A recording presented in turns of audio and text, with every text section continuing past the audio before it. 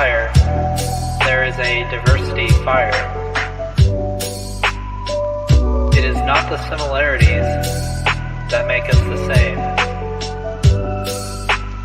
It is the differences that make us different.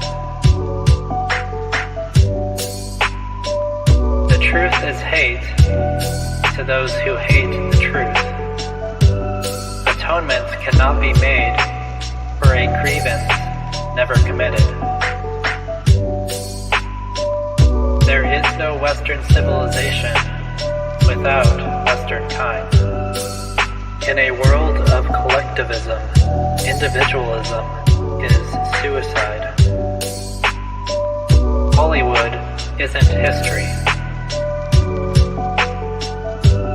Hollywood isn't history. Isn't history. Isn't history. Isn't history. Isn't history. Isn't history.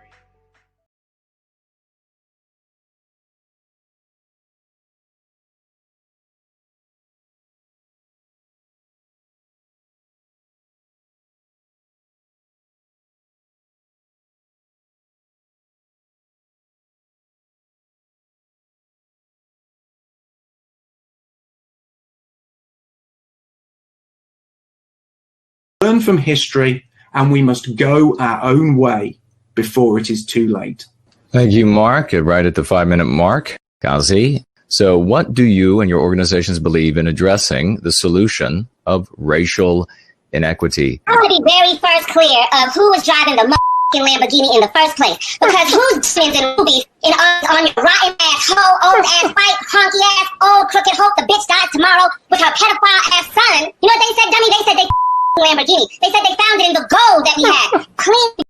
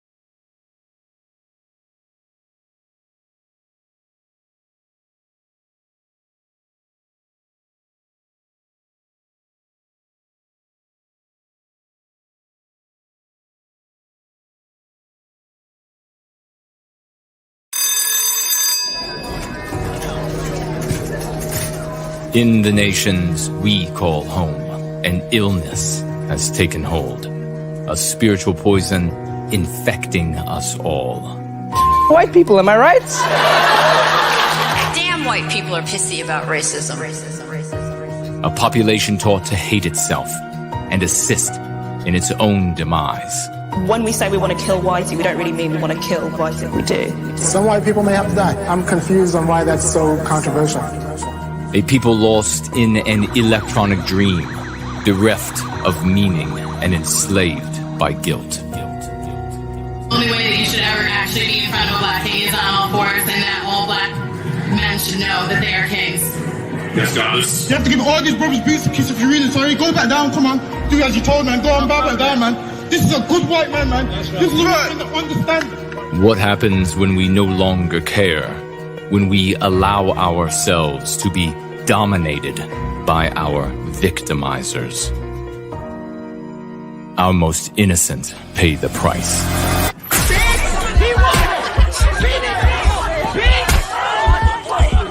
it!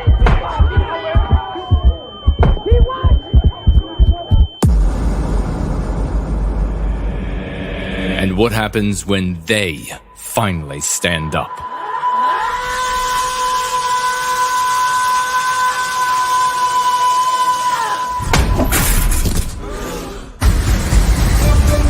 The most important story for the 21st century, in a time when we shall re-enter history, when we shall create a new world in our image, and when we shall finally reawaken and become heroes.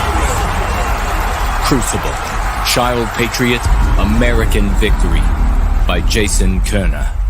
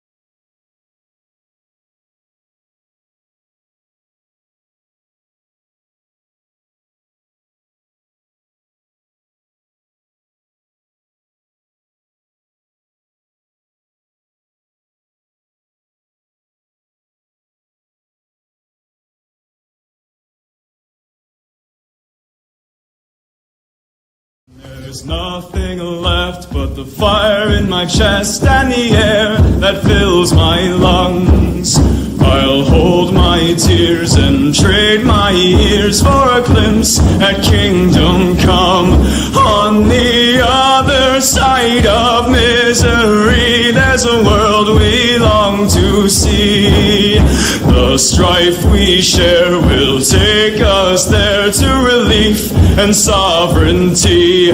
Oh my God, we'll have our home again. By God, we'll have our home. By blood or sweat, we'll get there yet. By God, we'll have our home. In our own towns, we're foreigners now. Our names are spat and cursed. The headline smack of another attack, not the last and not the worst. Oh, my fathers, they look down on me. I wonder what they feel to see their noble sons driven down beneath a coward's heel. Oh, my God, we'll have our home again. By God, we'll have our home. By blood or sweat, we'll get there yet. By God, we'll have our home. The road is dark, the way is lost. My eyes, they strain to see. I struggle forth to find a friend to light the way for me. Oh, brothers, can you hear my voice, or am I all alone? If there's no fire to guide my way, then I will start my own. Oh my God, we'll have our home again. By God, we'll have our home. By blood or sweat, we'll get there yet. By God, we'll have our home. Oh, by God, we'll have our home again. By God, we'll have our home. By blood or sweat, we'll get there yet. By God, we'll have our home.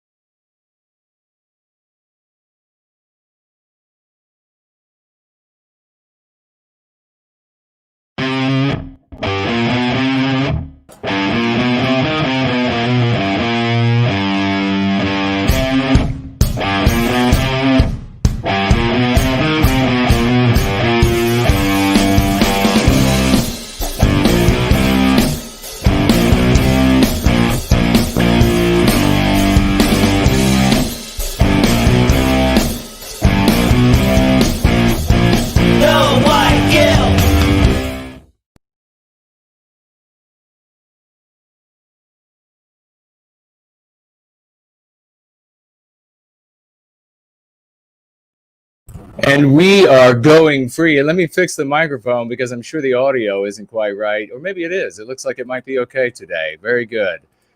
Great to see you all. I hope everybody can just ignore the dust that is behind me as like the cartoon characters, I race from one thing to the next.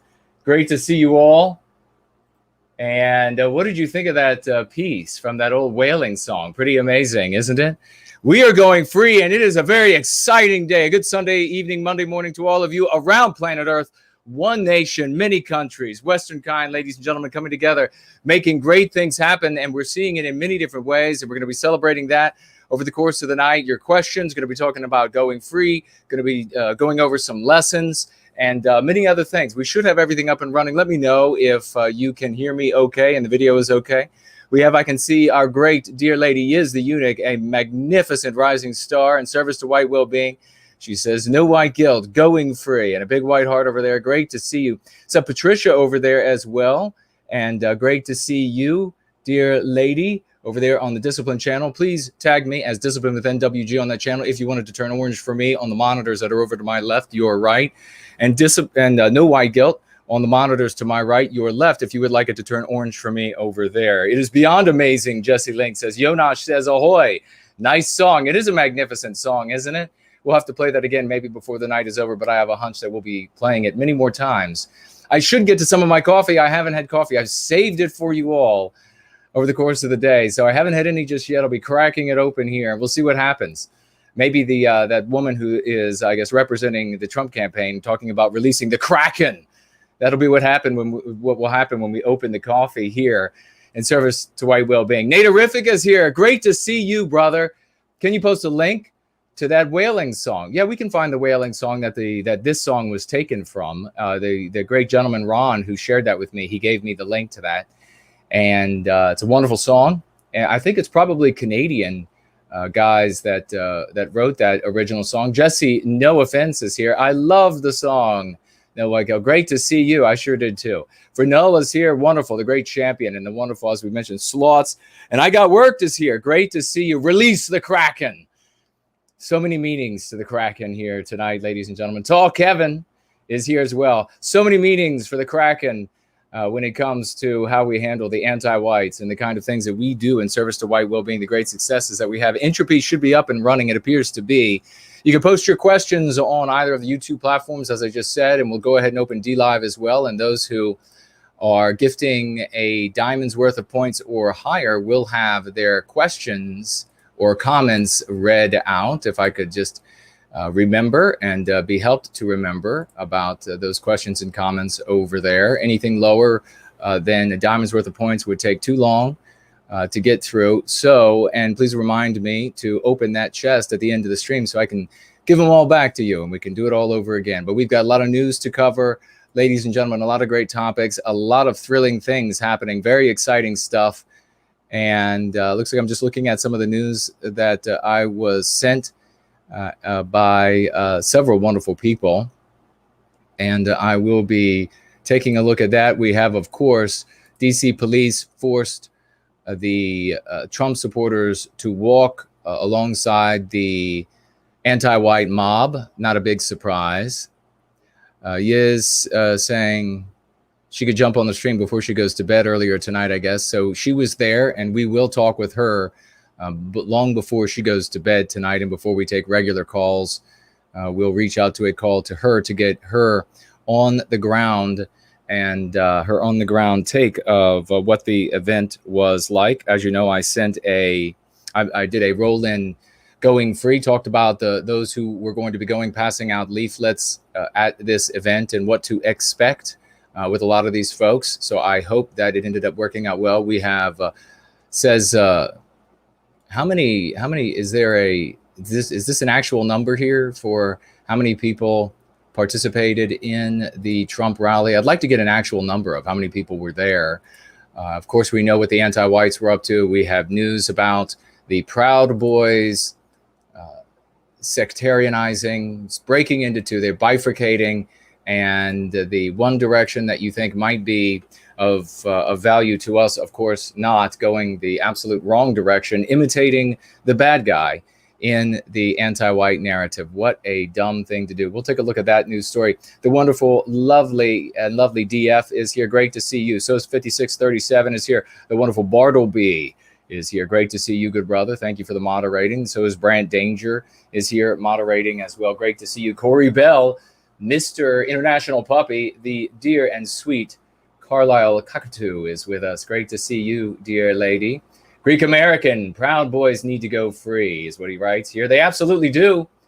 It's time to wake them up to the truth of the world. Stuart is here. Great to see you. He says, Promethean hails, brother. Well, a big Promethean hails to you. Jason doesn't take coffee. Coffee takes Jason. That's right. Writes Art Acrobats. 41 BMC is here. Jason dresses like a proper Westman. Well, thank you so much for that. I meant to be back in the seat by the time the video started, but, you know, that's how things happen.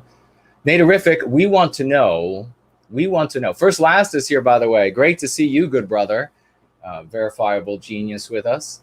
And as several of them already in with us tonight. Carlisle, one of them. Laurel is here. Great to see you, sweet lady. And wonderful. And she says, I noticed that belt buckle. Is this Donning Armor? She says to Donning Armor, I noticed the belt buckle. Did Donning Armor notice the belt buckle? Yes, he did. Great to see you, brother. It's one of a kind. They're not mass produced. They're one of a kind. And Jason just walks in the room like a legend, Azimuth Clark writes. Well, thank you for that. I appreciate it. Thank you so very much. Ashley is here. We're all legends. You just wait. You just wait as we continue to grow and everything else continues to stagnate, and that which wants to grow with us. And there's much evidence of that, my friends, much evidence. That which wants to grow ends up adopting the lexicon and dialectics of what we have been pushing here for so very long. And then they end up having the success. It's splendid. Not a Piano Key is with us. Great to see you. And he says, a nice shirt, Jason. Well, thank you. Ashley says, a king's throne. Well, this was bought at a secondhand store, and then I repaired it. So that's me. We're the working class king's throne. Sloth says hello. Great to see you. Jack Owen is here. Wonderful. Hey, Reptile is with us, ladies and gentlemen. He's also saying sweet belt buckle. Well, thank you very much for that. I have to say I've used the belt buckle a couple times, and in sort of a ribald way when I've been out places and I have this belt buckle on, and I notice ladies looking down at the belt buckle, and I will grab their attention. I'll move my hand like down low so they see I'm getting their attention, and I'll say, "That's my belt buckle you're looking at, right?" It always gets a chuckle out of them. Yeah, the belt buckle. That's what it was. No White Gill Clips says, Jason has legs. Absolutely do. Thank you so much. And I'm going to have to go find some of my football video and then share that. We could do it just like we do here with some of these songs. We could have me rushing down the field from some of the old video. We'll go back to some of the really classic stuff, like all the way back to high school. It'd be great. All right. Sebastian is here. Like Comedies is here. Look at this crowd of heroes that has gathered for another wonderful. Last week, did we not have an absolutely magnificent Going Free? People were talking about it all week long. It was truly amazing, and we'll touch upon it as we get started here. Biraxir is here. Greetings from the UK. Love you all. Much love back. Simon says the same thing. Hello to you. Elaine Sabatino is with us. Alleluia is here. How wonderful. Daniel is here. Great to see you. Sliding through. In fact, we have a couple. I think at least one comment from Reptile in the comments that we're going to go over the course of the stream today. Jonas says, "But we protect the whales now. We care about nature." We absolutely do. And there was, of course, no intent to wipe out whales as businesses strove to compete with each other to provide the blubber and the oil for the oil lamps. It was a consequence of allowing economy to run amok over the biospirit of a people. That's one of the things that we are not going to allow happen in the future when we recapture our destiny. And we will recapture our destiny. Nobody knows exactly how that will end, but we know exactly how it's going to begin. And it begins with all of us making a commitment to go free, having the courage, the strength, the fortitude, the intent, engaging in the thoughts and the actions that will bring about that desired consequence. We need to always remember that. It's like we've talked about before. One thing that inspires me is the Cathedral of Cologne, the Cologne Cathedral. 800 years or something in construction. There were pauses in construction, but what was important about that was the architects who designed that grand cathedral in Germany. They did not know how their vision would be accomplished. They did not have the techniques. They didn't have the tools. They didn't have any of the engineering to achieve their vision. But they had faith in our people. They had faith that the tools would be developed, the science would be discovered and uncovered. The artisans would be trained, and that eventually they would come to the work on that cathedral. That is where we are, ladies and gentlemen. It is a very mature place to be. You have to be an adult to actually serve white well-being, because you have to accept that there are going to be shifts in the current of society, shifts in the currents of our lives, and that we need to be adaptable. That is the true intelligence. That is where it shines through. We have to be able to overcome those challenges and take advantage of the opportunities as they present themselves to us as individuals and as a community.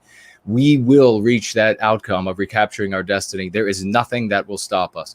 Smaller-minded people try to plot from here in some sort of static way, some sort of calcified way to some outcome that they would like to see in the future, and it is impossible. It causes nothing but stress. There aren't the brightest people or the brightest computers or all of that combined or put together into one entity could ever imagine a way from here to there in the calcified state that we are now in. Nonetheless, nothing stays static in the world. We accept that reality, and then we move through it with determination and tenacity, never surrendering, never giving up, never placating those who victimize us, always achieving, always striving forward, looking again after every victory and after every defeat to the west for that sunrise. And that is where we are in Going Free. Sterling Price is here. Great to see you. As I said, the great lady Southern Bloom is with us. Anglo-American. So is the great lady Nancy Drew and Lark Ascending. We want to know from Naturific, how's the little boy? That's what we want to know. This grand couple, Catherine is here. Great to see you. This grand couple was actually in the labor room, having the water had broken and having the pain coming and going from the contractions, and still between the contractions, Naturific's wife was laughing at the jokes. They were going free. How marvelous is that? I can't imagine that having happened in many places across the internet. But at the same time, we have something to report. YouTube knocked off another 100 subscribers. Who knows how many people we would actually have subscribed to this channel and watching live and watching in replay? Who the hell knows? I showed you all on Twitter where I have another piece of software that is watching the sub count, and every 2 or 3 days we have a 30 or roughly point climb in sub count, and then the next 2 or 3 days the decline. They delete them all, or they delete the old ones, or whatever it was. And then today or 2 days ago, I guess it was, they knocked off nearly 100 in one sweep. Rub-a-Dub Media is here. This, of course, is all of the activities of the anti-white, because they know that they have lost the argument of ethics. They've lost it of morals. They've lost it of legality. That's why they're out in the streets like last night and yesterday, trying to and actually maiming people, breaking jaws, breaking heads open. And of course, no consequence for them because of the anti-whites and the nodes of power. But we're going to get into a lot of things about how we're going to reverse that and make the world a better place for us, our children, our friends, our loved ones, and most importantly, our most vulnerable members. That, of course, being the children, our elderly, our sick, our women, and the like. Great to see you all. White Healing is here. Was it Atman? I went by too quickly. Great to see you. He says, Naturific says, I posted some responses under the last Go Free that are way too long to post here. About your little boy? We'll have to go back and check that out. But a big congratulations to you on the news, Son of the West. And we do protect nature now, as Jonas is mentioning there. And Naturific says, I'm holding, feeding, burping the baby boy right now, so I'm limited on what I can do right now. Well, that's all we need to know, brother. That is magnificent. We hope that your wife and the baby, the new Son of the West, are doing fantastically. Promethean blessings on both of them. What a great community we have. People coming together to help each other out is the true kernel of what it means to be a community. White Healing says, I don't know if you've seen, but Yiz was spreading our message out at the Million MAGA March. Yes, that is. And we're going to be speaking with her. Thank you so much for bringing that up. We're going to be speaking with her during the show today. We'll get a call out to her and see what she had to say about what was going on the ground. And I see Misty has just stepped up. Great to see you dear lady. And I just got a message about, okay, we do. Over on Cash App, we already have wonderful people stepping up to financially gift so that we can continue this steam train, the steam locomotive. You know, the freight trains, once they get up to speed, some of you will probably, since we have so many people in the working class, either they have worked in the railroad or they've had family in the railroad. You know that once this freight train gets up to speed, there's no stopping it. So it puts on the brakes miles ahead of the time it's supposed to stop. That is how we are. We are continually building up steam. Nothing will stop us. Now, if you want to comment, as I said, or ask questions, that's what this is all about, Going Free. We have a lot of new people from the MAGA sphere who are coming over to service to white well-being, and we welcome you. If you have questions or comments, please do ask them. There's bound to be a lot of misunderstanding because you're coming out of the anti-white narrative. You're going to want to know what that is. You're going to need to know what that is, and you're going to need to know who and what we are in the contravention to that anti-white narrative. So please do speak up. You can do so on either of the YouTube channels. Be sure to tag me with the appropriate name, depending on the channel that you were on, so that it will turn orange for me and I will see it. You can also jump on over to Entropy, which there is a description down below. It's the Entropy with no white guilt. And you can click on that link. You'll be using your Gmail or Google account to be able to sign in. There's a question widget over there. We also call it the Tall Kevin widget because he is so often in that widget. And you can pose your questions there. You can vote on questions, and they will not disappear. They will not scroll off. Either you or I delete them. That's it. They'll be there otherwise. So please do that. You can also post links there, which you can't do on YouTube unless you are a moderator.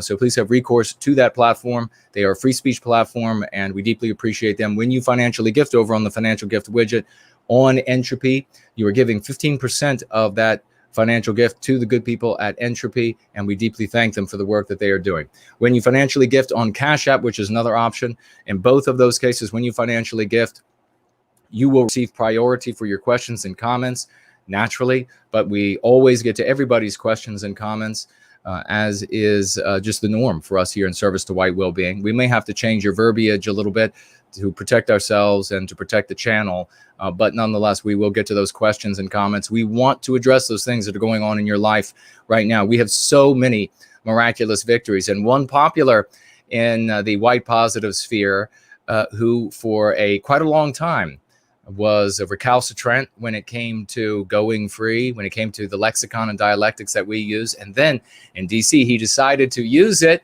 when confronted with some absolutely virulent anti-whites. And lo and behold, what a grand victory that was. And we'll talk more about that. And we hope with his talent and his community, he'll continue to use the lexicon and dialectic, dig right down into all of the opportunities and possibilities that are presented to him. He's a smart guy, should be able to pick it all right up.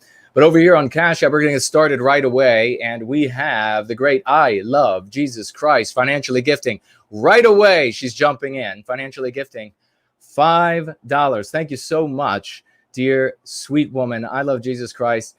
And she writes here, in the name of President Donald J. Trump. Well, thank you so very much. And I guarantee you, if he's watching, he'll say that you are a good person, a very good person. And you are. He would be right. So I will underscore what Donald J. Trump would have just said. Ladies and gentlemen, get your applause out, your raucous emojis out, because you know they are eating their way through your pockets, and no reason to have them in there anyhow. You'll just have to sew things up, because the great and mighty working class man, last week financially gifted. What was it, last week? Or am I 1 week off? Yeah, I think it was last Sunday. Financially gifted last week $1,000 slots last week. What an amazing day this week it was last week, with slots among the many of the absolutely magnificent things that took place last week. Slots financially gifting $1,000 last week. Ladies and gentlemen, Slots, working class gentlemen, just gifted $100 more. $100 by Slots. And we deeply thank you, brother. So many great things that this hero is doing for white well-being, and really demonstrating that his name belongs in the Hall of Heroes. And without question, brother, it is going there, and it's going to be big and bold. And Donald Trump will be able to look at it and say, that Slots guy's a good person. He's a very good guy, without question. Thank you so much. $100 from the great Slots over on Cash App. All week long, this hero is putting anti-whites in their place. He's recommending going free to people. And folks, I see when you're doing, people send me, I don't get an opportunity to get into all of the different chat groups. So when you are out there and you are recommending going free, you're recommending our lexicon, our dialectics, you're using them in the different chat groups, I see that you all are doing this. I'm very proud of you all. I wish I could say every one of your names. When we get to a point where we can have an assistant for myself, maybe we'll be able to gather all of those names so that when Sunday comes around, we'll be able to say, hey, look at all of these people who were doing these things over the course of the week, promulgating going free and white well-being. The one thing that we know is working. Everything else we know has failed. There's one thing that we know that works, not just in the United States, not just in the UK, not just in New Zealand or Australia or in Germany. It works everywhere. It's working all of those places and more. So we're so very proud about this. And since I'm going to tell you what, I decided a while back, you know, it's not the norm for white people, for Western kind, to, as the saying goes, blow our own horn. But for too goddamn long, I apologize, but for too long, there have been so many in the white positive sphere, as you all know, who have been intentionally ignoring the great successes that we had. And by God, they can ignore all they want, because we're going to go ahead and blow on this horn all day long. We're going to tell the world about the good that's being done here. Why? Because there are people out there who can be saved by it. There are people out there who can be redeemed by it. And I am not going to allow some old custom about not tooting your own horn or however it goes, or about any of these other, allow these other people who are killing us with silence to get in the way of getting people off of drugs, of getting people into better physical and mental and emotional and spiritual states, from preventing people from committing suicide. One of the absolutely magnificent stories from last week, Isabel and Jack, two just incalculable heroes, nonpareil. Jack coming forward for Isabel after she had written her suicide note, and him coming forward, giving her go free and saying, look, get into this, don't do this. She had the day picked out. She had written the note. She started reading Going Free. She tore the note up. She's now being redeemed. She's a wonderful member of our community. And I'm going to tell you, she wrote me, and the story that she wrote me, my eyes were shining like diamonds, I must say. And I asked her how much of it, I don't think I've heard back from her yet. I asked her how much of that I could share, what she would like me to leave out. So maybe next time we get together, we'll share some of that, because it's truly a wonderful story. We're doing magnificent things. People are having children because they're going free. People are staying out of jail because they're going free. People are coming into greater contact, aligning with the archetype of Western kind, coming into greater contact in a genuine way, in a physical way, in a spiritual way, with the archetype of Western kind, unleashing the powerful Western spirit within them, finding that they have reserves, finding that they have intelligence and a talent they never realized that they had. So we're going to continue to save people, families, communities, and a people on planet Earth, Western kind. And we're not going to allow anybody to silence us, not those in the white positive sphere who want to ignore us with silence. And by the way, those who are reaching out now with requests for interviews, I'm going to get to all of you. I'm going to do the interviews with you. I have there's the German author. I can't remember the name of the publication. I'll be getting back with you, good sir.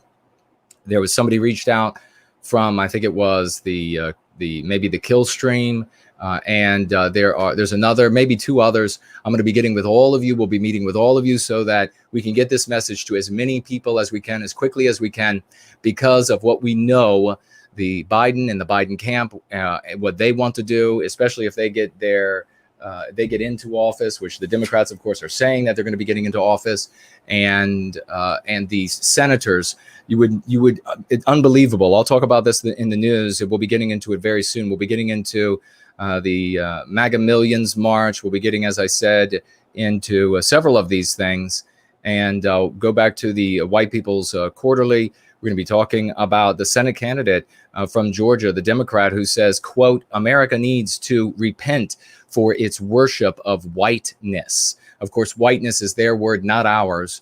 And what does that mean for you? Is that something? And we can come right off the bat. I was sent a number of messages that have been tweeted by Richard Spencer, and he's clearly now, there is no argument in defense of Western kind, of white people, of doing anything good for us whatsoever. So he is now outside of the white positive sphere. He is clearly running from his infamy, and nobody in the white positive sphere should listen to another word that he has to say. There is no defense of the arguments that he is making from the position of this is somehow good for white people. It is absolutely not good for Western kind. It's not good for America. In fact, it's not good for Western kind anywhere on planet Earth, because as the United States goes, what do you think a Senate is going to do with people who say America needs to repent for its worship of whiteness? You now have a House, a chamber of Congress in the United States that both the Democrat Party and the Republican Party are primarily composed of women who are on the Democrat side, demonstrate that they don't necessarily, or the anti-whites who call themselves Democrats, at least, demonstrate they don't necessarily like their children. If they have any children, then they'll be very happy to stay and argue for their anti-white policies for weeks on end, irrespective of whether or not they get to see their children. Women on the Republican side, though, will be ready to cave to the anti-white demands so that they can get back to their children. They've already been away from home for several weeks. They want to get back to their children and their families because that is quite natural and normal for a woman to be very close with her children. There is hell on earth for Western kind in a great many ways. Democrats getting everything that they want, getting the presidency, having the House, and potentially having the Senate, with people saying things like this. So there is no argument that can be made in defense of the position that Richard Spencer is taking that works out well for white people, not even in the least or scantiest way. This is about fleeing his infamy. For any number of reasons that you can imagine someone would flee from their infamy. So again, a deep thank you to the great Slots, $100 US. Thank you, my dear brother. A magnificent thing to do for us right here at the very beginning of the show. I also want to mention that we had, and this would normally take place at the beginning of the month, as we did at the beginning of this month for the first time. But we did have, let's see here if this will work. We did have a financial gift of, in October of 7 cents. And thank you to whoever sent 7 cents in October. And the other October financial gift we celebrated. Thank you, dear brother. And we have a November financial gift as well of $24.25. So a big thank you to that individual these individuals remain anonymous. A big thank you to that person, $24.25 and October 7 cents. Thank you both very much. Financial gifts to white well-being. Now, if you want a financial gift, I said you can do so on Entropy. You can do so on Cash App. Both are in the description below, but you can also financially gift by way of cryptocurrency. You can go to nowhiteguilt.org. There is a link at the very top. The website is so rebuilt after the anti-whites attacked and took it down twice. And you can find a link at the top. You should be able to click on that, and you'll find the top 5 cryptocurrencies. Click on one of those to be able to financially gift by that mechanism. You'll also find the snail mail address there. Should be there. And you can mail me there. And thank you very much for those who do. I didn't have time. Regrettably, this past week, so very busy with a lot of things going on in service to white well-being, which is one of the reasons why yesterday I didn't have time to go pass out leaflets. I just could not give up an entire day to that sort of thing. And but we're getting a lot done nonetheless. We're getting closer to strength, closer to power, closer to glory every day that goes by. And it is a magnificent thing to be a part of and to be able to do it with all of you. We also have a financial gift here from the great Lady Yiz, the eunuch, financially gifting of $5. Thank you so much, sweet lady and champion for white well-being. She writes here, make America go free. I like that. instead of just make America great again, make America go free. I really like that. Thank you so much for the financial gift and for everything you're doing. I see that Jessica has joined us. Wonderful to see you. Splendid lady. Unconquerable spirit. I love that. EVCG3 is also here. Great to see you. So many fantastic. And who is that? Is White Rider here? Yes, indeed. Jesse Lank is here. Great to see you both. Lord Hendrickson says, Spencer was never in the sphere, is his opinion about Richard Spencer.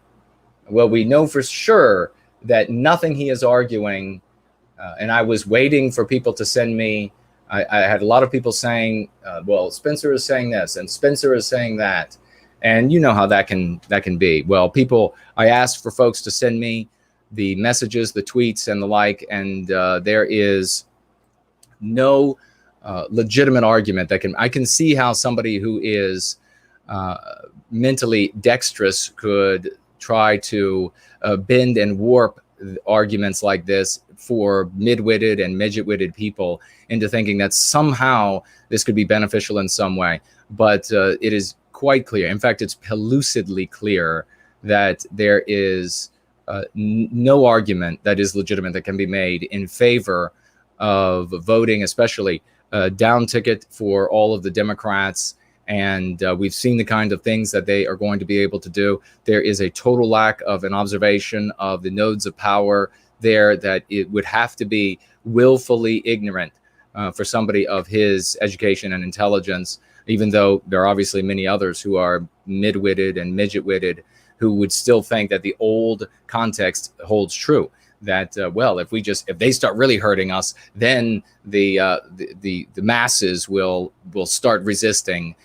No, I'm afraid not. The nodes of power are in the hands of the anti-whites, too many of them, and we've witnessed that in spades over the past 7 or so months. Sean is here. Great to see you. Artist Life is wonderful to see you. I see babies. I see tridents. I see everybody is happy today. And Nancy Drew, she pulled out a trumpet, and DF a saxophone. Archaeology says hello. Well, hello to you. Great to have you here. And moving through the crowd. Thank you for everybody applauding for the magnificent slots. You know how much it hurts to be a working class person and have to give up money. It is an absolute testimonial about the success of a thing. Working class people don't financially gift with these kind of sums. Pardon me. Really anything more than $1, working class people don't financially gift for something that they don't know very confidently works. And so we are delighted and honored to have such people part of this community. And that's what we do. This is the advanced placement. We are culling the best from the rest of the white positive sphere and all the way out to the limb of this universe, where you'll find the MAGA people and you'll find the rest. We are culling the very best. Those will be the only ones that will want to stay. B. Volkish is here. Great to see you, saying that's what I thought. I don't know about what that was. Maybe it was about Spencer. I don't know. There's no sense in anybody in the white positive sphere listening to anything he has to say. I'm sad to sorry to say that, but it's the reality. He could the only outcome of observing and implementing those arguments and sharing those arguments that he's making with you. First of all, imbibing them, they're going to be poisonous for you as an individual. Secondly, if you end up sharing it, you're going to end up burning your reputation with your friends, your family, whoever you share these arguments with. You're going to end up burning up your reputation because none of them are accurately portray reality. None of them accurately predict the future. And so, unless Spencer is trying to say that he knew about Dominion software and he was all for it or something of this nature, he couldn't have predicted that Biden would get more votes than even Barack Obama, and then votes had to be lost so that they could get down underneath of 100%. Now, that is being claimed by the Republicans, doesn't make it the truth. The Democrats are saying that none of that is true. So maybe none of it is true. You'll have to get your information from the nearly defunct CNN on whether or not it is accurate. Let's get if you have the opportunity, folks, make sure you click thumbs up on the stream. I don't know if it'll help, but we might as well. Share the URL with your circles of influence. Yonash says here, how did caring about the environment become a, quote, leftist, aka anti-white thing to do? We need to take it back. Well, precisely. That spectrum, this is why another great reason why we are not inside of the anti-white narrative, and we don't use that spectrum. That spectrum is totally useless to us. It only works and has meaning for the anti-whites. They arbitrarily put these things, they arbitrarily put concern for the environment on the left. Well, concern for the environment is a Western thing to do. The only time that white people end up being involved in something that harms the environment is when their IQ is barely above retarded in its literal medical sense, or they are unscrupulous bastards in competition with other unscrupulous bastards in the economy, and the people haven't stopped them from harming the environment. Those are the only times. Everywhere else, we anthropomorphize animals, the nature, the tree. We love it all. We want to take care of it. We want to build it up. We want to make sure it remains pristine. That's what's natural for us. So get out of that anti-white narrative. Don't use left, right. You only use something like that when just as to say to a brother or sister, when you're trying to help them go free, you only use that to say, look, you believe there's this left-right paradigm. Well, there's no such thing. There's a vertical paradigm. And at the top is going free. At the top is being moral. At the bottom is being anti-white, wanting to destroy Western kind, Western civilization by any means and with any argument. Let me tell you about the myths of pretexts and how that is used to legitimize what they want to do to us and our civilization. So yeah, precisely. It doesn't belong to the anti-whites. It belongs to us. We are the ones who care about the environment. You look at their rallies, and there's so much evidence of it. And if you stay inside the anti-white narrative, you can never win the discussion. There's so much evidence of it. When they hold their rallies, well, of course, you know, they set things on fire. They destroy the environment. They destroy the stores. They loot the stores. The anti-whites, that's what they do.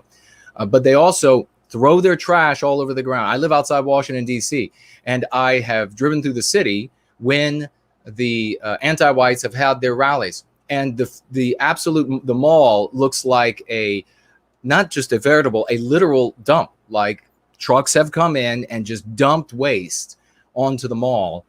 When those of us white people who would or could, because of their ideas, they would certainly be considered amenable to going free, but because of their ideas, they're definitely considered heretical to anti-whiteism. When those people have their rallies, you find every trash bin is full, and then you have all the trash, the excess trash, crowded around the bins. That's what happens when we are in the environment, as opposed to the anti-whites. So absolutely, that's a great point that you make there. Let's slide through, see if there's anything else. How does YouTube justify that Dr. Edward Dutton posted the same thing happened to his channel? You're talking about deleting a massive amount of subs and just keeping the number. Yeah, the number is not going to change. They don't justify it. Their justification is that they hate white people and they want to harm us, and they want to they want to destroy and remake our civilization into the inverse of what we create. And so that's the justification. That's the reason they do it. And that's the truth.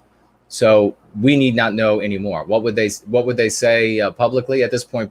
If Biden is sworn in as the president, then they will just go out and say the truth. They'll just say, because you all are, they'll say evil, they'll use the word evil and all of the words that they think are synonyms of evil, and that'll be the reason why. They keep the numbers low, because if the numbers are low, they know that so many people, they come and they see the number and they say, should I look at this? Should I give it any of my time? How many other people are giving time to it? Well, if my channel, instead of saying, it actually went down to 20,000 yesterday.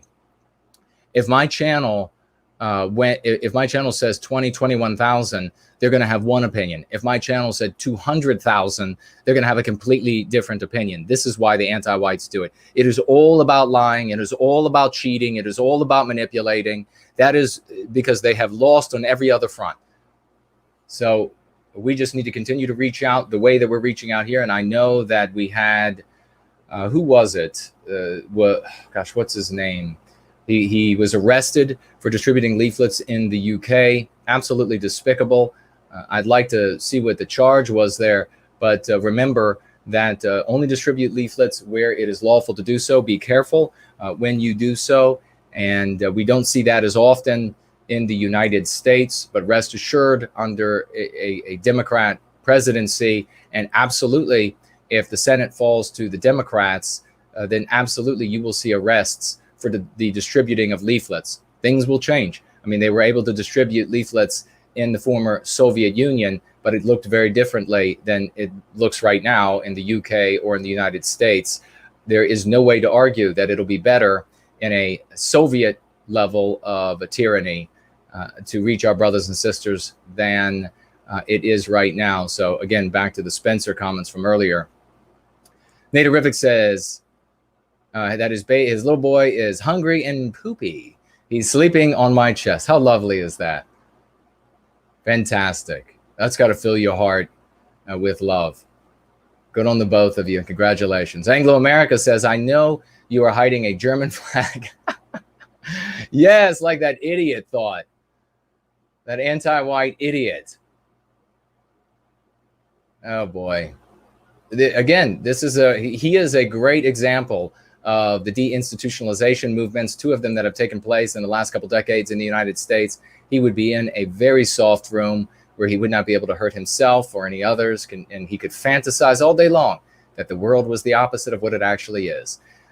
What is this? Ashley says, Elaine Septi, I look forward to your cooking show, Cooking with No Weigel. Yeah, that'd be great.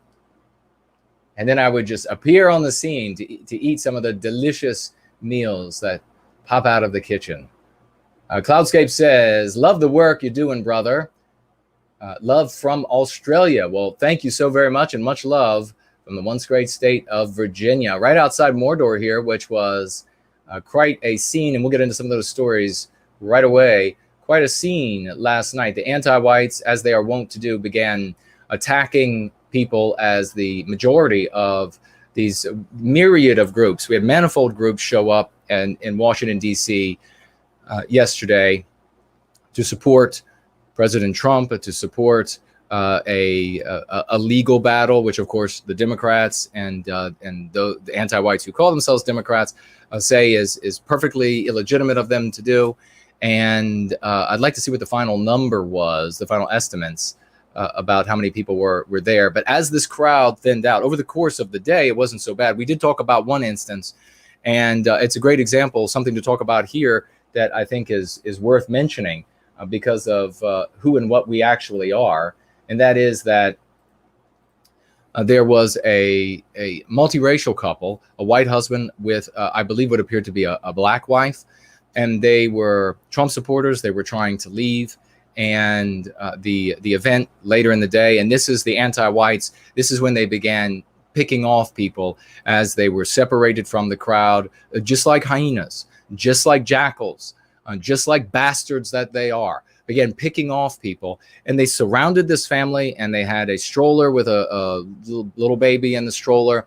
And then they had, I think it was two other children, perhaps both little girls, and they were probably both under 10 or 9 or something like this.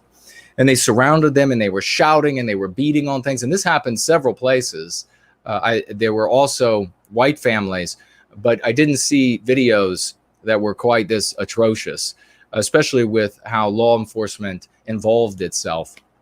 And law enforcement was present while this family was being just this barraged with invective, with screaming, with shouting, all angry, all threats. And it's one thing to have this happening to adults. It's quite another to have children witness this and have it directed at them. And that's what was happening. That's what the anti-whites were doing.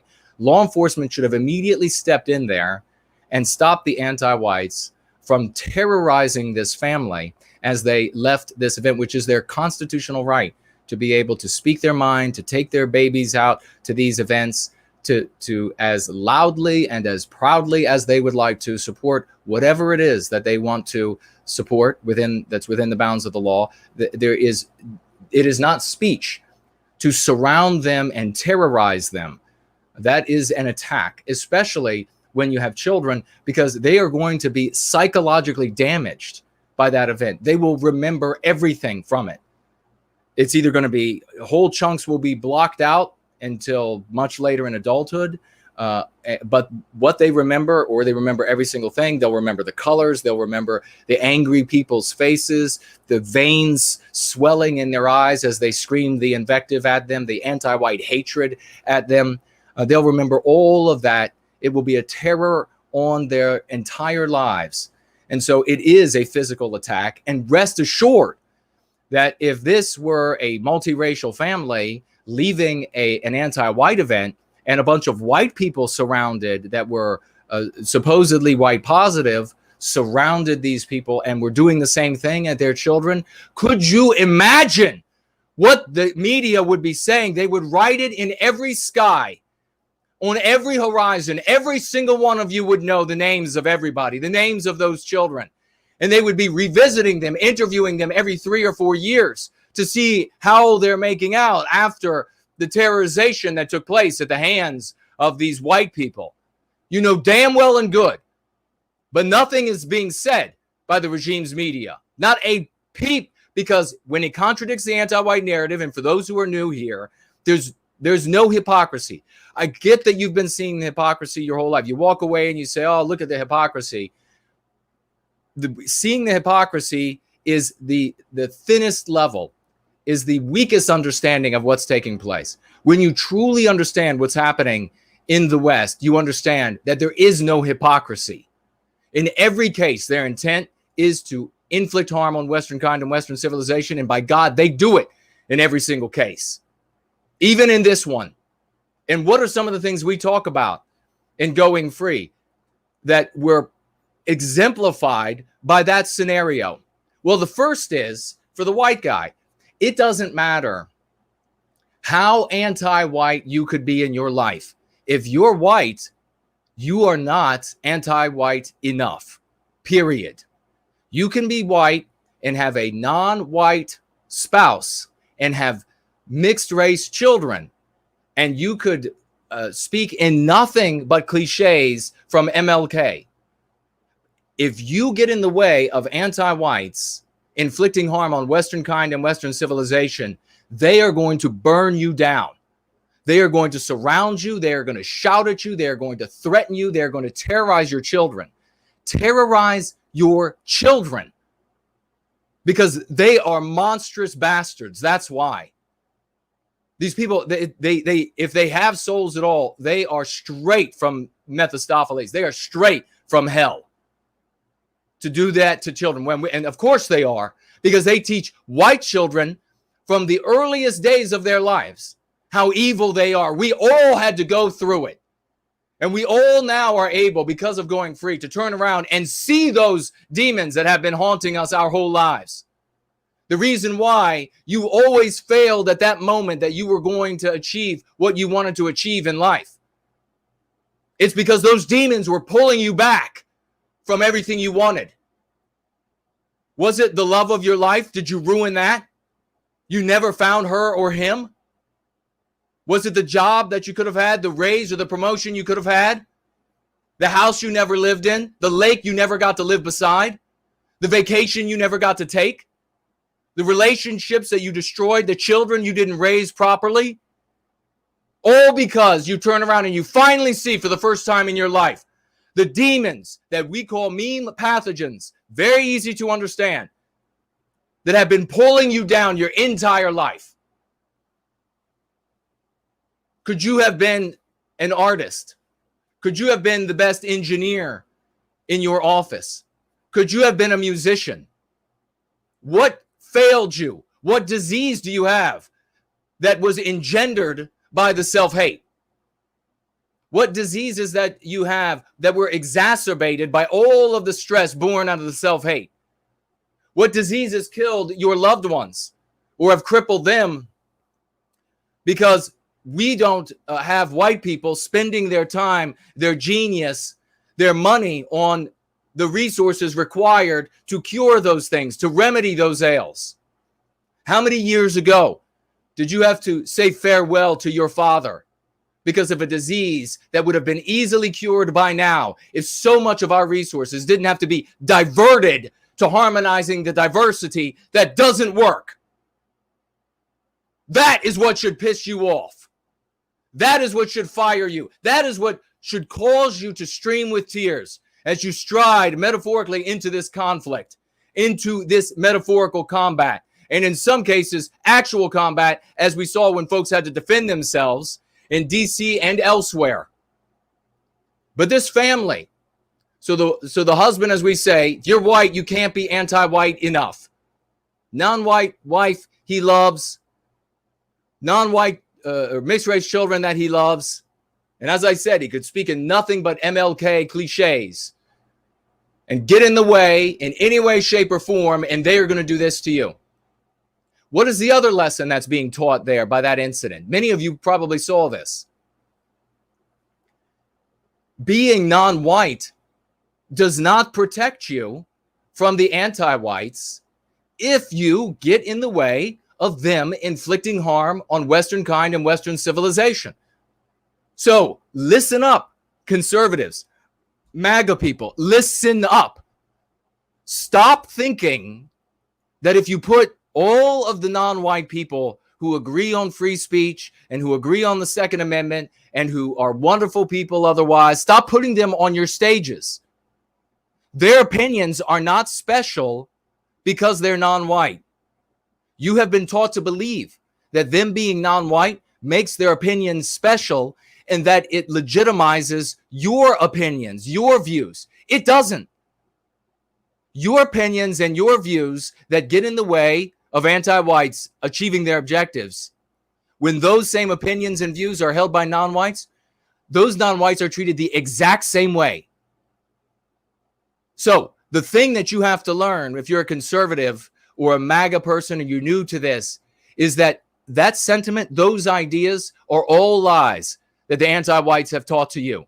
There are good people who are non-white who support white well-being, who are going free with us. Those are actual good people. In the MAGA sphere, in the conservative realm, maybe those are, probably many of them are good people. But there is something else that's there that might be motivating some of them. And that something else is that absolute plaudits they receive for being non-white and holding these views.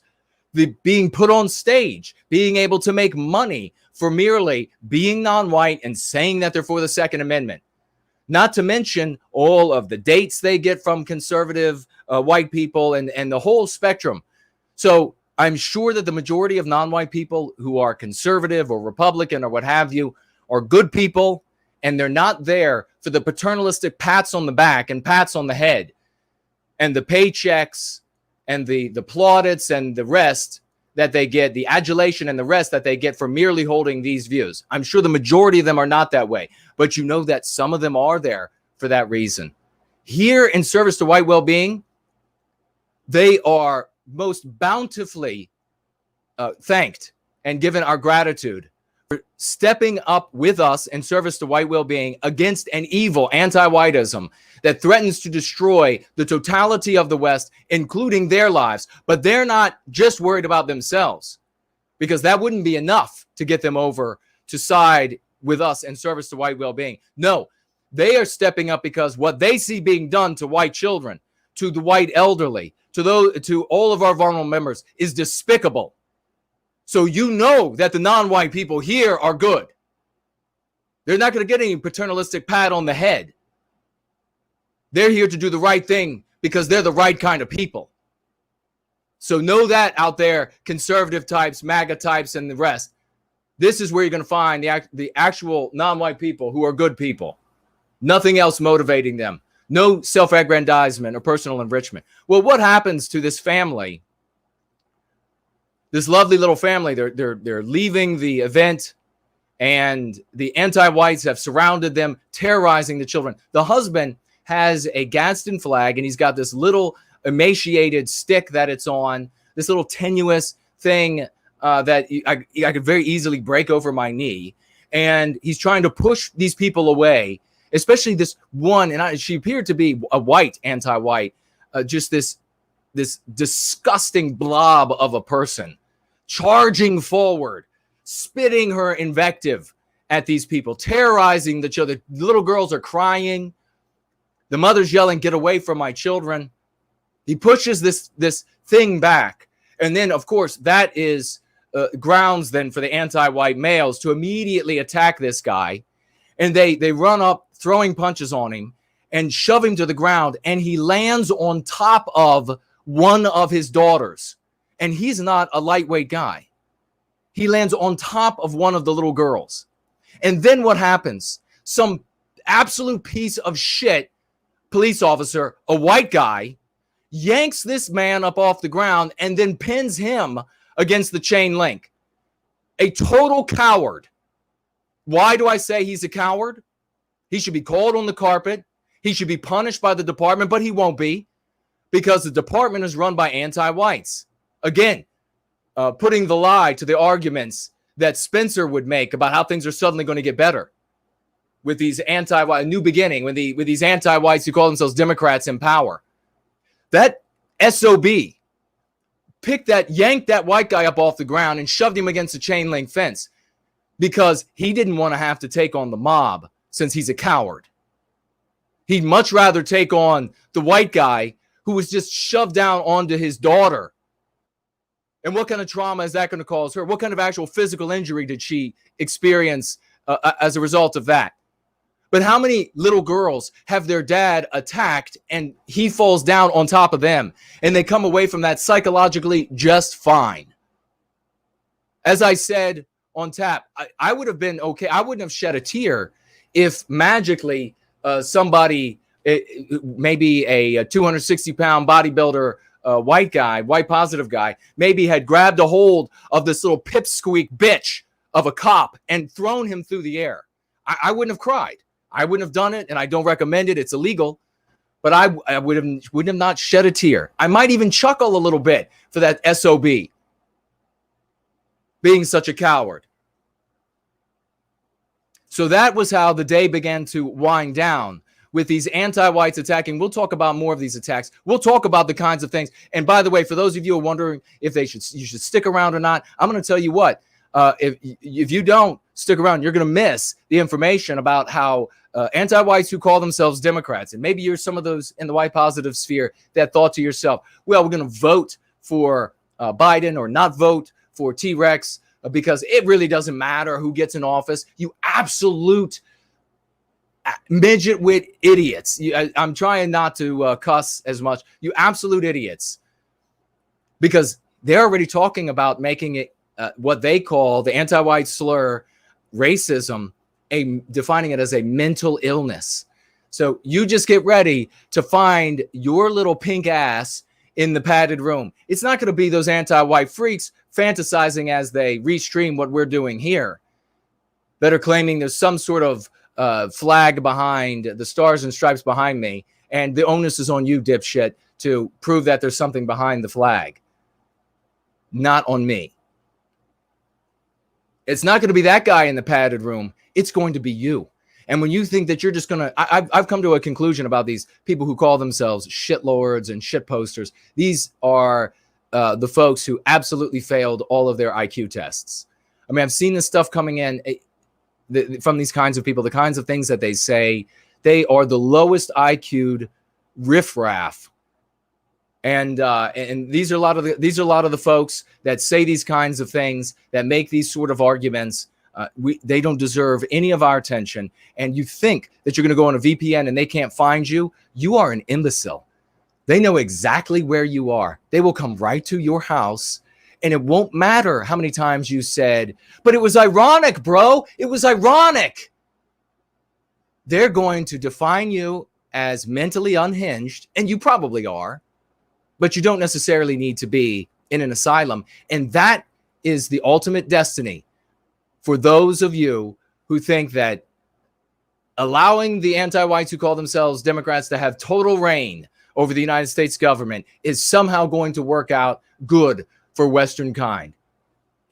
We'll talk about that. We'll talk about a lot of these things. I'm really delighted to have so many with us here today. A bunch of heroes. Rune is here with us. Great to see you. 41 BMC saying Spencer is a clown a little while back. And we have, let's get a, is this, you just financially gifted $1. And I forget what your name is on the stream. Let me know who you are. $1 financial gift. Thank you so much, dear brother. Oh no, it's Art Acrobats. Thank you so much, Art Acrobats. $1. Here's $1 for 10 million Biden votes.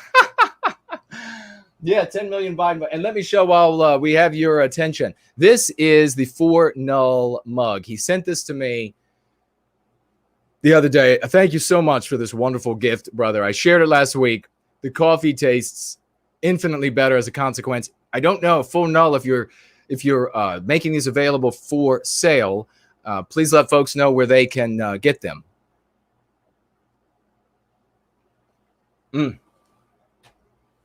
Tastes like victory. It doesn't taste like winning here. Under Donald Trump, they had winning. We have victory. Greek American Nationalist says, anti-white Mark, oh, that guy, came into the chat again. He's in our live chat. If he shows up in our... Okay, we're going to reach out to Yiz here in just a moment. And she's got something she has to do. And so we're going to speak with her briefly about her day at DC. She was out there with a friend. It was magnificent. And she's going to tell us all about it. I'm going to reach out to her just a moment. And I'll say to my moderators, if this unhinged anti-white person, somebody sent a clip where he said just the most ridiculous thing. This is insane, just insane make-believe. If he's actually in the live chat, just go ahead and ban him. There's nothing good going to come from this imbecile. And get help, buddy. See a physician. You need meds. And they will set you straight. If you're fantasizing all of these sorts of things, you are very unwell. And clearly by the minuscule size of your channel, people in your community realize that you're not quite right. So let's just disappear that guy so that he doesn't sully all the good that we're doing here in service to white well-being. Doodle is here. Great to see you. 5T3VO says, well said, to something that I said, I believe. Althea is here. Hello to you, dear lady. Great to have you with us. Corey Bells said, no white guilt clips. Amen to something no white guilt clips said. And that's I'm not surprised by that. Michael is here. No white guilt clips is always saying something worthy of seconding. So let me slide along through here. We're gonna go ahead and thank you so very much, Art Acrobats, for that $1 financial gift over there on Cash App. We are going to get a live report right now from the street of Washington, D.C., Mordor, on the Potomac. Bartleby says the troll already left the building. Well, then perhaps he's calling his doctor, taking my advice, which is exactly what he should do. All right. We are going to speak, as I say, with Yiz briefly. We're going to find out exactly what was going on the street and some of her interactions there, what she saw in Washington, D.C., and perhaps who I don't know who she went with, or if it was more than one person. If that person wants to be known, then she can share that information as well. So, Yiz, I'm going to place a call to you right now.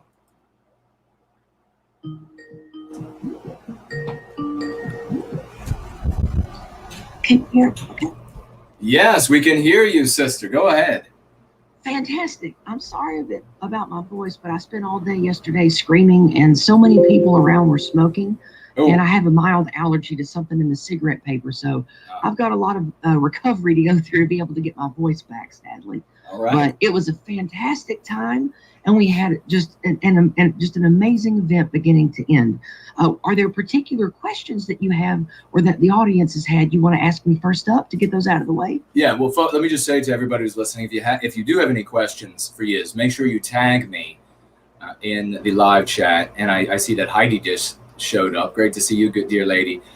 Tag me so that I know you have a question. And I would like to start off with, how did the day begin for you? What time did you get there? And what did it look like? I got up at about midnight, just a few minutes after midnight, Saturday morning. Okay. Met up with my friend from Florida who came up. And I live in East Tennessee, so it only took us about 7 hours to get to D.C. So we got there to the metro station a little after sunup. And we rode, it was early in the morning, maybe 9 to 10 a.m. And already the metro, and for those of you that aren't familiar with DC like Jason is, the metro is their subway. System that services all of DC. And we parked on the outskirts of DC and took the metro in. And the metro was already packed with MAGA supporters. So before I even got into DC, I was talking to people about going free. I was handing out little flyers on the metro. There was an Asian guy and a black guy and a big gaggle of MAGA supporters. And I talked to them just as openly and freely with the lexicon as I do everybody else. They were receptive. And this set the stage for the day because I gave out almost all 400 of the flyers that I took. Nice. And many of my friends that were there, a lot of the patriotic YouTube gang that I hang out with, like Don the Pleb and some of the other ones like Semi-Agog and others, they were there and helped me hand out flyers to people too, because we went different directions to get footage in different places. Mm-hmm. And all day long, I was handing people flyers saying, "No white guilt, sister. Let me shake your hand." Like, just all kinds of stuff. Every time that somebody looked at the flyers and briefly glanced at what it had to say, it was met with positivity. Not once the whole day did I get someone who looked at me askance or said, "Oh, this is alt-right stuff. I don't want to talk about this." Not once did that happen all day. So no matter what you think about Jason and this channel, no matter what you might think about people here, you use that Go Free book of his and you use those tools in that book, and you will start winning, and you will start getting white people to be white positive, and you will start getting non-white people to align with us to be white positive. It works. It absolutely works. And I did it all day around thousands of people. There were Mexicans and blacks and Asians, and I didn't care. We were all talking about the same stuff. I talked about going free, and I talked about the evils of the anti-white narrative, and people of every color and gender agreed with me all day long. So trust me, you take this lexicon to the MAGA types, to the American nationalists, they are going to be receptive. They are going to agree, especially people that have families, because they understand, they see the anti-white ugliness in their kids' curriculum and school books. They know, they already know. It was really easy to talk to the people there with the strollers and the toddlers yesterday, because they already knew from the stuff that their kids bring home from school.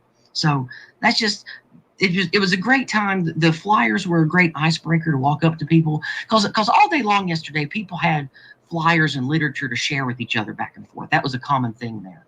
So it was really easy to walk up to people, put something in their hand, and just talk about white guilt and anti-white stuff with them. It was very comfortable. You definitely should be doing that. So I know I went off on a little bit of a tangent. I'm just really excited. I'm a lot more excited and passionate than my voice sounds like. I'm fired up and I'm ready to go do it again right now today. My voice just doesn't sound like it. Well, no, I can still hear the passion. I understand. I definitely understand what it's like to have a weak voice after a lot of yelling and talking and exposure to things that you have an allergy to. So thank you so much for being out there. Thank you so much for your service to white well-being. Now, you started the day, and we already have Art Acrobats asking a question about anti-whites under the various names that they give themselves. And yes. I imagine that, did you have any issues traveling in the morning with anti-whites? So minimal, and then the ugly stuff didn't come till much later towards dark. On the way in, there were small gangs of anti-whites, mostly black, but that doesn't really matter in the anti-white narrative. As long as you're doing harm to us, you're their champion. Right. So there were these little clusters of, I don't even want to call them Biden supporters. They didn't have Biden memorabilia. They didn't have Biden signs. They didn't say they were Democrats. they were just small groups of between 15 and 50, what looked like just regular city folk in DC. And they were playing loud, obnoxious music on their boom boxes. They were slinging water at us. They were spitting at us. And they were calling us anti-white slurs. And they didn't say anything about politics or Biden or anything. And just to go along line with what you've been talking about for years, the goal of left versus right politics is just a distraction in the anti-white narrative. The goal is to radicalize people to be anti-white, to do harm to white well-being, to limit white well-being, and to promote white erasure. And that was what we had to walk through getting into town in the morning. As soon as we came out of the metro station, we started seeing them. And, well, not as soon as we came out. That's not true. We had to walk about a block from the metro station because there wasn't anybody around at first. But after that short period of time on the way to the event at Freedom Plaza, where, you know, the monuments and everything are, once we got down there, there was none of that. And I think it's because there was a heavy police presence.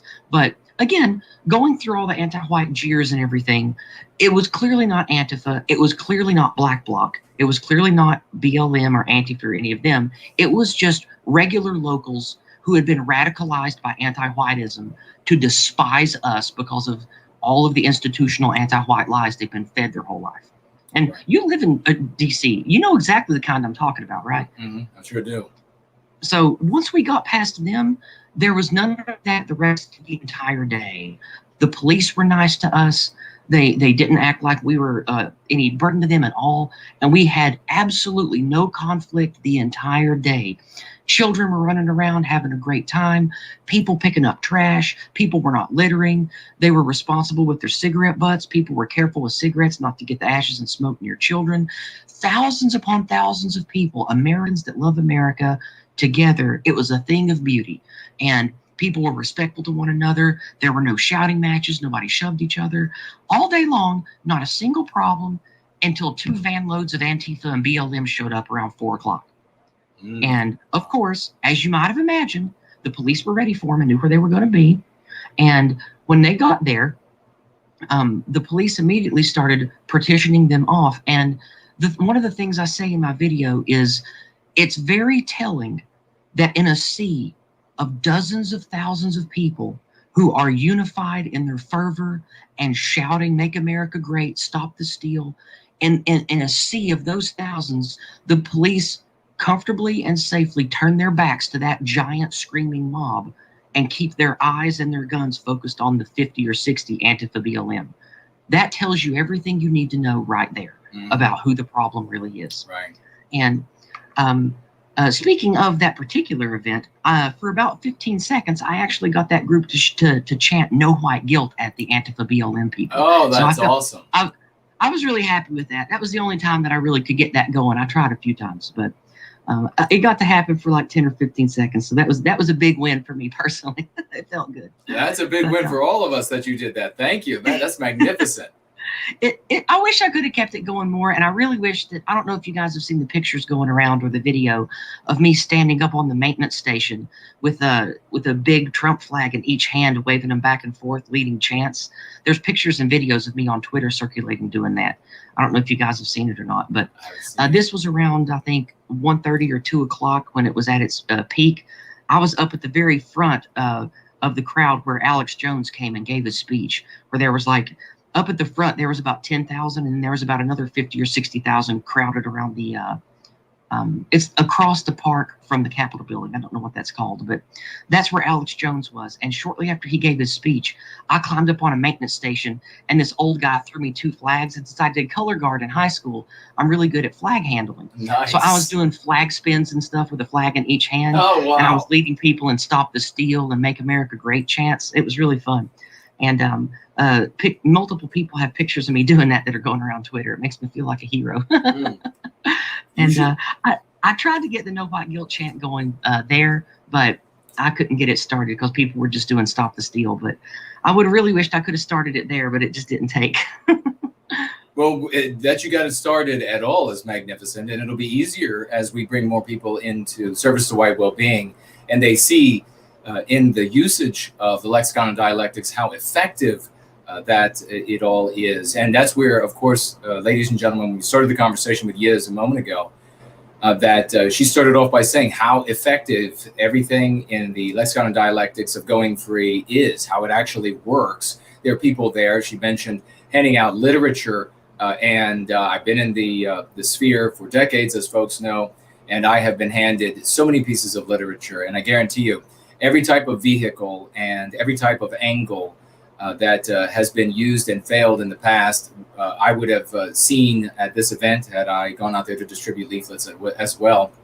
But there is something now that works, and it'll spread because it works, and it'll spread because we have heroes like Yiz getting out there in the midst of this, twirling the flags, and not just feeling like a hero, being a hero. God bless you, sister.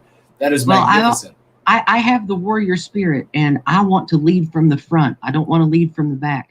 I'm willing to go out there and take the flak and be in danger, responsible levels of danger, right. and actually show people what we can do. Like I'm not trying to self-aggrandize, but I know that I have the confidence and the wherewithal to show people the way.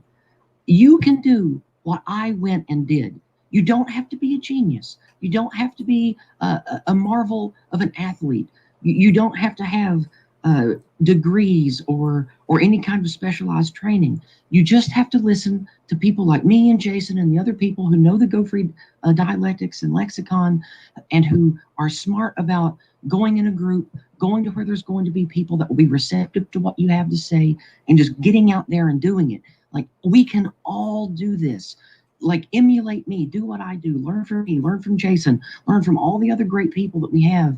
Get printing out flyers. Like, if you, like, for example, you live in Australia, learn from Brother Raymond down there. Yeah. All the great work he's doing. Yeah. This is stuff we can all do. It doesn't cost a lot of money. It just takes time and dedication. We can all be doing this. And just imagine, Jason, what if there, like, next year there's 1,000 of me in every city, in every university, fighting the anti-white lies, fighting the anti-white professors, fighting the anti-white legislation. And then it becomes 10,000 of me, and then 1 million of me. Yeah. Like, that's what we need to do. And that's one of the reasons I'm so passionate about the tools that you've given me. Is I wanted to do this for years, and talking in the anti-white narrative, talking about left versus right, talking about Marxism or the Rothschild banks, all of this stuff, while it may be true, just like I tried to tell that guy Adam with the super chat on Patriotic Weekly the other week, whether or not something you have might be true or not, even if it is or isn't inside the anti-white narrative, it's not going to work for reaching normal people and getting them to unify against the real danger, which is the systemic anti-whiteism that is being used to hurt us and poison our children's minds with mean pathogens. We have to unify against that, because that's what's killing us. And the only tool I've found in all my years of butting my head against this is Jason's Go Free book. That's why I shill for it all the time. That's why I go out and practice what I preach, to show you that it's not just talk, it's real. You proselytize. You're not shilling. You proselytize. You are. That's better. That's better, right? You absolutely. And what an oratorical genius this sweet lady is. We have people in the audience saying, Ashley saying what a hero you are. Johannes just said, I'm sure motivated by what you're sharing, and just bought all of the books, I think. Thank you so much for that. And a lot of people here celebrating you and what you did over this past weekend.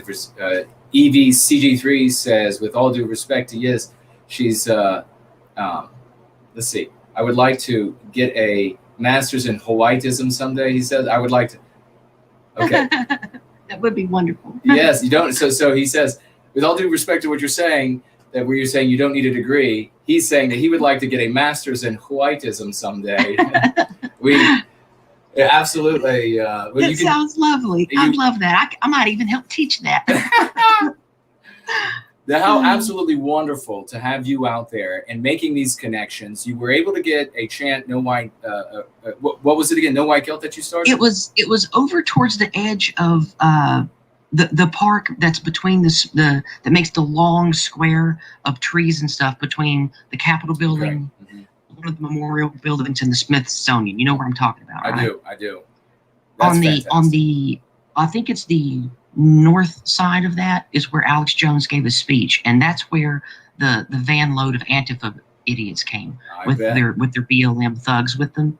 And the police partitioned them off, and there were like 5,000 or 6,000 of us crowded around them, shouting at them. And that's where I got them to shout "No white guilt" at those jerks for like 10 or 15 seconds. It was great. Wow, that is magnificent. Yeah, there was a real moment when you had them do that. I mean, it's like a crack of thunder that those with the eyes really to see. is. I mean, it really is getting to see their angry faces, getting to see this, the I don't know, like a lot of them look kind of, I don't know. I don't like to speak ill of people because I'm Southern, but bless their hearts, they look kind of retarded and malnourished. And to see the look of anger and defeat on their faces while we shouted "No white guilt" at them, it's something that I'll take to my grave. It was a thing that just really filled my heart with passion. That's fantastic. I love that.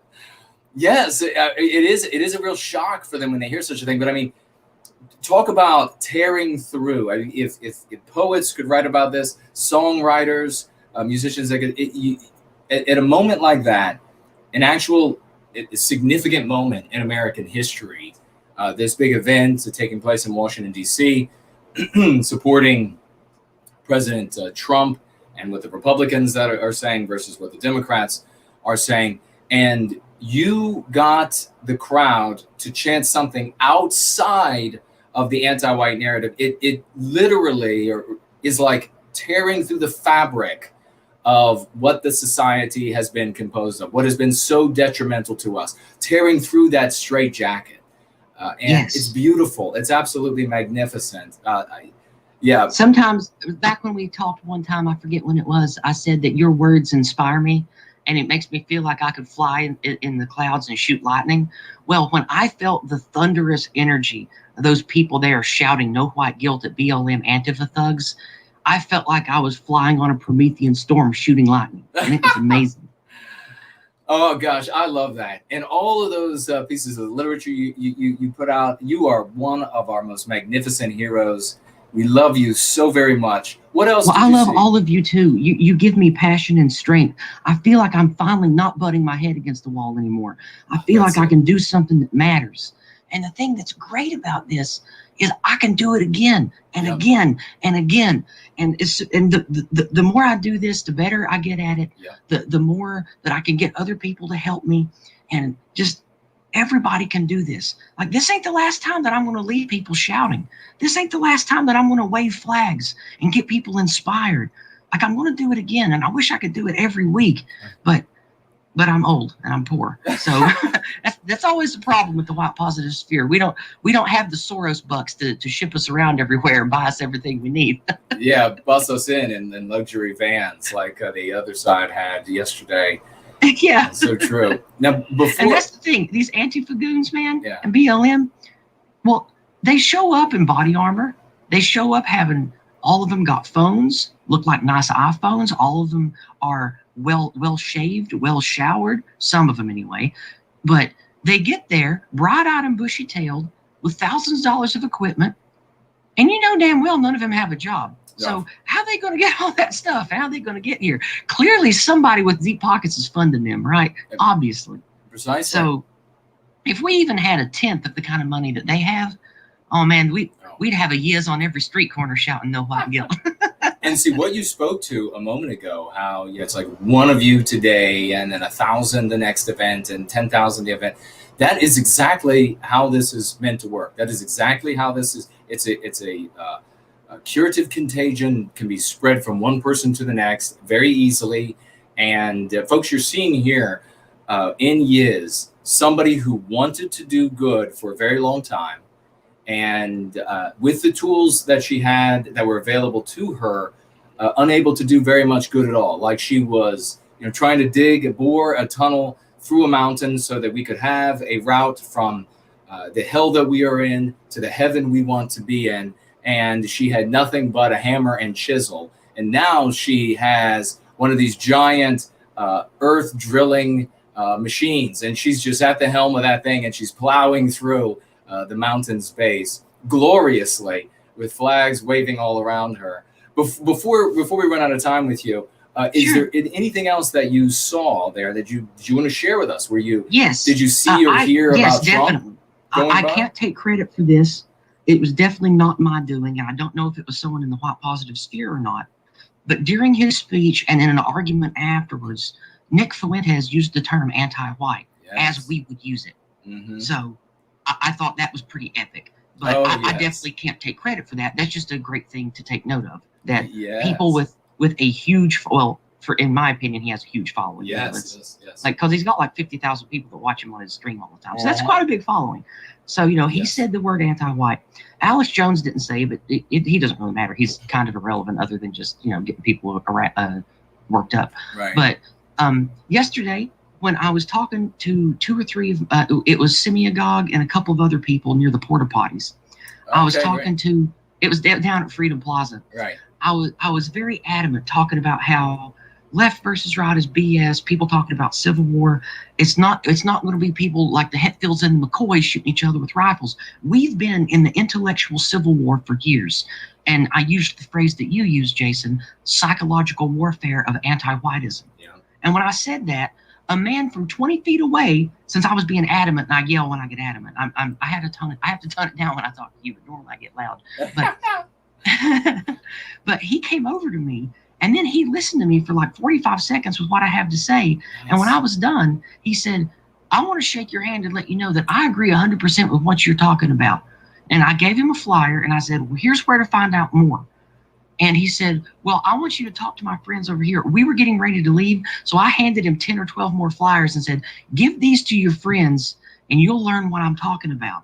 And he thanked me again, and he walked away with a handful of my flyers. So if we are loud and unashamed, and we speak the truth with the fire and the lightning of Prometheus himself, our people will hear the truth of that in their biospirit, and they'll want to know more. It's like in that old movie, Starship Troopers. Do you want to know more? Push the button to know more. Like it's that kind of truth is what people will hear if you believe in it and you speak it. And just like you used that word proselytize earlier, this is a kind of proselytization because our people have been spiritually weakened for decades. Yep. They are hungry for what we have to feed. They're thirsty for what we have to drink. We just got to get it to them. So everybody go out and do what I do. You don't got to be a rocket surgeon to be able to do this. Well, even though you are a rocket surgeon, we're glad that you take your time from those activities to be able to advance service to white well-being. Everything that you did yesterday, so glorious. We're so proud of you. We love you so much. And so impressed as well. Beautiful. And folks, you all can do what Yiz is doing. Share whatever you want, a final thought you have, and then we'll let you get to your. Through this. I know we're on a timetable, and my cousin and his family's coming over to do decoration. We're doing Christmas decorations. It's a big family thing, so I can't miss it. Awesome. But I'm sure a lot of you in the South know what I'm talking about.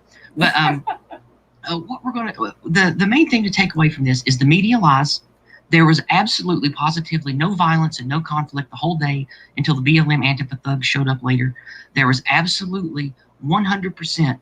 More than 200,000 people there if there was a dozen. Because even in my video, like I was up there, I think all the way on like maybe, I don't know the street numbers good, but like maybe 16th or 17th Street and looking all the way back to Freedom Plaza, which I don't know how the numbers count down, but it was like 12 or 13 city blocks. And I held my camera up and you could see shoulder to shoulder, 100 abreast, all those city blocks. And for you guys that don't know about city blocks, I'm pretty sure a standard city block is about a quarter mile. So that's like 3 miles, shoulder to shoulder people screaming and waving MAGA flags. And that was just one street. There, it's made like a grid down there. And there was like 3 miles of that grid cordoned off, and every street was packed with that many people. So number one, defeat the media lies about there not being a bunch of people there. Like, there was at least 250,000 people there if there was a dozen. Number two, don't believe the lies about there being Proud Boy bullying or Proud Boy, whatever you call it, MAGA antagonizing of people. Yeah. All the antagonizing started after the BLM Antifa thugs showed up and started throwing stuff at people and screaming and chasing people around and that kind of nonsense. And of course, like always, it's going to be our fault. And another thing that the media is going to demonize us over is the not wearing masks and is not social distancing. Well, where were they saying, like, Where was the media talking about that for the last 5 freaking months? Yeah. That BLM thugs have been protesting and bashing things up and burning stores and stuff. They didn't say a peep about COVID and masks and stuff to them, did they? No. So those are the 3 things to take away from this in my video. Is we did nothing wrong. It was like a family vacation event. Everybody was kind. We cleaned up after ourselves. We kept the porta potties clean. There were thousands of bags of trash, people picking up trash. Nobody did any graffiti. Nobody did any vandalizing. It was the most beautiful, wholesome time. And don't let the media tell you different. Don't let nobody tell you different, because I was there and we got the proof to show you. But I guess that's it, unless you got any more questions. I don't think so, sweet sister. That was magnificent. And we'll have to play some of your video that you post. It's the Million MAGA March event. Yeah, that's the video. Now you can skim through it. It's I mean it's other than like the 5 or 6 minutes before it really gets started. Most of the video is kind of the same. It's just me walking around showing how amazing it is. If you're only gonna do a short part, maybe between like the minute 26 and minute 35 is probably the best part if you want to flip through it and watch it. But anyway, I'm just really pumped. I want to remind everybody, it's important to study the Go Free tools, because you need to commit to memory what to say and especially what not to say when telling people in short exchanges about how to use the lexicon. Like, just keep things simple. Remember to kiss. Keep it simple, stupid. That's right. Just keep it simple. Stay on message. Be casual. It don't make anything complicated. And talk to people like you would people in this chat. Talk to them like they already know the lexicon. That's the beauty of it. You talk to them like they already know it, because any idiot already knows what these words mean when you use them the way we use them. Right. So you don't got to explain nothing. Just talk to them confidently with the terms the way we use them. Now, with the exception of that is meme pathogen and meme curative. That's like, second stage stuff. But for just meeting people and breaking the ice and talking about the anti-white narrative, anti-whiteism, anti-whites, why we need to go free from that stuff, people just intuitively know what the hell you're talking about. So that's like my most important message. Use the lexicon as it is, and don't over-explain or try to explain anything. Just use the words and talk to them like normal people in normal conversation, and their brain already knows what these things mean. Well said. Thank you so much. And just really quickly before we let you go, you said 1 minute 26 seconds to 1 minute.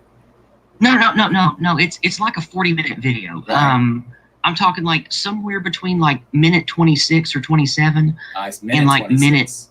minute 34. That's what I That's thought. Probably where the bulk of the cool stuff is, just because of how crowded it got where we were at the forefront.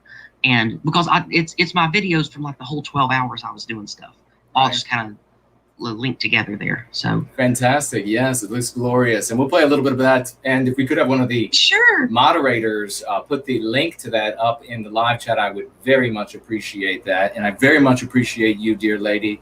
Thank you so much for being such a champion and your testimonial here about the success of going free, and even all the way up to one Nicholas Fuentes, who decided to finally use. It was so encouraging to hear that come out of his megaphone. I was like, oh my God, he said it. And he said it like I would have said it. That's how it should be. We should all say it like Yiz would say it, folks. Remember that. Well, just remember that whatever you might think about me or my past, whatever you might think about Jason and his past, the book works. The lexicon works. Try it yourself and find out. You'll be sold. Trust me. Amen. Amen to that. A big Promethean hails to you, sweet woman, and have fun decorating. Thank you so much, and thank you for the community support and the love I feel here. It really drives me to do what I do. All right. And I'm going to send you a message in just a minute, so look for that. Thank you so much. Okay. Bye-bye. Bye-bye now.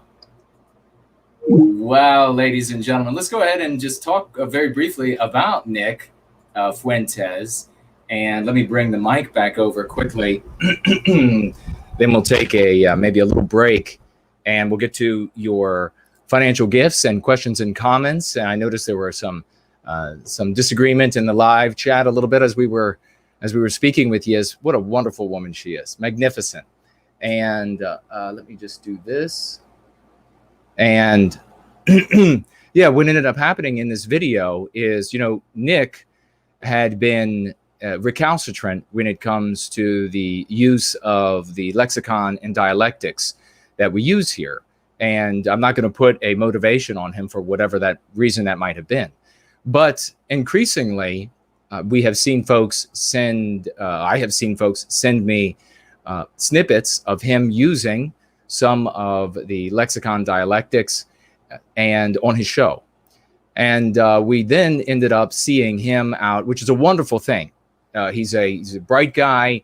He has on that, I think he has mentioned on the election night, had upward of 50,000 people watching live. So he's an entertaining guy. He does something that I absolutely can't do, and that is to, in a very irreverent, snarky way, make fun of these people, these anti-whites. And there are plenty type of people who really enjoy that type of content. And he was out on a street corner somewhere with a bullhorn, and you see it is so magnificent.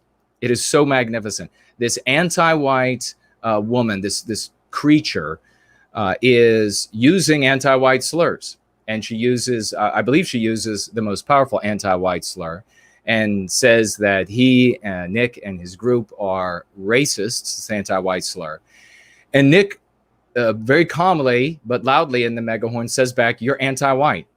And you see her world, and this is what I don't want anybody to miss, because there are shallow thinkers in the world, and there are people who have profound potential for thought, but are dealing with everything else in their lives, and they are liable to move past something like this and not see what actually took place there.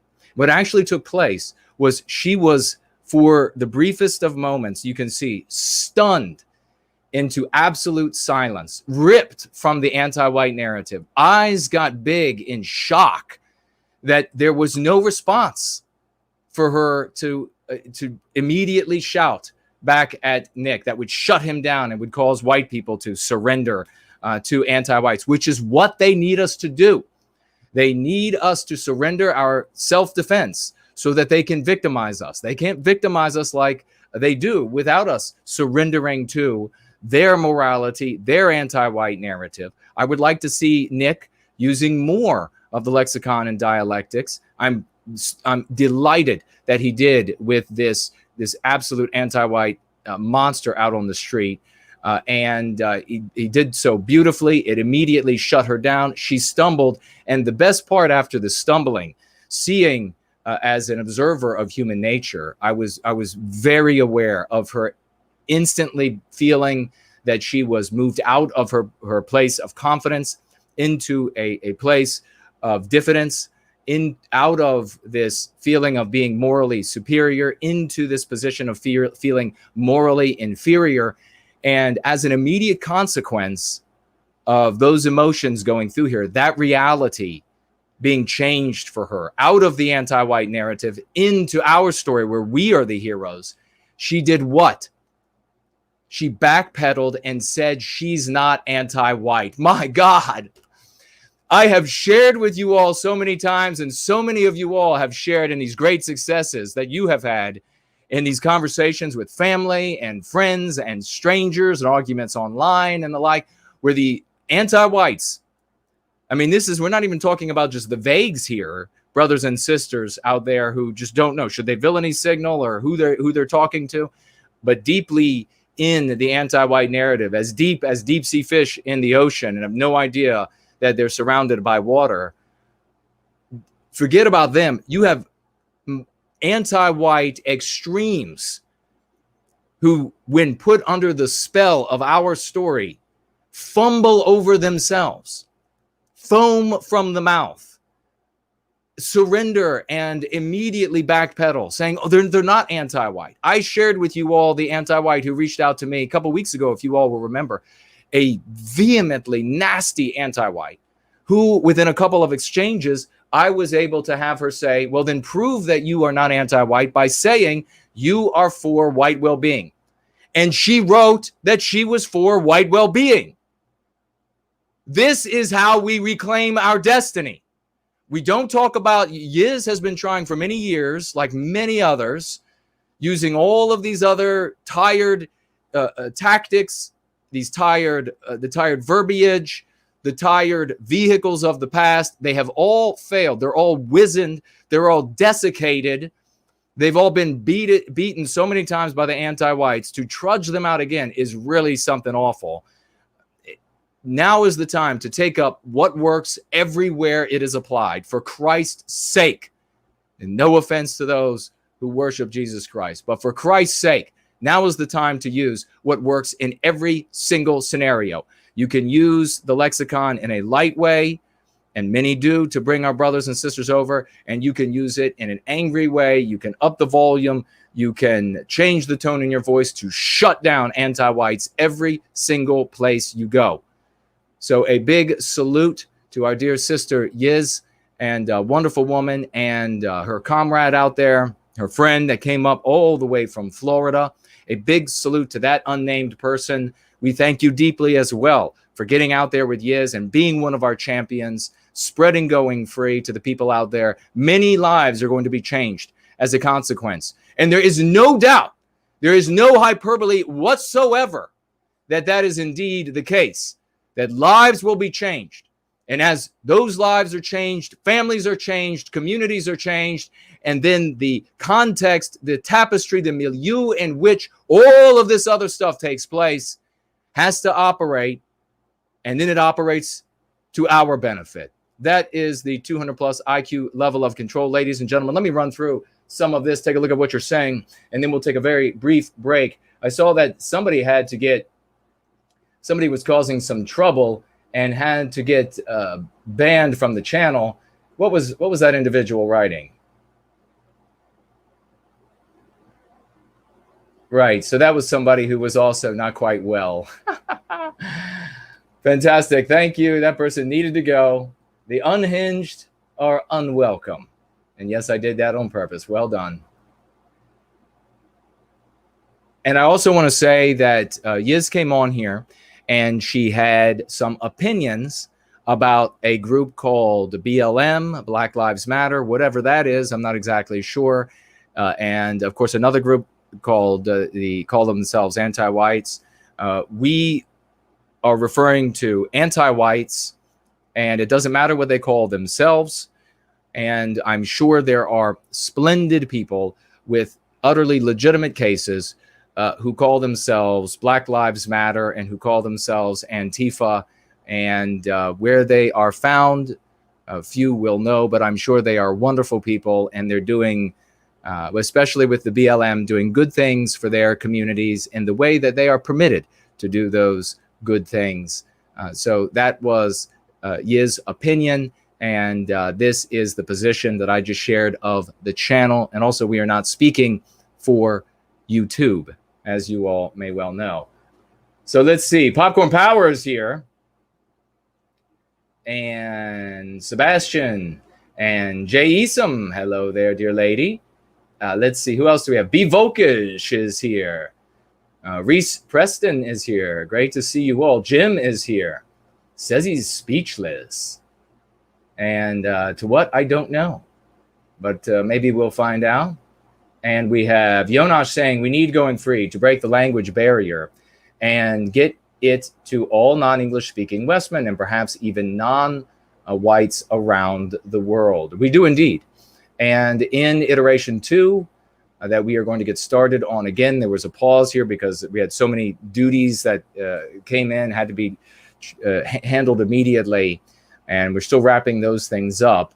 But where there isn't a perfect translation for English, the words we are using in Going Free, then we go ahead, and the rule is we use the English word and then we describe in the other language the concept behind that.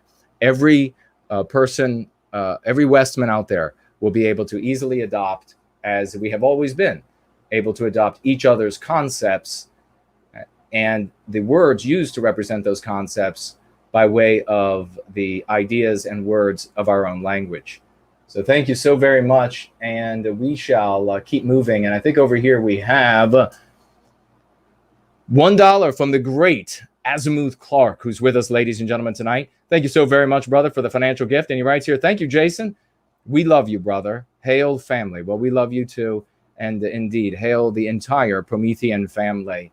who has gathered here today, as we always do. Let's get to, why don't we go ahead and read, and I'll speak to this issue with the Proud Boys. This is in Newsweek. Let me get a sip of coffee, and we'll stick with some of this news as we keep rolling.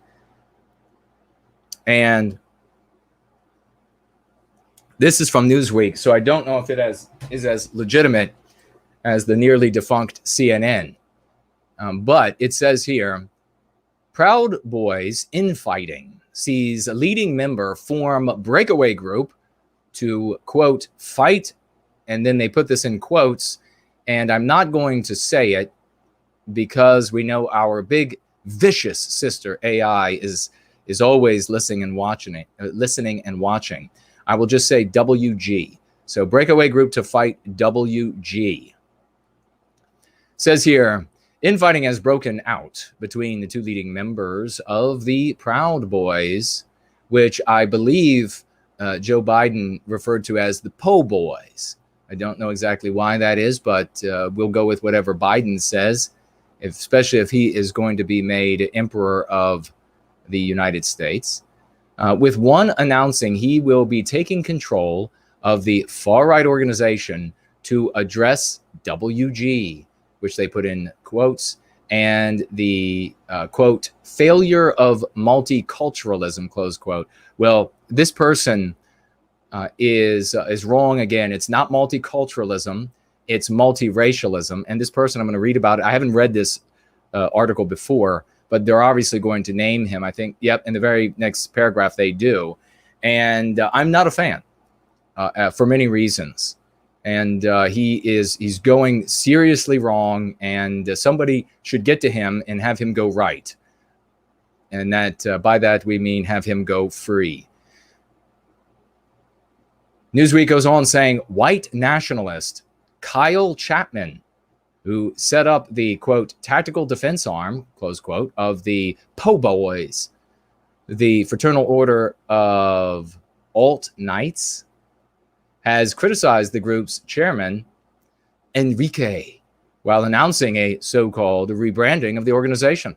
Writing on encrypted messaging app Telegram, and of course, once again, how many times do you have to learn, folks, that the government and even the anti-whites and even some of the dumbest anti-whites are listening to you on your highly encrypted conversations? Chapman used racial slurs against the Enrique and other, of course, they use here neo-Nazi. And this is just the bad guy. Chapman is just being the bad guy in the anti-white narrative, which is foolish. And if he actually is using racial slurs, I don't know if he was just, it might be coming down to satirization. And we know in the common day, since the anti-whites run everything, they dominate just about everything out there, you are only allowed to satirize white people. If you satirize any other group, according to the anti-whites, you are demonic for doing so. You are all of the anti-white slurs. So I don't know what he actually said there. But I do know here when they use this anti-white slur, neo-Nazi, what they mean by that. They mean to say that it is immoral to care about white well-being. The inverse of caring about white well-being is white ill-being. So if that is the supreme immorality, morality, according to Newsweek, is inflicting harm on Western kind and Western civilization. Make sure you understand it that way and you share it that way. So he says rhetoric, this heretical rhetoric, while announcing that the, quote, grifting leaders had been deposed and the group would be renamed the Proud. And I don't even know if I should say this. This is so asinine. The word starts with a G. And talk about, not only is he being the villain in the anti-white narrative, but he's being even dumber than that. Because by calling himself the name that is given to him by another group of people, he is actually assuming the character in their story. He's actually saying, I will take the name that you have for us, and I will pretend Like, I've got my eye on you. I know what you're up to. When in reality, he's got strings on him, like everybody else that thinks they know what's going on, that they've got their eye on some certain group. When in reality, they are being, there is a hand up their ass and it belongs to this other group. You are being puppeted. You are being fooled. You are being chumped. When you use their verbiage, when you assume the role that they have set for you to play, you are being chumped. And it is even more comical and demonstrating even more stupidity when you think you have your eye on them and they are still chumping you. Chapman. The Chapman chump. I mean, this is so goddamn stupid. It is unbelievable. I can't think of a scenario that demonstrates the group unity and intelligence of a non-white group more than the scenario where you have white people who are adopting the names given them by the non-white group, and the white people think that they've got the game figured out. I mean, you are really being led around by the nose. So he actually called themselves the proud, it rhymes with boys, but it's not. A Hebrew word for a non-Jewish person, sometimes used by, and here we go, another anti-white slur. So it's heretics, to signal their, another anti-white slur, anti-Semitic beliefs, according to, of course, the law center that has no possibility of poverty being found anywhere on the premises. Quote, due to the recent failure of the po' boy chairman Enrique to conduct himself with honor and courage on the battlefield. On the battlefield, why don't you just go ahead and get everybody who's participating sent right to prison? It has been decided that I, and he says his name, Kyle Chapman, reassume my post as president of the Po' Boys, effective immediately, Chapman wrote. Our logo will forthwith be changed to reflect the core beliefs of the Po' Boy membership, as Biden would say, the Proud Boys.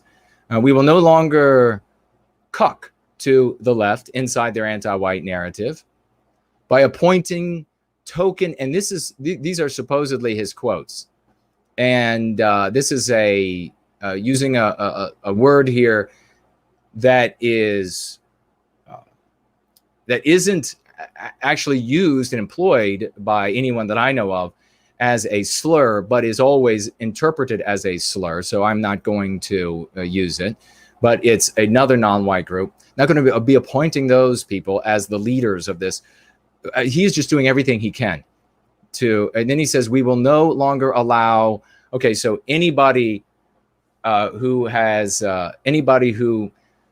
a finds their own sex attractive, or who has a different attraction than he has, they're not going to be allowed either to participate.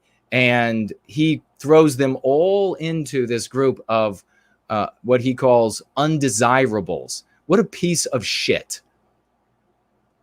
We will, he writes, confront the, again, he's right back into the anti-white narrative with another term that they've given you, criminals who wish to destroy our civilization. We recognize that the West was built by the white race.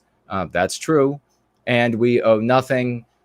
We don't owe anybody else anything. And Chapman, who goes by the nickname Based Stickman, after he was photographed beating a protester with a stick at a Trump rally in Berkeley, California, March 2017, went on to say that the proud, starts with a G, rhymes with boys, would fight for white people to, quote, have their own countries where white interests are written into law. They're already written into law. Dumbass. It is the people interpreting the laws that are the issue. Laws do not interpret and defend themselves. And by the way, I renamed this guy Chopstick Man, and you can look back for why I ended up calling him Chopstick Man instead of Stick Man. And he's less than that. Now he's Broken Stick. Now we're going to give him like an American Indian name for idiot, because this whole thing that he's doing here is so incredibly damaging to what we are trying to do, what actually works in service to white well-being. He has just given the anti-whites all of this info to prove the anti-white narrative. All of this to be used as the legitimization. Yes, here is one of the characters right out of our anti-white, fictional anti-white narrative. This dumbass has taken up this struggle this way, using this verbiage. This is absolutely despicable. And if anybody knows this guy, they should reach out to him, and they should give him a metaphorical slap on the back of the head, introduce him to Going Free. He should come out, and he should absolutely rescind every one of these statements, aside from, of course, the white people build Western civilization. That's obvious. And we absolutely have the right to protect ourselves. All of the rest of this is disgusting. You should never call yourself something that starts with the letter G and rhymes with boy. That is somebody else's story. And if you want to be an arbiter in their story and a loser in their story, that where they get to define who you are, well, then you're an idiot. And furthermore, if you want to believe that you have your eye on the ball, you've got them all figured out, they're not going to chump you. Well, it makes you even more of a chump, Chapman, because you are being chumped by that group of people. Everything you've said here, you have empowered them and disempowered us. Every single thing you've said here. Well done, idiot. And this is the kind of thing also, by the way, back when he did this, back when he went out and he was just a guy with a motorcycle helmet on and a stick and a bunch of like catcher pads, and he had done nothing in his life for white people. Nothing. He was known for nothing. He had done nothing. And this is something that, as a white positive sphere, we have to get right. We cannot continue to get wrong. We cannot continue to get this wrong. We have to mature, not only as individuals, but as a community. This guy, Chopstick Man, shows up one day having done nothing for Western kind and runs into some stick melee a couple times, hits some anti-white with a stick that breaks, and then suddenly you have all of these people in the white positive sphere that turn him into some sort of hero, that start lauding him as some great champion of Western kind. Are you foxtrotting kidding me? This thick idiot. I mean, if he wants to get out there and he wants to learn, he can be redeemed.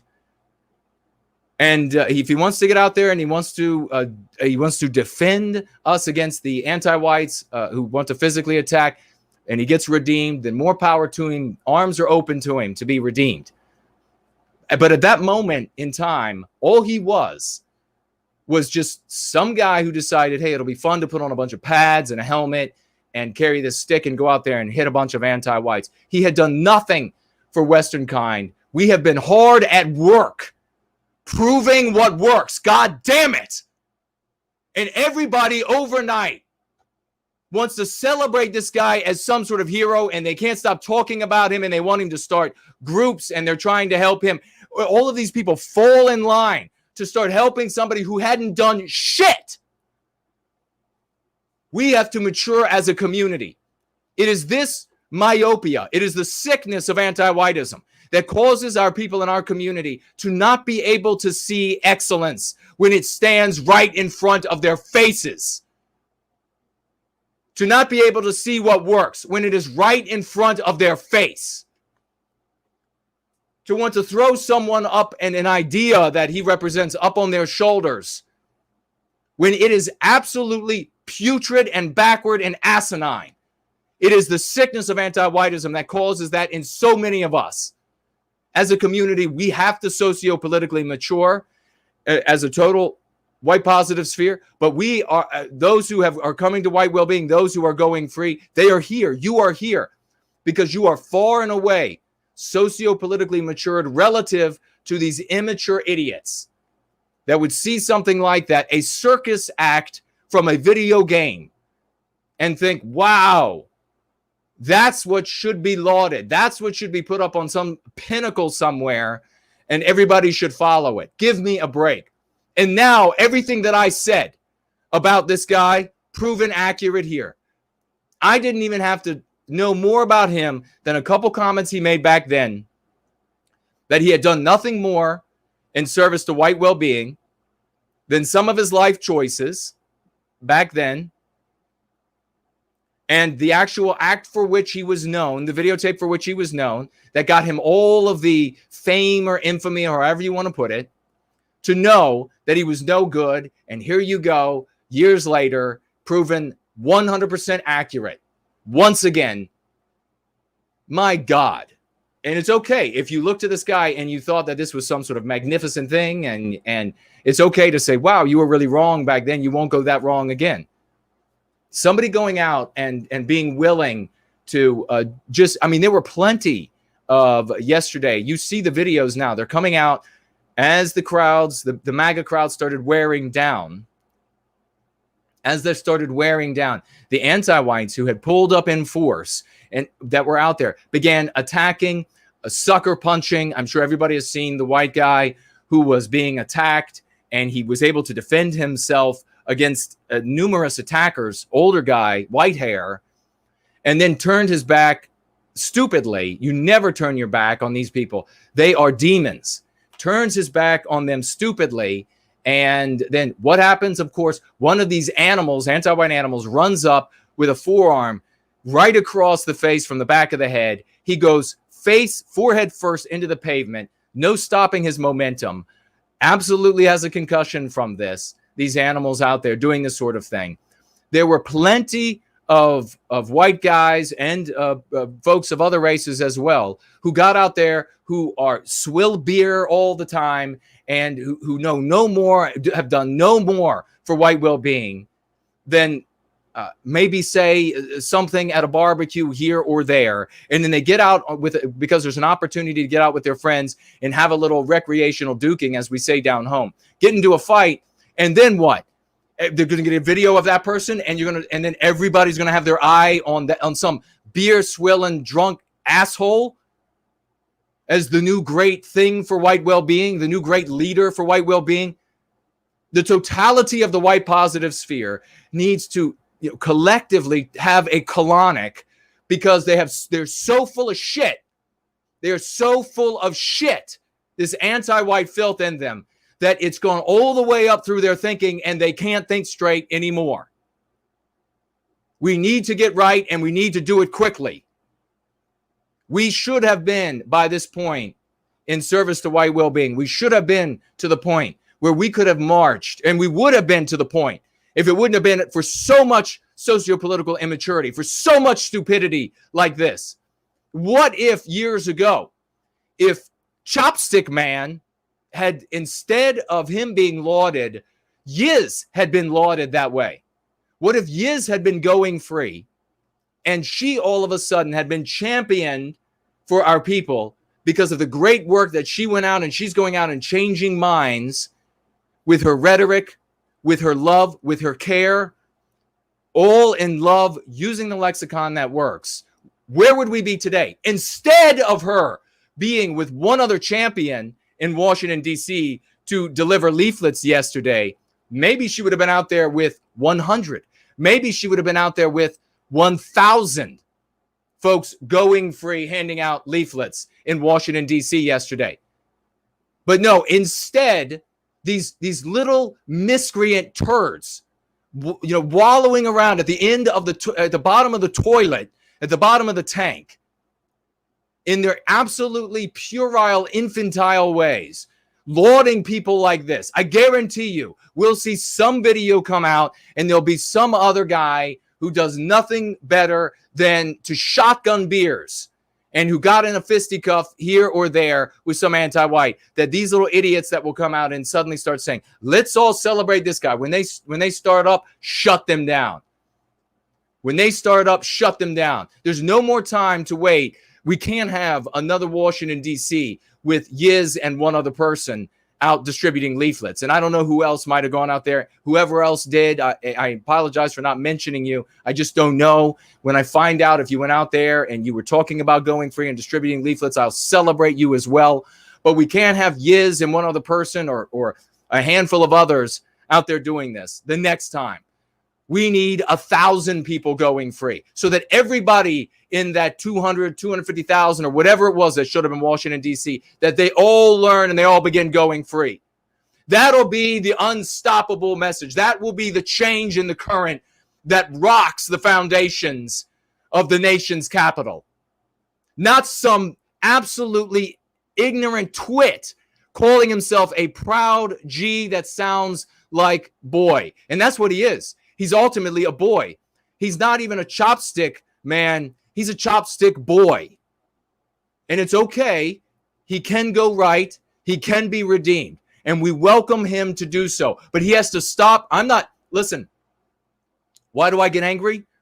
Why do I get fired up about this? Because the decisions that he is making are harming our ability to protect the vulnerable members of our community. That's why.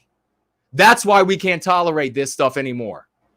That's why it's not, it's the same. And it's like I was saying earlier, when they go to arrest people in this new group, this new splinter group that he's setting up from the Proud Boys, when they go to arrest them and they say to the FBI agents that are dragging them away from their homes, from their wives, or probably most of them from their mother's basements or wherever it is that any idiot that would talk like that would come from.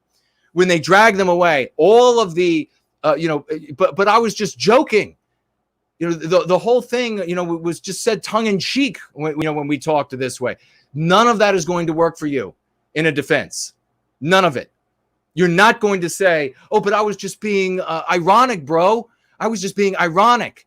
You can go ahead and as you etch the days on your prison cell, write that every day as well, because no one's going to give a damn.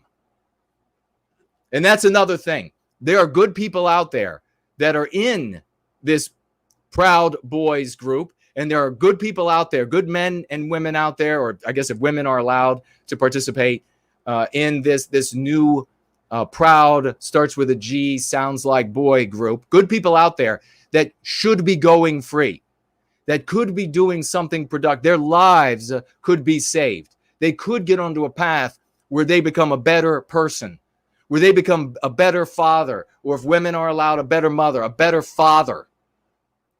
They could be helping their families of origin and the families that they make go free, instead of one day disappearing because they're going to go to jail. How many out there were absolutely intoxicated, inebriated on the alt-right idiocy that was being shared, and of course it was a fad, and then it became something that it was not even really part of the fad. They got into that. They got into all of this ironic talk because they don't have an identity. They don't have a people. All they can do is be a foxtrotting clown inside the anti-white narrative. And then after Charlottesville and all of these sorts of places, these guys killed themselves. These guys lost their right to self-defense because of red flag laws. These guys went to jail. They'll never have a right to self-defense now because they went to jail, because they were charged, even if they plead out of it.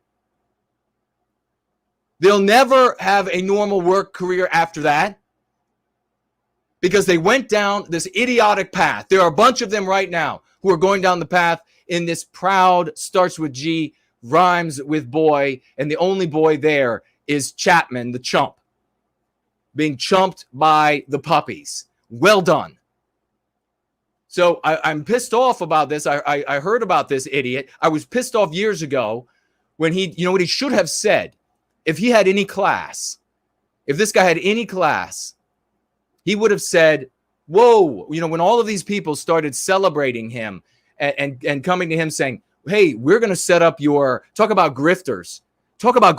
He just showed up, if you all remember, years ago. Then he automatically had people come to him and say, let's set up your t-shirt store. Let's set up your stick boy store. Let's set it all up. And he immediately set it up and started making money. And he immediately allowed individuals to put this mantle on him of leader. If he had any class, he would have immediately disclaimed all of that and said, whoa, I am just a guy who got out there because I'm tired of seeing these anti-whites beat up decent people. And I just wanted to push. I wanted to defend myself, and I wanted to protect the people they were beating up. That he is absolutely not a leader, and that for Christ's sake, he hasn't even read the thought leaders in the white positive sphere. So he's going to have to get started. Does anybody have a recommendation out there? If he had any class, that's what he would have done. I didn't see any of that from him. I saw him accepting the role as witless as a teenage boy or girl, that witless, and immediately start the grifting. So I speak now to all of the young and middle-aged and older men who are involved in either of these groups. I'm sure that you are a good person. You need to be remedied. You need to go free. You are going to end up in jail. You are going to lose your job. You are going to lose your families. You need to go free. You need to get out of the anti-white narrative. There's nothing funny being the bad guy in their story. It is infantile. It bespeaks not only of little in the IQ department, but little in other departments. Be a man, for Christ's sake. Take up going free, do what's right, and we welcome you here. And we give the same offer to the chopstick chump whenever he's willing to say that he's gone really wrong here, and he wants to recant on everything he said here, especially the supposedly the racial slurs. What an idiot. What an idiot. What are you proving by saying those things?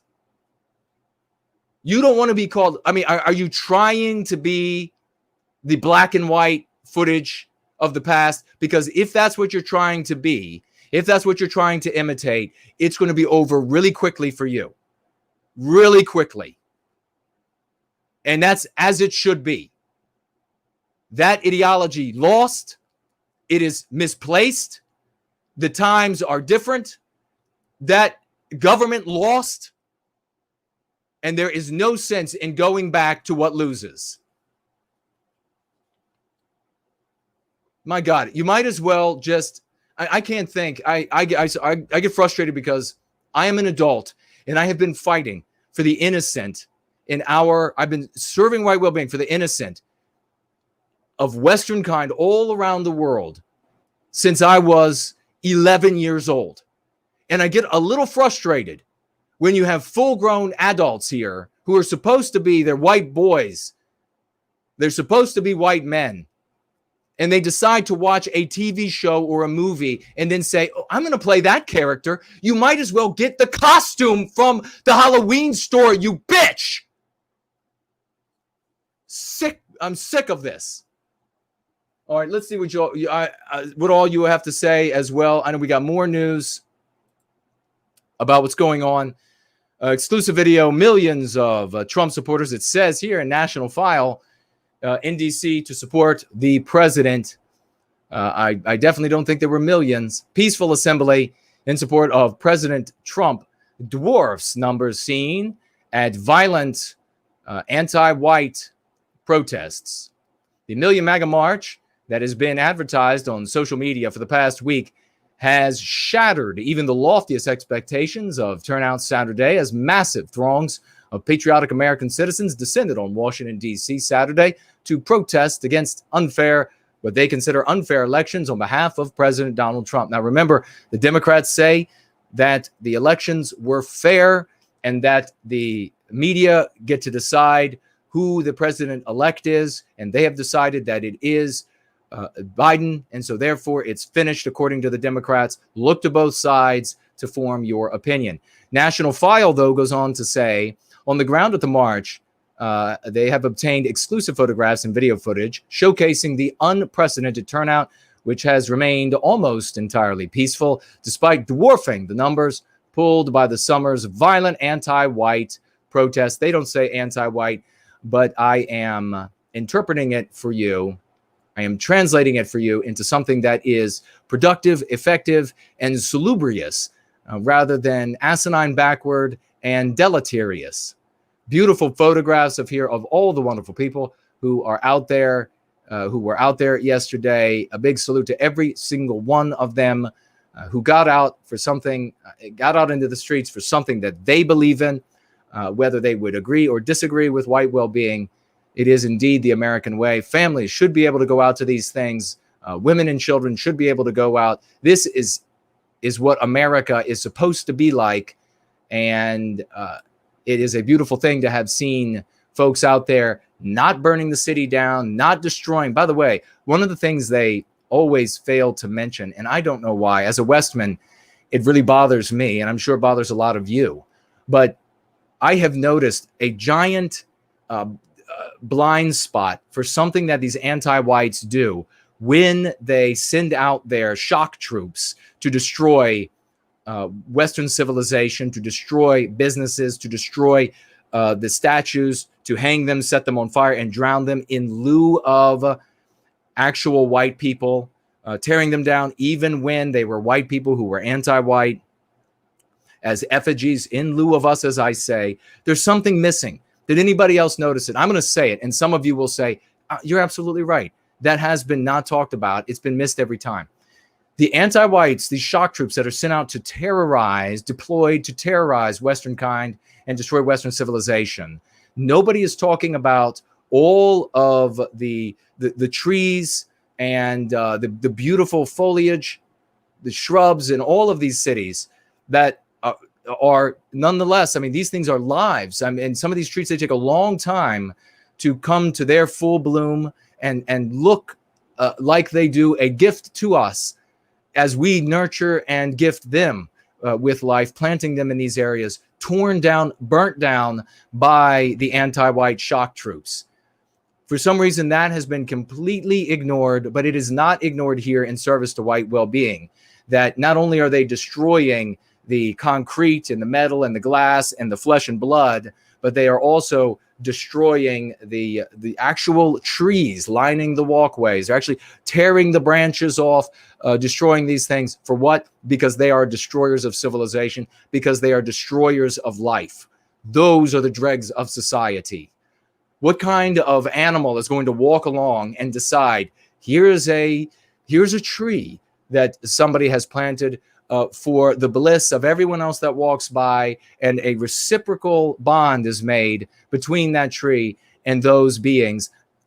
That person suddenly thinks in their head that they will destroy it. That makes no sense to a sane person. Thank you for sharing that news story, and there are great many others. Let me see what you all are saying before we take a quick break, and because I'm sure we had some comments on these idiots who are adopting the role of the bad guy in the anti-white narrative. Over here we have, I think I did read earlier, the $1 from Azimuth Clark. Says here, thank you so much, brother. Or this is another $1. Says, in the name of Yiz the eunuch, hail sister. Indeed, hail sister. Thank you so very much for that, brother. Absolutely, she deserves it. We also have here, Goodness to Greatness, a great name and a great financial gift of $25. God bless you, sister. $25. And she writes, Spencer is irrelevant to going free. Well, ain't that the truth? That is absolutely, no one should be watching him anymore. Thank you so much, Goodness to Greatness. No one should, in the white positive sphere, should listen to another word that he has to say, because he has made it clear by the abundance of material that was sent to me by many of you that this guy is fleeing his infamy. That is the best I can say for him. And I'm not going to go so far as to say any of these other claims of co-opted or always undercover or any of this other sort of stuff. It's clear that he's fleeing his villainy at a minimum, and that now he's just deleterious for us. There's no logical argument, as I said earlier. And I'm sad to have to come to that conclusion. Alex Rogers says no white guilt. Thank you so much. The great Raymond is here. Great to see you, brother. Let's roll through. Mars is here, says, hail NWG. Well, when you have a planet show up and that planet hails you, you must be doing something right. Great to see you, Mars. Sometimes shows up with some of the other planets, but thank you for being here. The great Shauna Shaw is here. Wonderful to see you, dear lady. Victor is here and says, respect differences of opinion. God bless the Constitution. That's my perspective. Yes, we respect each other's different perspectives, and that's how we're going to be. That's how we're going to advance in service to white well-being. Let's see.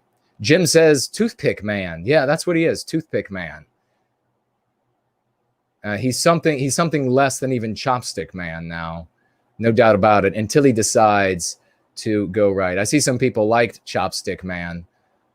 And I got a few laughs back when I came up with it, when he was suddenly going to be the great leader that was going to take us from, and this comes from, and when I was saying that it's the sickness that's built into us by the mean pathogens, by the anti-white narrative, this comes from that story, that there's going to be some individual that is going to appear on the scene, and he's going to be just this indomitable street fighter of some sort, and that is somehow going to lead us to reclaiming our destiny, is horse shit.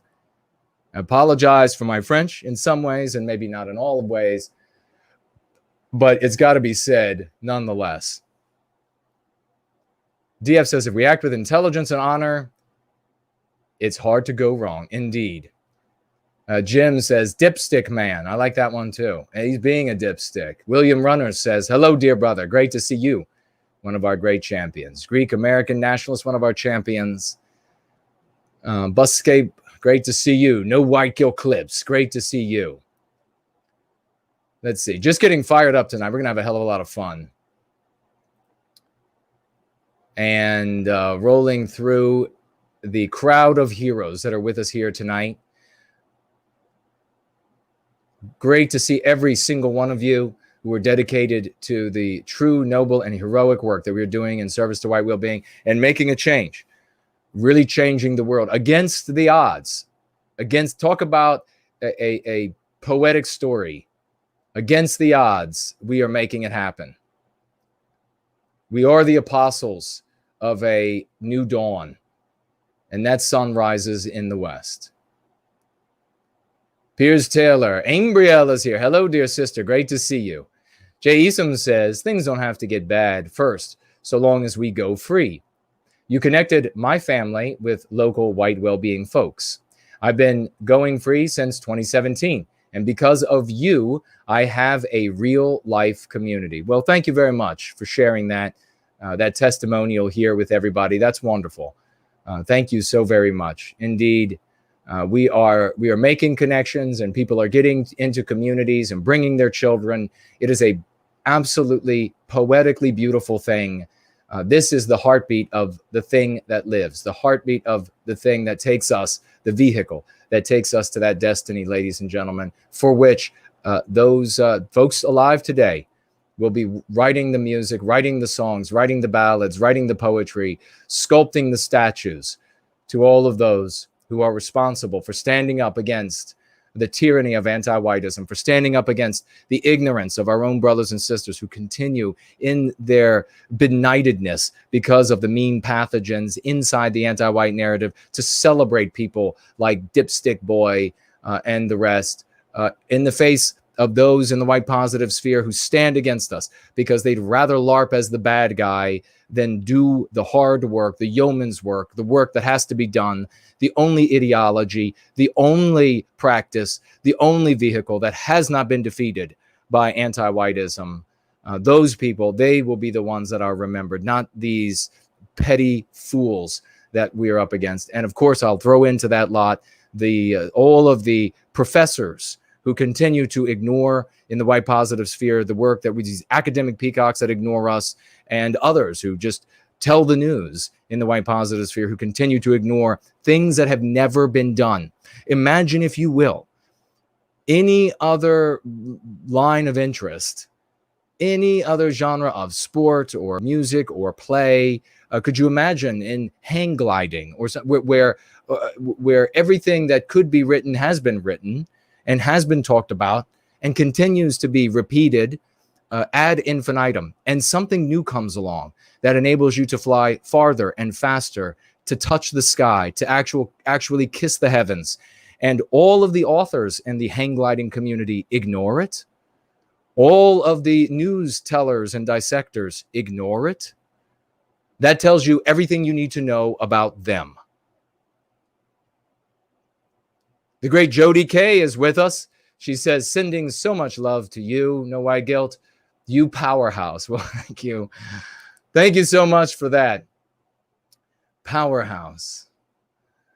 Yes, that could be ribbled in so many ways. She's beautiful. Singing earlier, I was in the live chat. I put her music on. She was singing live for everyone who was watching, and a beautiful voice, her own music that she had made, and it was fantastic. So do check out Jody K and follow her on YouTube. Ambrielle says, good to see you, Jason. Well, it's great to see you as well, sister. The great Raymond Foster is here. Another one. We'll be playing some of Raymond's music tonight because I can't get enough of this champion's work and everything that he's doing, and the others down in Australia and our great champions. There's folks I got to get back to in New Zealand to appear on their show. Jody says, Jason, you're a true inspiration and just the spark we need to keep our fires burning. Well, thank you so much for that. That's very kind of you. Very, very kind. Thank you, Jody. And there's no stop. I'm never stopping. So that's just, it's going to be the way it is. I mean, if Biden gets in and with these two anti-white senators who call themselves Democrats get in, it might have to take another form. It probably will have to take another form, but I won't stop. Nothing will stop me. And I know that nothing will stop all of you. Jesse, no offense. Great to see you. Some good words. Thank you for that, brother. Brand Danger says, High Spurgamy named him Chapstick Man. Chapstick Man. That's another great name for this guy. You know, everybody who is following Chapstick Man, Dipstick Man, they need to come away from that. Come away. Come to something that will benefit you and your family. None of that is going to help your little babies. None of it. You'll lose them to anti-whiteism.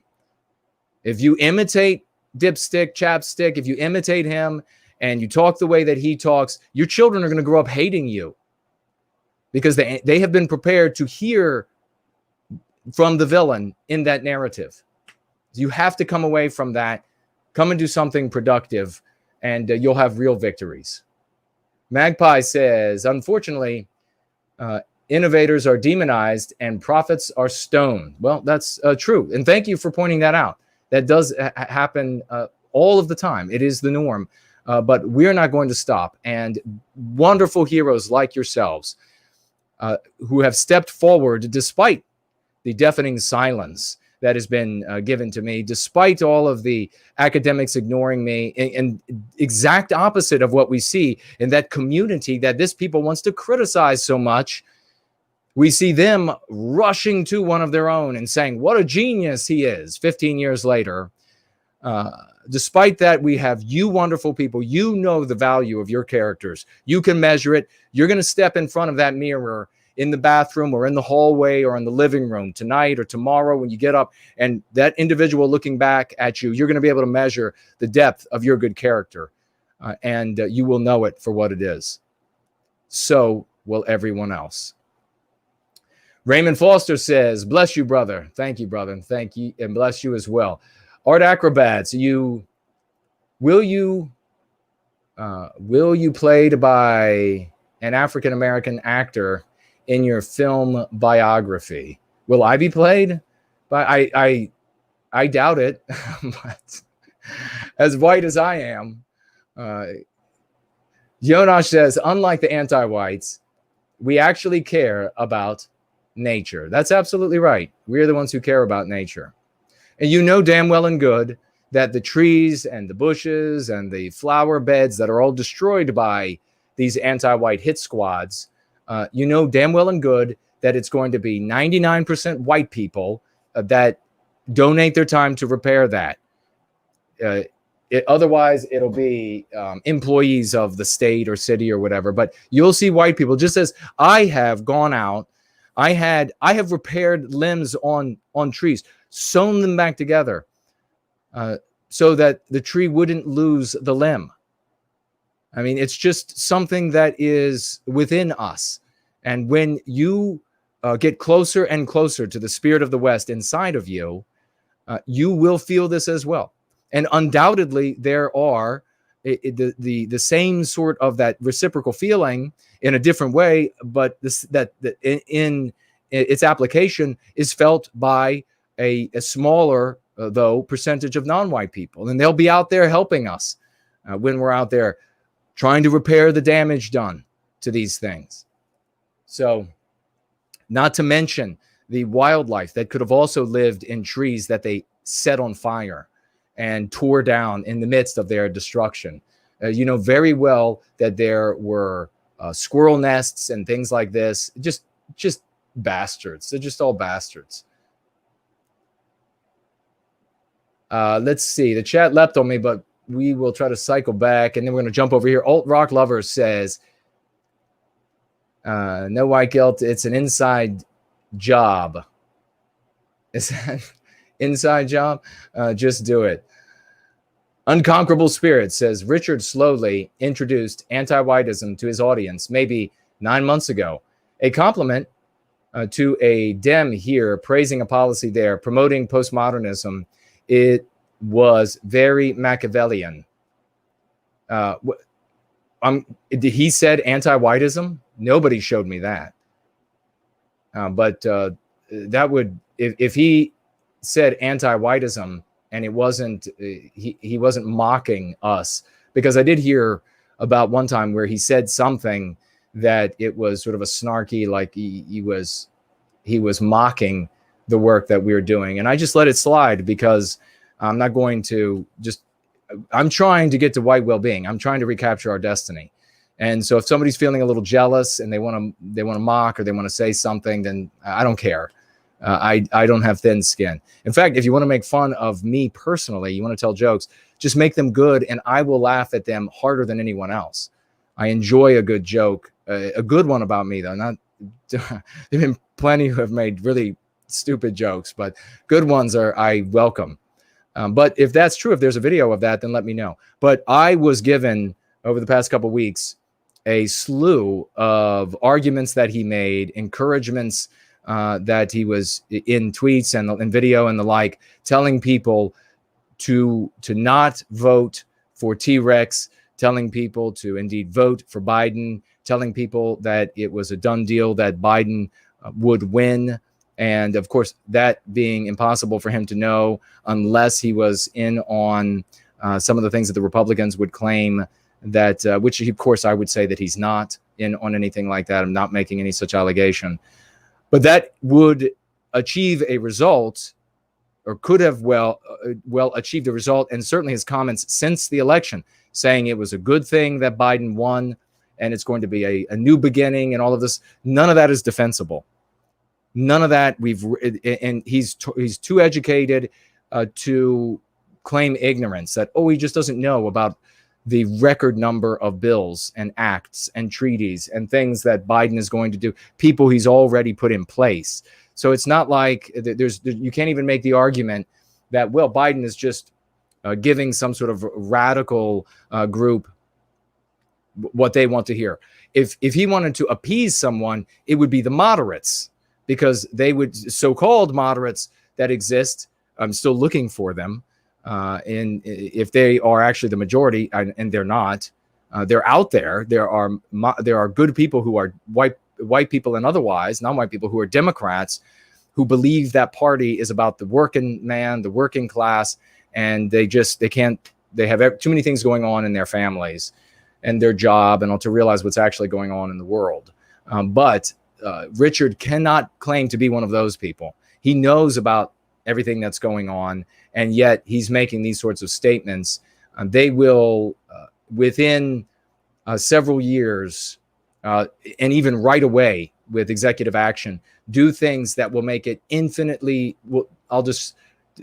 will create massive new challenges for us, and potentially end up red flagging a great many people, or will end up red flagging a great many people, and make it impossible for Republicans to ever get elected again. It's just, there's no defense. There's no defense.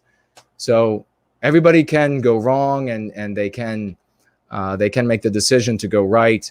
But where he is right now, no one in the white positive sphere should listen to anything. He is not in, as far as I could tell from all of these comments that he's making now, he's not in the white positive sphere anymore. I don't know where he is. I don't know what community he's speaking to. That's why I say he's just fleeing his infamy. I bet he wants to be left alone. The anti-whites are sending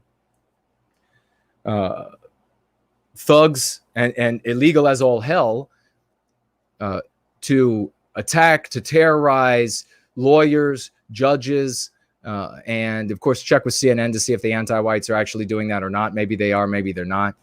But look for these sorts of things, and I'm sure he wants to flee the infamy. I guess he's gotten tired of it. And let's see what else. I'll flip around to here, and then we're going to listen to a great song. Maybe we'll listen to that.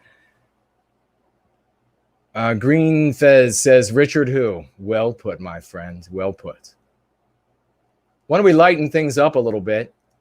And thank you, everybody, for the wonderful compliments. A rabbi is with us. Hello, Rabbi. Great to see you. King Elvis back from the dead, has entered the building, or never left the building. Holly is here. Wonderful to see you, dear lady. Holly has something to say about Richard is worried he might have to find a real job soon. He is becoming obsolete, and he knows it. Well, I think he has a mighty trust fund. I don't see a job in his future. I don't see there needing to be a job in his future. A Greek American says, can you make more car clips? My mom loves them. Your mom loves them?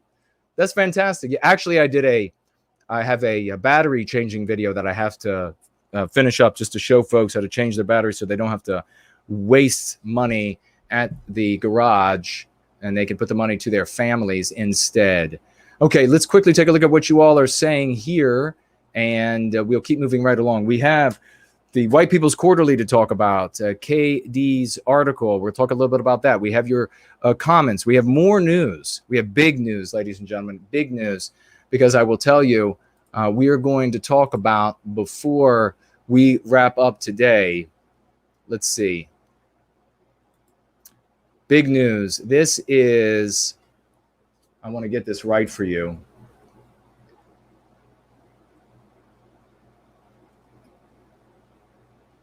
Okay, this is what Biden is doing with his advisors and this new I guess group, and what their mission is, and it demonstrates the endeavor up for your interpretation. We will read it for you, but look to Snopes to see if it's real. Look elsewhere to see if it's real, or the Young Turks. You know that they always tell the truth, and they're fair to everybody, especially white people. You know, but how they want to connect mental health endeavors with heresy to anybody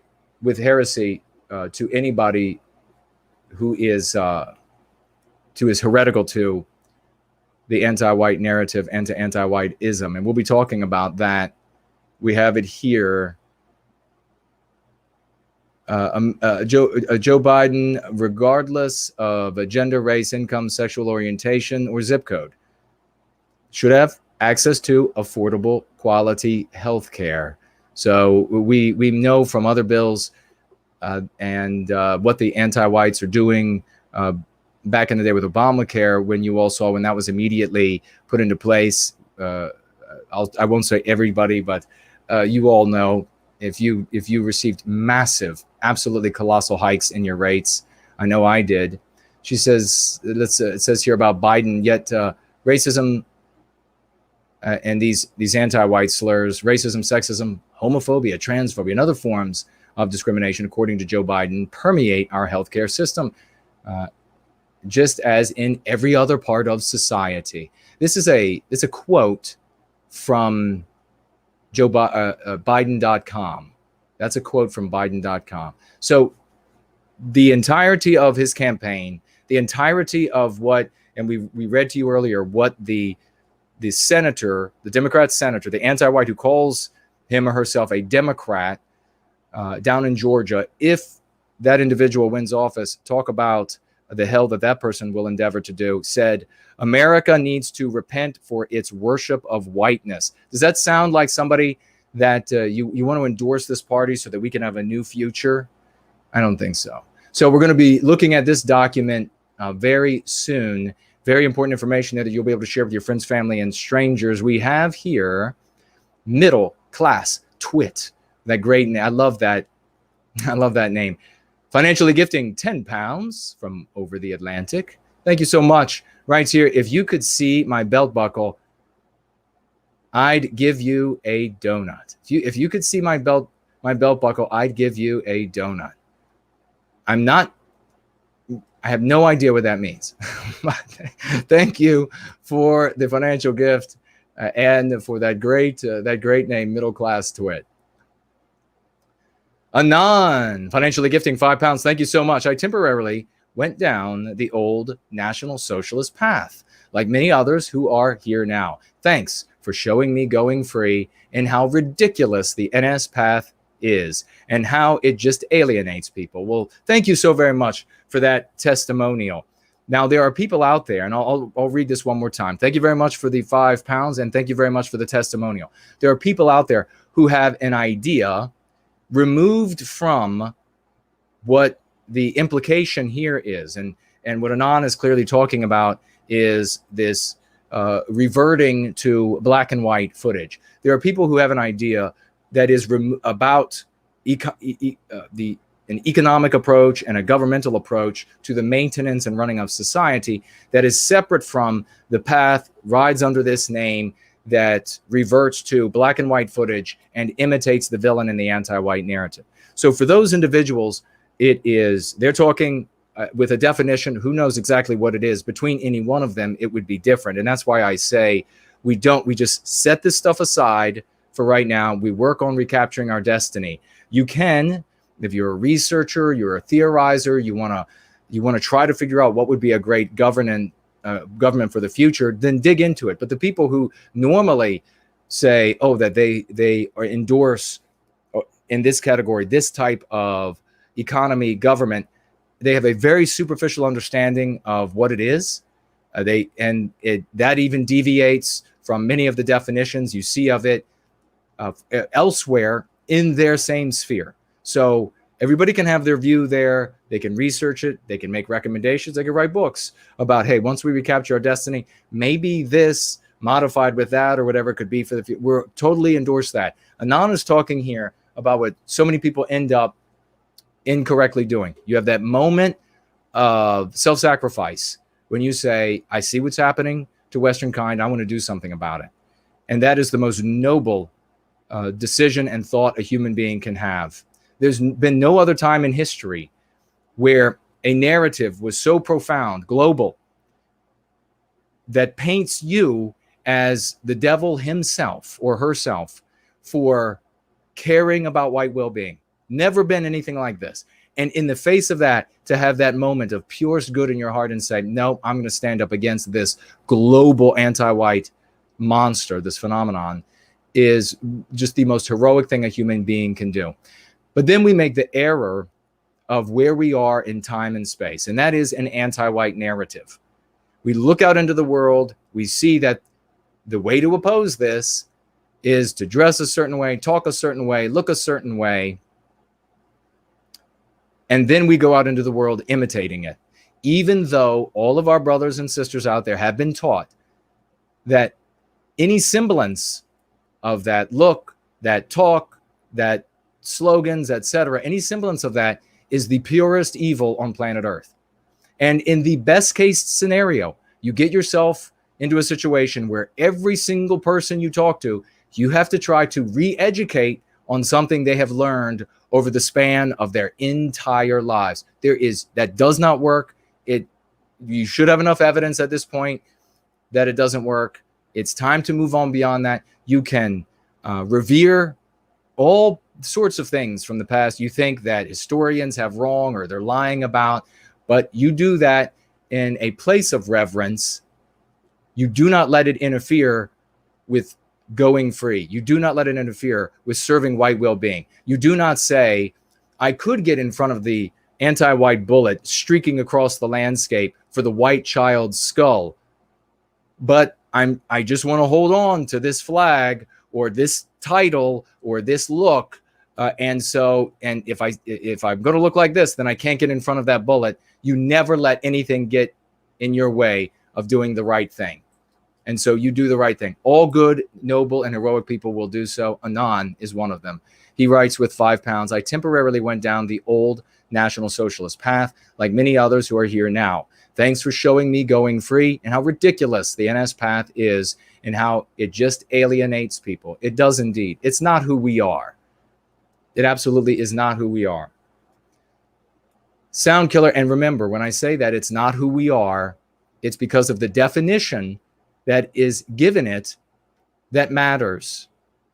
And that definition that's given it that matters exists where it matters, not in your head, not in the arcane book or books that you read that are old or undersold or on your shelves. That's not where the definition matters. The definition matters in the minds of all of those vagues out there that we need to reach with normal sensibilities. That's where it matters. This is the intelligent, the high IQ, the courageous, the pragmatic route to success. All of this other stuff is diddling yourself. Sound Killer is here with us, ladies and gentlemen, financially gifting $5. Hello, brother. Here's my weekly donation to White Wellbeing. And he writes, Richard Spencer is really glowing, isn't he? Well, I don't know if he's, people can speculate about that. I don't know if he's been pressed into service. I have no evidence of that. I think it's probably unlikely, but I don't know. I know a lot of people are claiming that's true, but I think it's unlikely. I think he's just fleeing from his villainy. He is, the regime despises him, and the many in the white positive sphere have come to really dislike him. And now even I am saying he's not inside the white positive sphere clearly by the arguments he's making. So I imagine he just would like to escape, but still have some sort of audience so that he is not left to his own devices, maybe to just be alone where he can't be aggrandized. But I think he should be drawing that audience from somewhere else now. Let's see.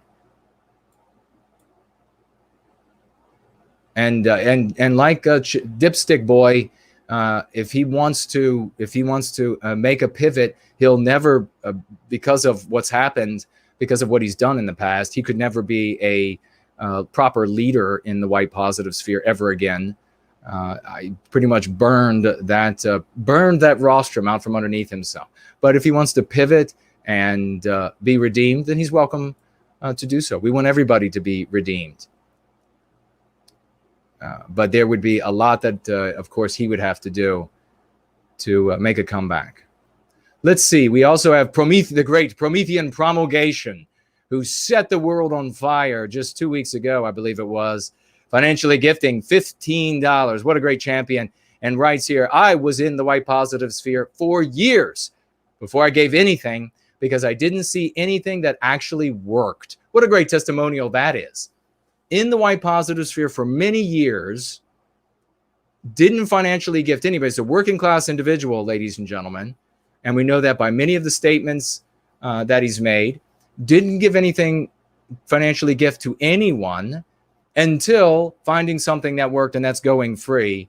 And then gifted, what was it, a total ended up being a total of like $1,400 a couple weeks ago. And this is a person that receives tips at his job. This is a working class person. So this is a magnificent hero. And that, the verbiage here, a magnificent testimonial. If you are new, if you were a former follower of Little Stick Man and you wonder, maybe you shouldn't follow Little Stick anymore. Maybe, maybe that'll be his American Indian name, Little Stick. And Little Stick has said a bunch of things. He's imitated the bad guy in the anti-white narrative. He's gotten his name in the infamous lighting in the anti-white narrative. And now you're wondering whether or not you'd like to retain your right to self-defense. Now you suddenly turn around and you say, you know what, let's just say, for example, an argument, this guy drives a tractor for a living and he's thinking, I work my ass off driving a tractor for a living.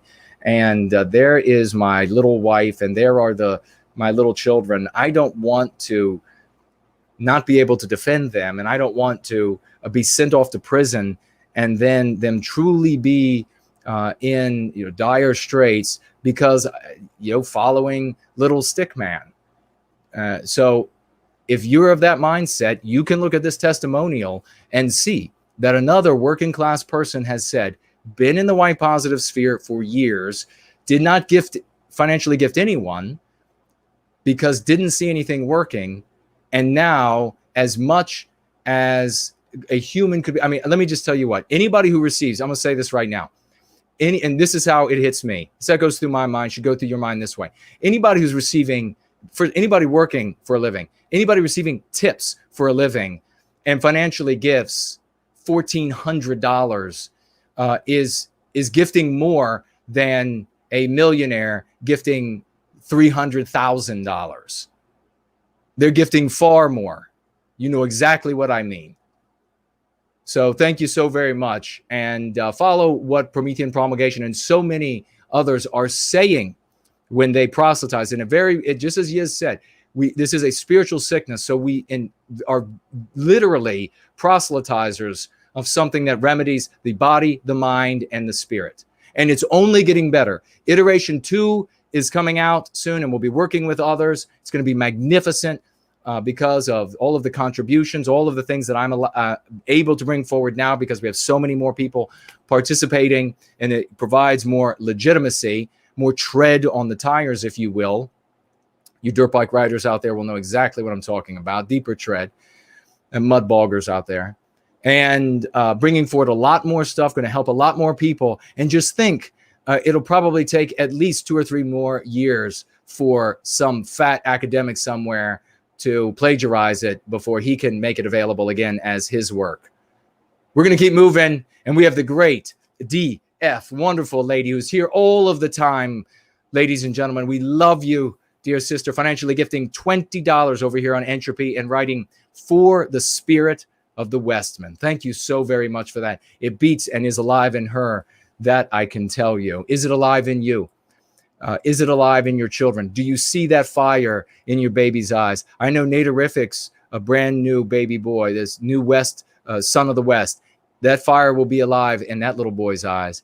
I know it's going to be alive in that brand new Jason, the little boy by D.B. Cooper and his wife, named after yours truly. I've never met these people in person. Talk about a testimonial, naming their third child, this son of the West, Jason, after me for what I'm doing for white well-being. That is a testimonial. I guarantee you nobody's going to name their little boy Little Stick Man after that little stick boy. So let's see. Thank you so very much, DF.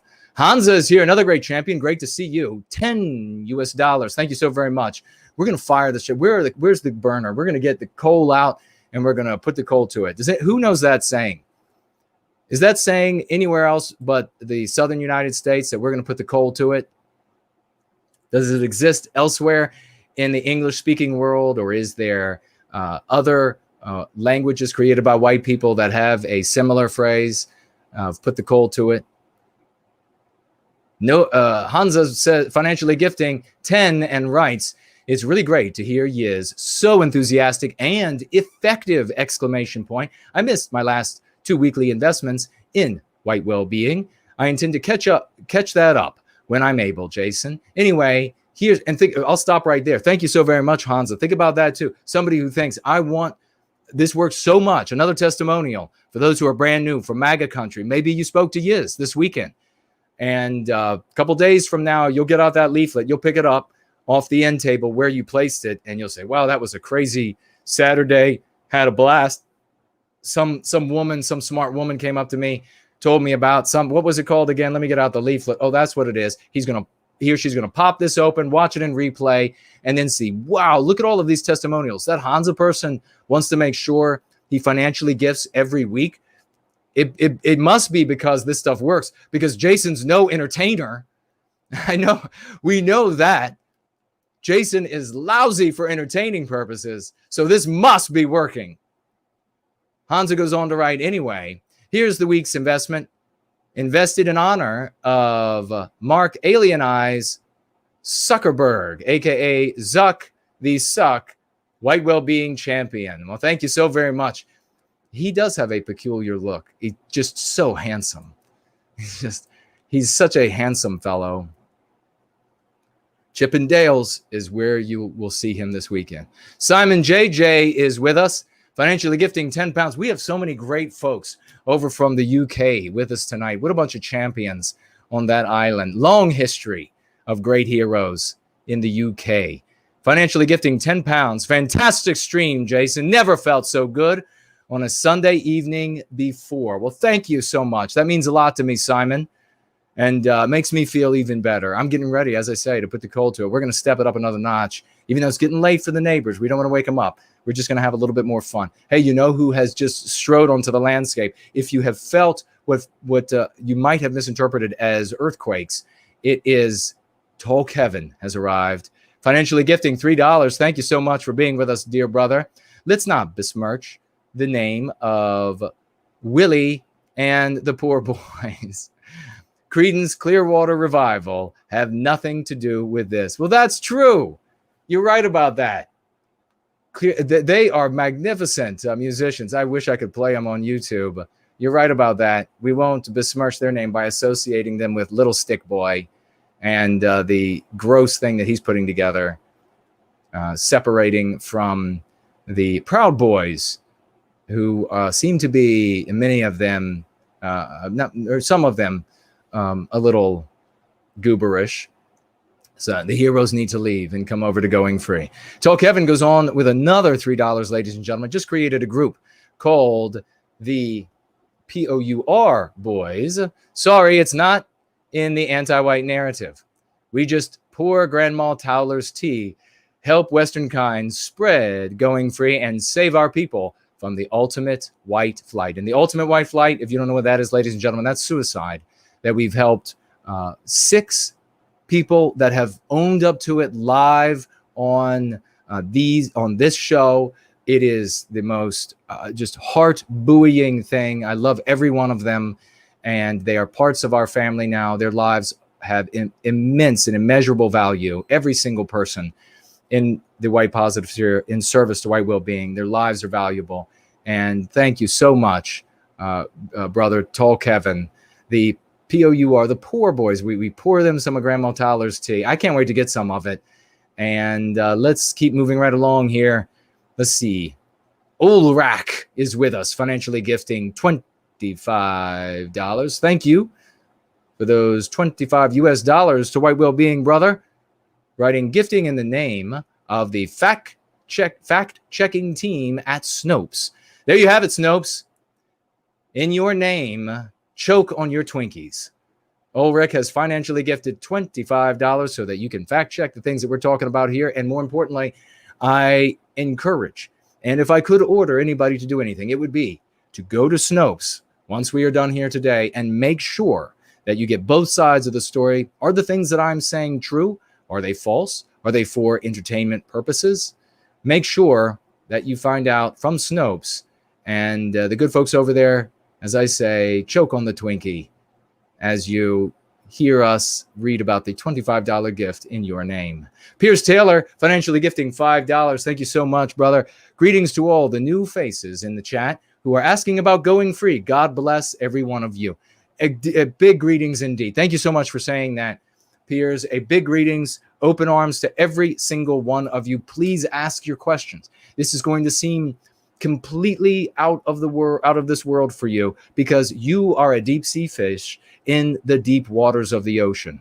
And you're down at the Marianas Trench. You have no idea that you're surrounded by water. And all of that water is the anti-white narrative. We take you out of that and put you into our story, where you are the hero, where you get to pin what you do with your life, where you are the good guy, the anti-whites are the bad guy, that they are, where you can take charge of your destiny, the destiny of your family, the destiny of your children, where you can heal yourself and be more than you ever thought capable. That is what Going Free is, and it gets better by the day. We have been on a steady growth upwards. For those of you who are new, a steady growth upwards, improving the work that we do here, improving lives, and that is the mission here. We will continue to do it. And if you pop in here, as some have done in the past, and they've said, well, I showed up 3 years ago online and I saw where you were and how many people, and then I showed up again a year later, and I showed up again. Now I can't resist anymore. It's just too much success. It's too much working right. And to ignore this anymore is really to be stolid. We'll welcome you. Please don't be like those folks. We don't have a lot of time. Adopt what will work, what does work. Start changing your life. Thank you, Piers Taylor, for officially greeting there all of those folks with that $5, whether watching live now or in replay. And to everyone watching, ignore the actual viewer count, ignore the sub count. The anti-whites have gone insane. They've absolutely gone insane with the sub count thing, deleting and suppressing, and it's doing everything they can to prevent people from finding the light and the truth, the blessing, and the good work that we're doing here in service to white well-being. And we have one other financial gift here from none other than the International Puppy, which I assume has plenty of dollars to spare. 6 of them he spares for us here in service to white well-being. Thank you so much, dear brother. And he writes, with those $6 on behalf of one Joe Biden. I don't know if Joe will be able to understand that a gift was made in his name. He's less here than there. And so, well, as rigor mortis proceeds over the next couple of weeks, introducing himself as the husband of Joe Biden and things of this nature, it may only get worse. But thank you so very much for the thought. I'm sure his family members will be most proud that you gifted $6 to White Wellbeing in his name, with all of these wonderful things he was said just a couple years ago. For those who don't know around the world, for those who don't know, especially for those who perhaps were talked into voting for him by one Richard Spencer, he said that in just a couple years, and this was just a couple years ago, he said that in just a couple years, white people will be a minority in the United States. And that's a wonderful thing. That's something we should want. That's something we should work for. It's a good thing that white people are going to be the minority in the United States. And so we hope that Joe is very close to the flames at the pig roast in the afterlife. Thank you so very much, International Puppy, that I'm sure will be in heaven, though. You know, it'll be a pig roast in heaven. And we have some questions on the question widget. We'll come back and we'll speak to those potentially. We got lots of news. We got a lot of things to cover, and we damn well are going to be getting to all of it. But before we do that, I think, since I'm so fired up, we will listen to that fantastic piece that we began the show with briefly, and then we will watch one of our, let's see, maybe the great Raymond Foster and what he has in store for us. Another one of his fantastic pieces. It's not one of the newer ones, but it's one of the ones I enjoy immensely. So we will be right back. There's nothing left but the fire. There's nothing left but the fire in my chest and the air that fills my lungs. I'll hold my tears and trade my ears for a glimpse at kingdom come. On the other side of misery, there's a world we long to see. The strife we share will take us there to relief and sovereignty. Oh my God, we'll have our home again. By God, we'll have our home. By blood or sweat, we'll get there yet.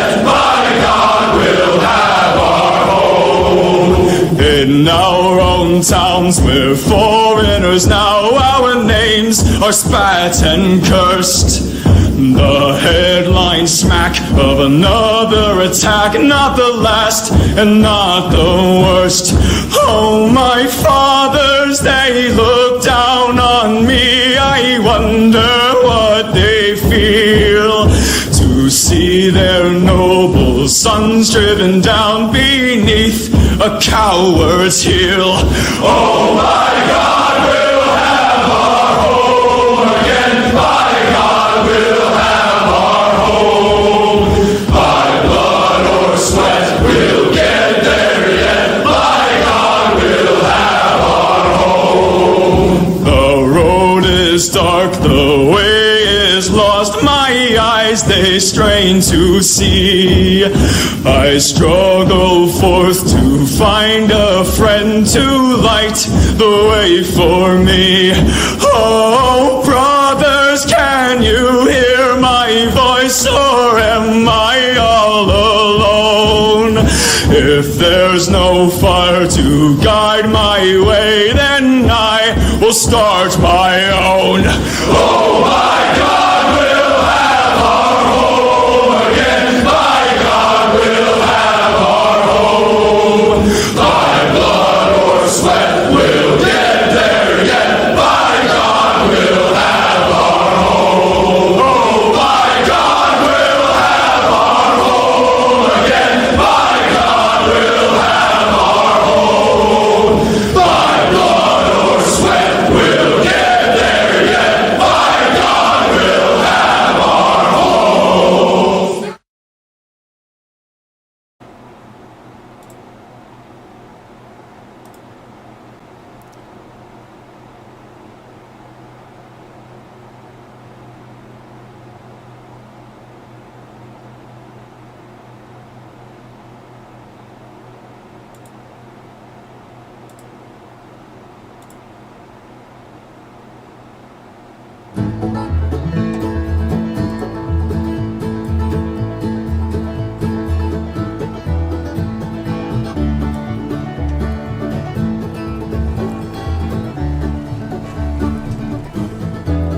We are on a precipice.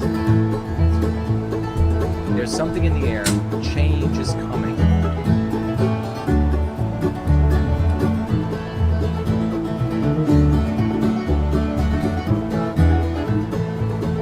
This is also a time for great personal growth and renewal as a folk.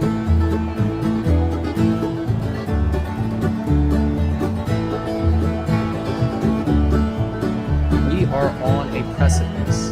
There's something in the air. Change is coming.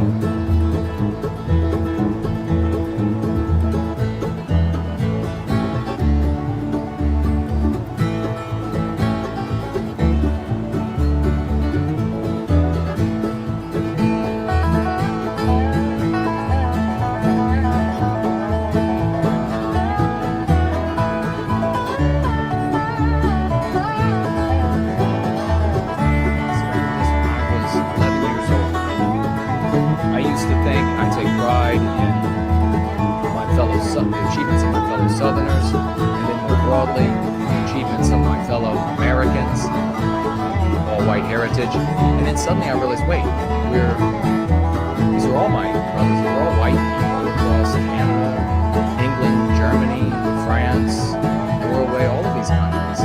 And I realized all of their great warriors, all of their great poets, all of their great doctors, all of that is in me because it's the same latitude. And I can take ownership and pride for all of that is in keeping with and has achieved what we consider the ideal. And if you do that, there's no end to the power that will radiate through you.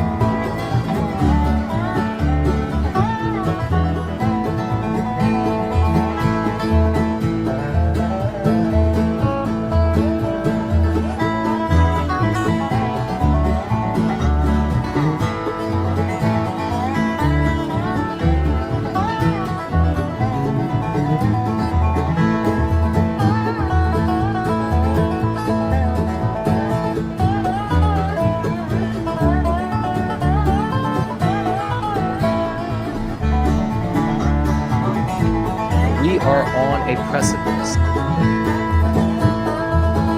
There's something in the air. Change is coming.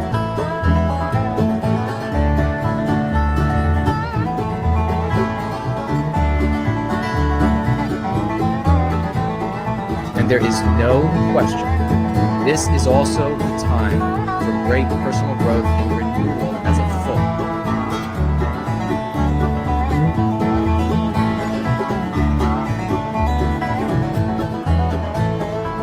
On a precipice. There's something in the air. Change is coming.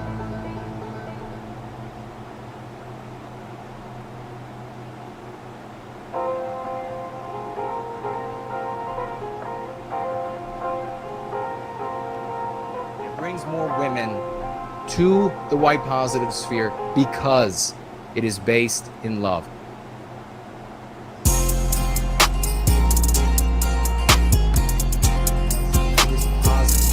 By bringing women into the white positive sphere, because going free comes from a place of love, is focused on the defense of ourselves against those who would victimize us, rather than the focus being on others doing wrong.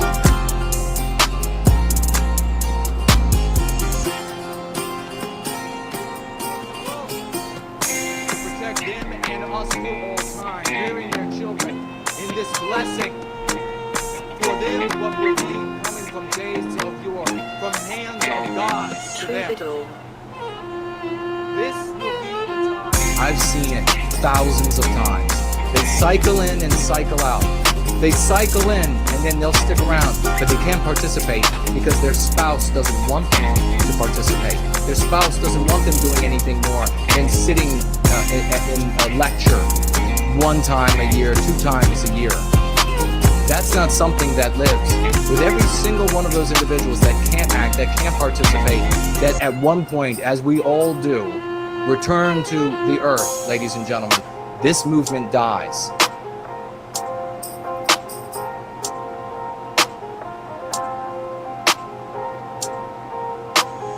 Through the door. That is why the anti-whites want to destroy Go Free so poignantly. And so when you have the strength that we are here on the cusp of creating, this strength, the heartbeat of a family in this movement, the heartbeat of family that erupts not in one location, not in one strange place or one strange town, but sprouts like white roses across all of Western civilization, united, maybe not in language, maybe not in flag, maybe not in cuisine, maybe not in the dress styles, but united in going free, the psychological defense. This alone to protect them and us for all time, rearing their children in this blessing. For them, what will be coming from days of yore, from hands of gods to them. This will be the tie that binds us, the great white ring. This is what they have to take down. And what, my friends, pray tell, do they have to drive that wedge between to prevent this from happening, to prevent this flowering, this bed of roses? They've got to draw the wedge between the women and this doctrine, between the women and the men that espouse this doctrine. What an ass-kicking tune that is, ladies and gentlemen. Let me fix the mic. There's more of them too. He does such a splendid job. Let's do this.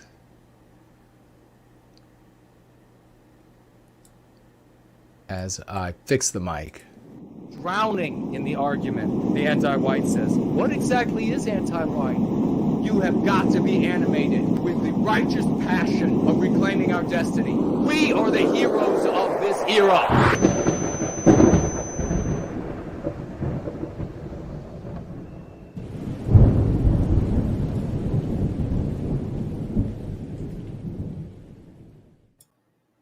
Now that's something to get excited over, ladies and gentlemen.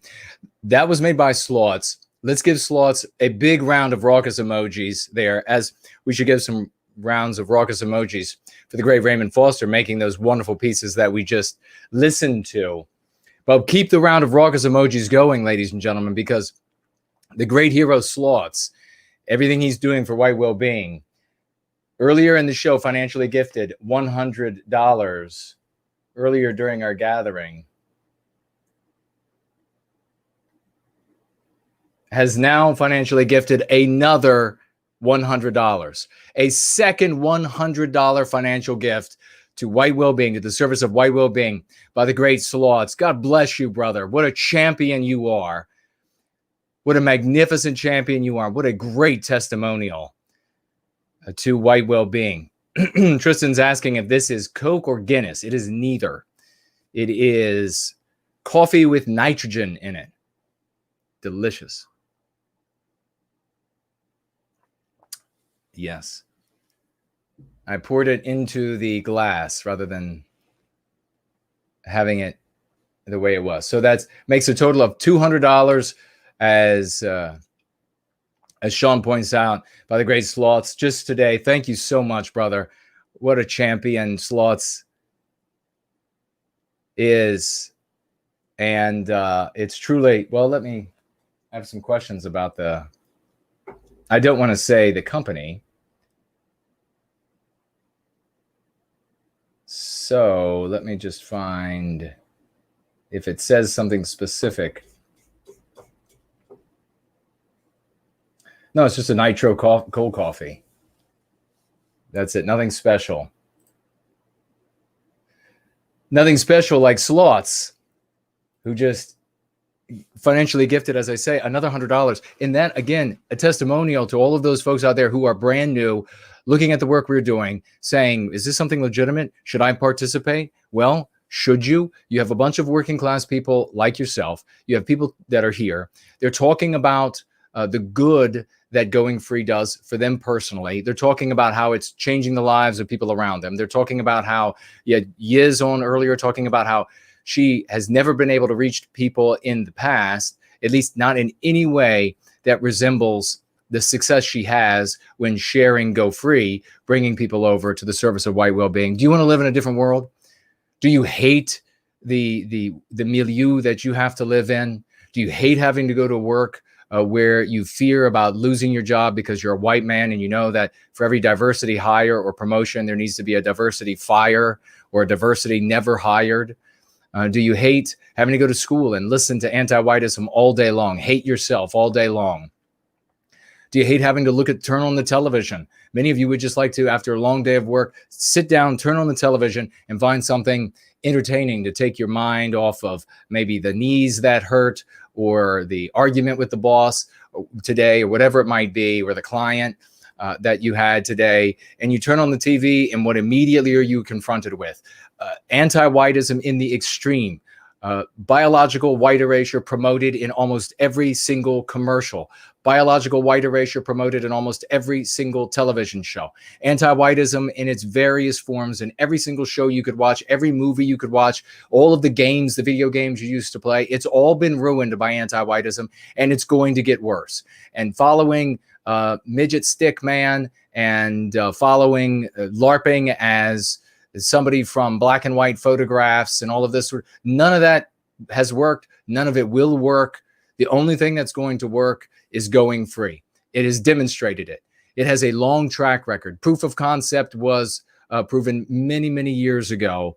And now we continue to build upon the success. And the reason why we tout it so much is because of that success, because we want to reach people before they do terrible things to themselves, because we want to reach enough of our brothers and sisters so that we then, living in our story, remake the tapestry in which politics take place, in which entertainment takes place. Imagine an environment where the entire population refuses to watch anything that has a shred of anti-whiteism in it. Imagine a white population where they refuse to buy any product from a company who supports and promotes biological white erasure or anything else that's anti-white for that matter.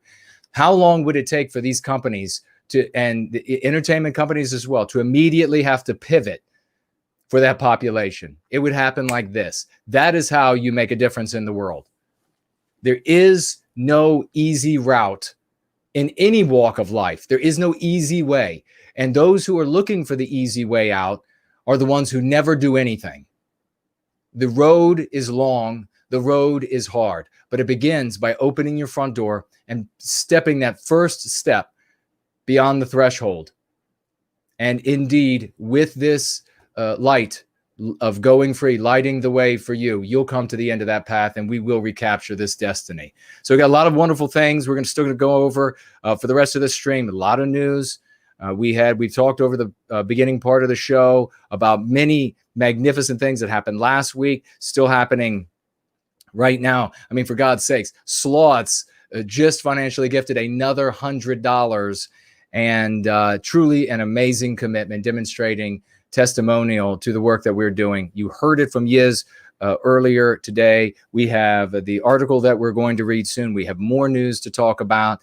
Maybe we will, let's see, we got the Senate seat to talk about. The Biden campaign seeks to partner with the Mental Health America organization. Their entire platform is the connection between, quote, racism, the anti-white slur, and mental health. Biden's stance on the duty of care among citizens will allow him to create this connection between the anti-white slur and concept racism and mental health. Again, the outcome of this person and these policies reaching the centers of power, and therefore, and in a time when we do not have the ability any longer, as demonstrated from this past summer, to resist these things.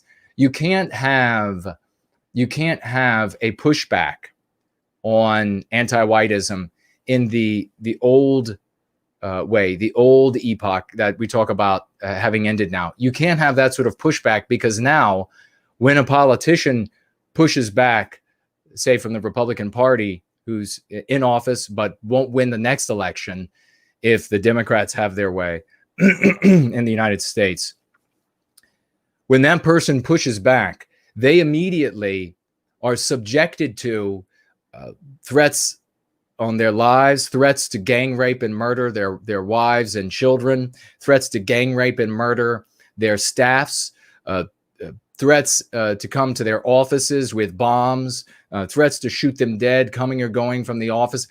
These people are undergoing. How many people do you think are going to stand up for you and the things you care about in that environment? That's happening now. You'll have to check with CNN, but it's happening now. It's happening everywhere now. How many attorneys do you think are going to represent you when the exact same terrorism is inflicted on them and their families and their clients? Zero. How many DAs are going to stand up for you now that so many already are anti-white? How many, and even when they do stand up for you, you have the anti-white mayors coming down, the anti-white governors coming down. Too many nodes of power are in the hands of anti-whites, and where they are not in the hands of anti-whites, even judges undergoing the same sort of terror. And we can expect that the anti-whites will even try to do the same thing with the people who sit on the Supreme Court. And if you think, well, they're going to be completely protected.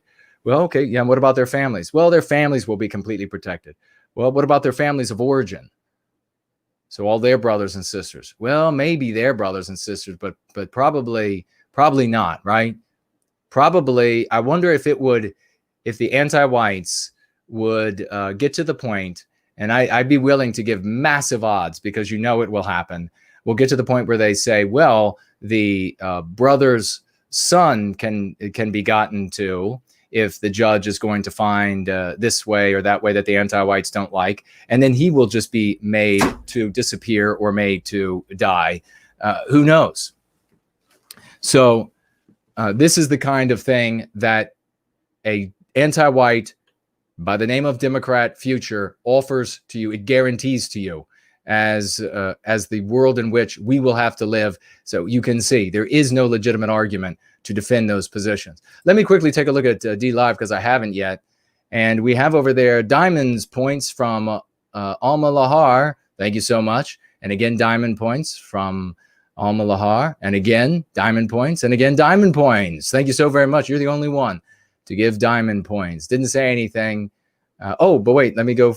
It looks like Renunciate also gave diamond points for the organizational entity. Well, thank you so very much for that. Tucker with some diamond points as well. Thank you for that. Michael also gave diamond points. Hail, Jason. Hail our folk. Hail the gods. Well, thank you for that. Deeply appreciate it. And great to see you all over there on DLive. Please share the work that we're doing on DLive. We need as many people to become aware of Going Free as we possibly can introduce while in this context, because things might change pretty damn dramatically. Let me swivel back around to here, and we have on Cash App 41 BMC financially gifting $20. Thank you so very much, my dear brother. Thank you so very much. Always a champion, always here with us. $20 for white well-being, and right here for the future of white children. That is where your heart has to be. If you want to be doing the right thing with your life and you wonder what form does it take? And you think, well, should I get a weird looking flag that was black and white and all the footage I've seen, or should I get a uniform that's terribly handsome but will be seen as evil today? Should I do that? Or should you put the children of our people first? It should be an easy decision. 41 BMC, thank you so very much. $20 for the future of white children. God bless you. Thank you for being here with your heart in the right place. We will project who and what we are clearly to the anti-whites, clearly to our brothers and sisters. This has nothing to do, and if you've arrived and you think it has something to do with optics, you're still in the wrong place. It has nothing to do with optics for looking a certain way. You all are the ones who are concerned with optics. You all are the ones who are concerned with LARPing as a part of an army or part of a movement that doesn't exist anymore. We are the ones who are clearly projecting our true motives, our true loves, concerns, and cares to the world. That's why sometimes we have to explain in detail what is being shared, because the anti-whites are wont to misrepresent us all the time. We are seeing, ladies and gentlemen, when it comes to the anti-whites and everything they have been doing over the past 4 years during this president's presidency, we are seeing it come to its denouement. And it is sanguinary. It is bloodthirsty. And there is no way out of it except the path that we are on right here. Jesse, no offense, says, I work with non-white, anti-white people. I'm sorry to hear that. Many of us have to. And it's a very challenging thing. And she says the other day, the girl told the social media guy not to brighten pictures too much so that it shows diversity. So it's multiracialism. I wouldn't be surprised if I lose my job. Because so the social media person for the company that you're in has been told to not brighten the photos so that the people look darker than they actually are. And you must have objected to that because you're saying, wouldn't be surprised if you lose your job. Stay safe, please. What you have to do in these scenarios, if there's something anti-white going on, remember, even if you're in the most precarious position, the genuine position of you are opposed to anti-everybody, even anti-white. The problem is that you all are anti-white, and I object to this. Nobody here is anti any of these other groups. They're just anti-white, and so I'm putting my foot down. No anti-white. Does that make sense? And employers, people at universities, they will be hard-pressed in the current climate to fire, expel, demote, and all of the other sorts of things that they can do. They'll try to just placate, make you go away, because that is not an argument in a position that they want to find themselves in. A year or so of having Biden in office, or two, that may begin to change. And if it does, I will speak to you all about that, and I'll give the proper warnings. I do want to share that it looks like Biden, if you don't already know, has handpicked Hillary Clinton to be his ambassador to the UN, because everything is going to be so much better when Hillary Clinton is back in the federal government. Everything went so well when she was already working in that position for countries around the world. You can expect the warfare engine to rev up again as America strides off to do the bidding and interests, serving the interests of people other than Western kind. Eternalism is here. Great to see you, brother. Let's see. Sebastian gives a thumbs up for something. Thank you. Anglo America says, I'm going to be a lawyer and I'll fight for our people. Well, thank you so very much. I appreciate that. And then our people who start protection businesses will have to protect you and your family, because guaranteed, as we walk this path, it's already happening. It's just not being reported. And if a tree falls in the woods and MSNBC doesn't tell you that it fell, it still fell. Things are already happening, and you'll have to look into it for yourself. But because I know so much of anything that the anti-whites don't say is true. It's just wild conspiracies that are fake news. You all already know that. So yeah, you and your family will need protection. So hopefully we'll be able to get you in a safe place to be able to do your work, and then maybe somebody will start some sort of security protection business, and they can provide you at a cheap rate security for you and your family. Green Fizz says, I'll try again. What is it about the Western psyche that you most want to protect? All of it. All of it. You can't pick out an element of something that can only be properly understood in toto. That would be just a theoretical experiment. What would be the purpose of that? So I'd like to hear, what would be the purpose of plucking out? I don't know for sure, and I'm not going to say this is the case for you, but unless I missed something else you wrote. But usually when these questions come in about, well, what is it about just like the white race? What's the thing that, and the reason there is to say, is to invalidate the thing as universal. And so let's just fill me in on what you mean there, and I'll speak to it. But our psyche, our spirit is a holistic thing. And you can't chop it up into pieces and say, well, which part of it do I want to preserve? All of it. Every single bit of it. Jesse No Offense says, I guess she didn't want the public to think it's only white people that work there. Not sure what the problem is. Well, what a despicable anti-white. Darken the photos so that people are convinced that it's not white people at the...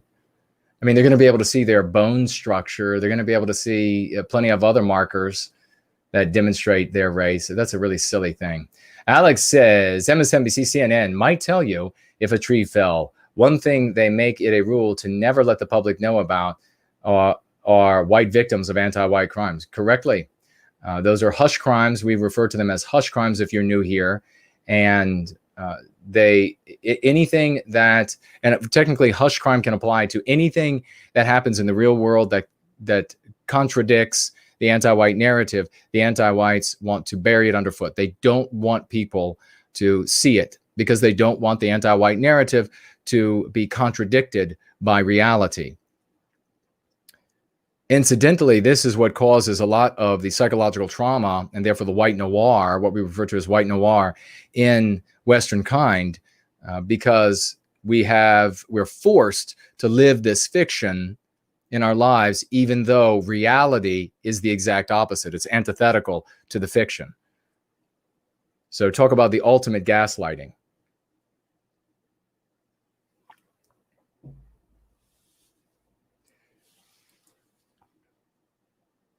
Okay, thank you for that. Let's jump back over here, and I see that $5 from John. Thank you so very much, dear brother. financially gifting $5 over on Cash App. And he says, for the monthly tithe. I appreciate it. Thank you so very much. Was that Promethean promulgation that figured out that if everybody who watched Going Free were to give, what was it? $5 or $1 or what was it? $5, right? And then the amount of money that would be, we would easily be up and running with the organizational entity overnight. So these people who actually step up and financially gift where it's not required, in other words, there isn't a paywall you have to get through so that we could try to achieve this. Everybody has to give $5 to see the streams.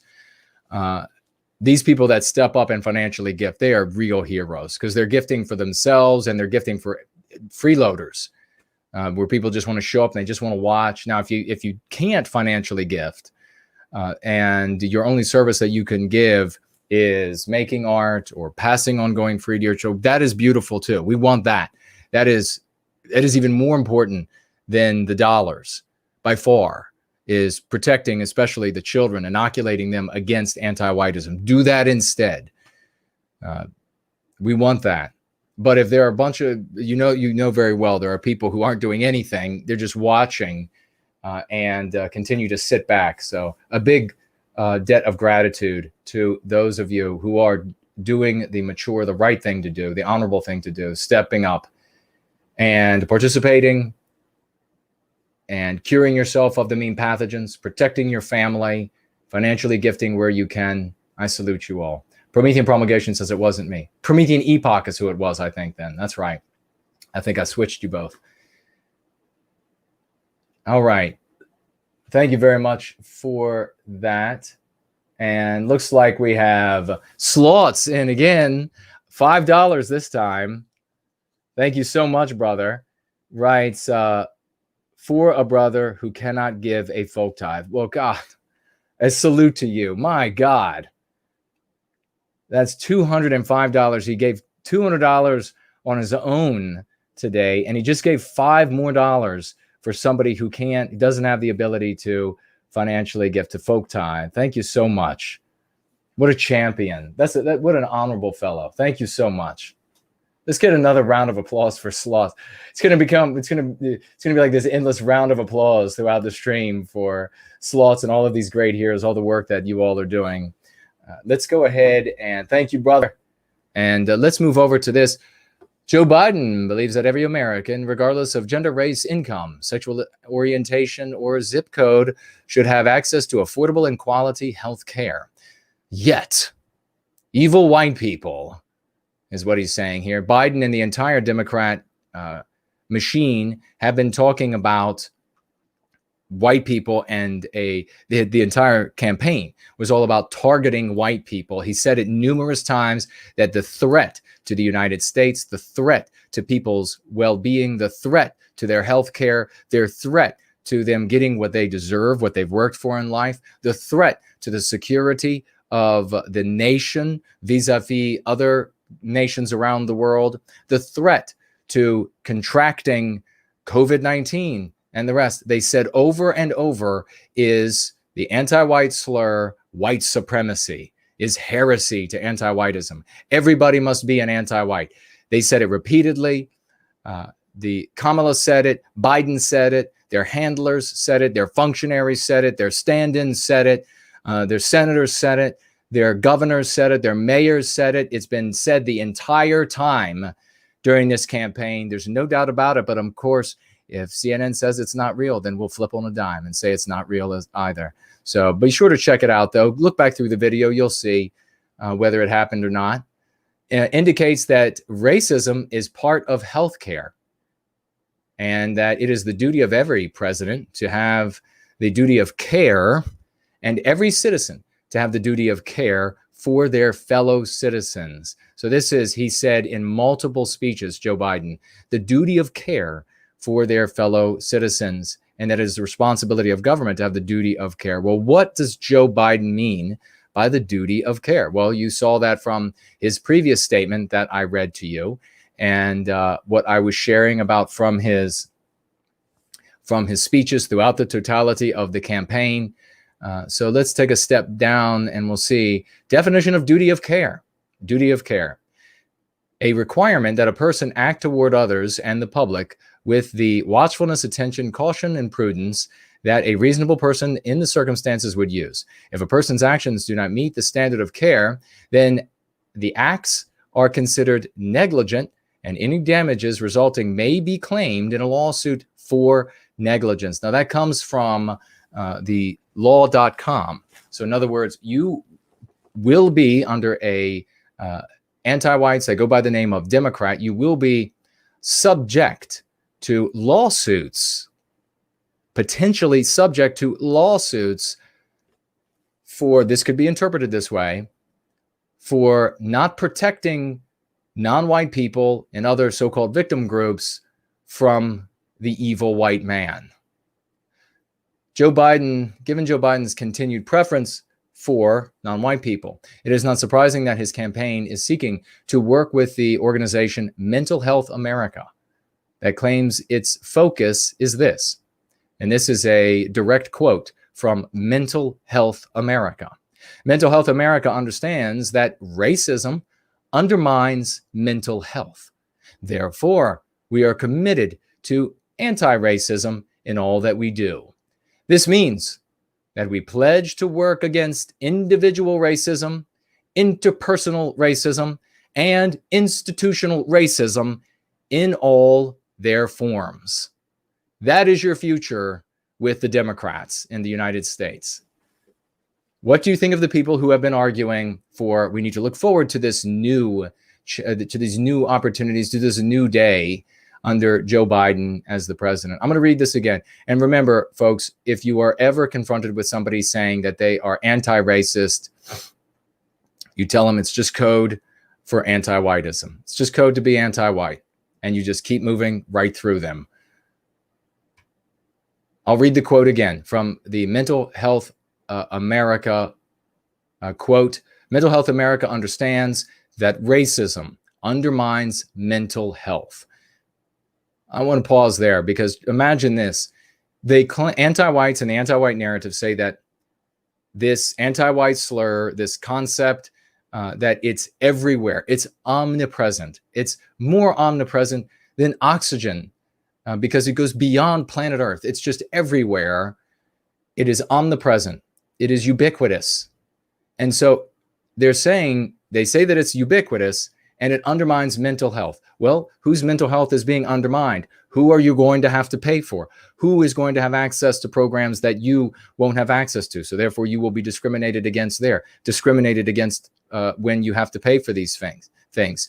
Who is going to be the ones who are indicted? Who are going to be the ones who are in trouble? Who are going to be the ones that are hauled before the anti-white tribunals? Who are going to be the ones that continue to suffer from this this anti-white social lynching that takes place in the United States and indeed around the Western world? And how many other Western countries will immediately pick this up once the Democrats, anti-whites who call themselves Democrats, implement this in the United States? Cut this segment out and share this with idiots out there. There are plenty of them, regrettably. Mental Health America understands that racism undermines mental health. Therefore, we are committed to anti-racism. We are committed to anti-whiteism in all that we do. This means that we pledge to work against individual racism, interpersonal racism, and institutional racism in all their forms, close quote. That is directly from the organizational entity that Biden is working with as part of everything that he's putting together for his presidency.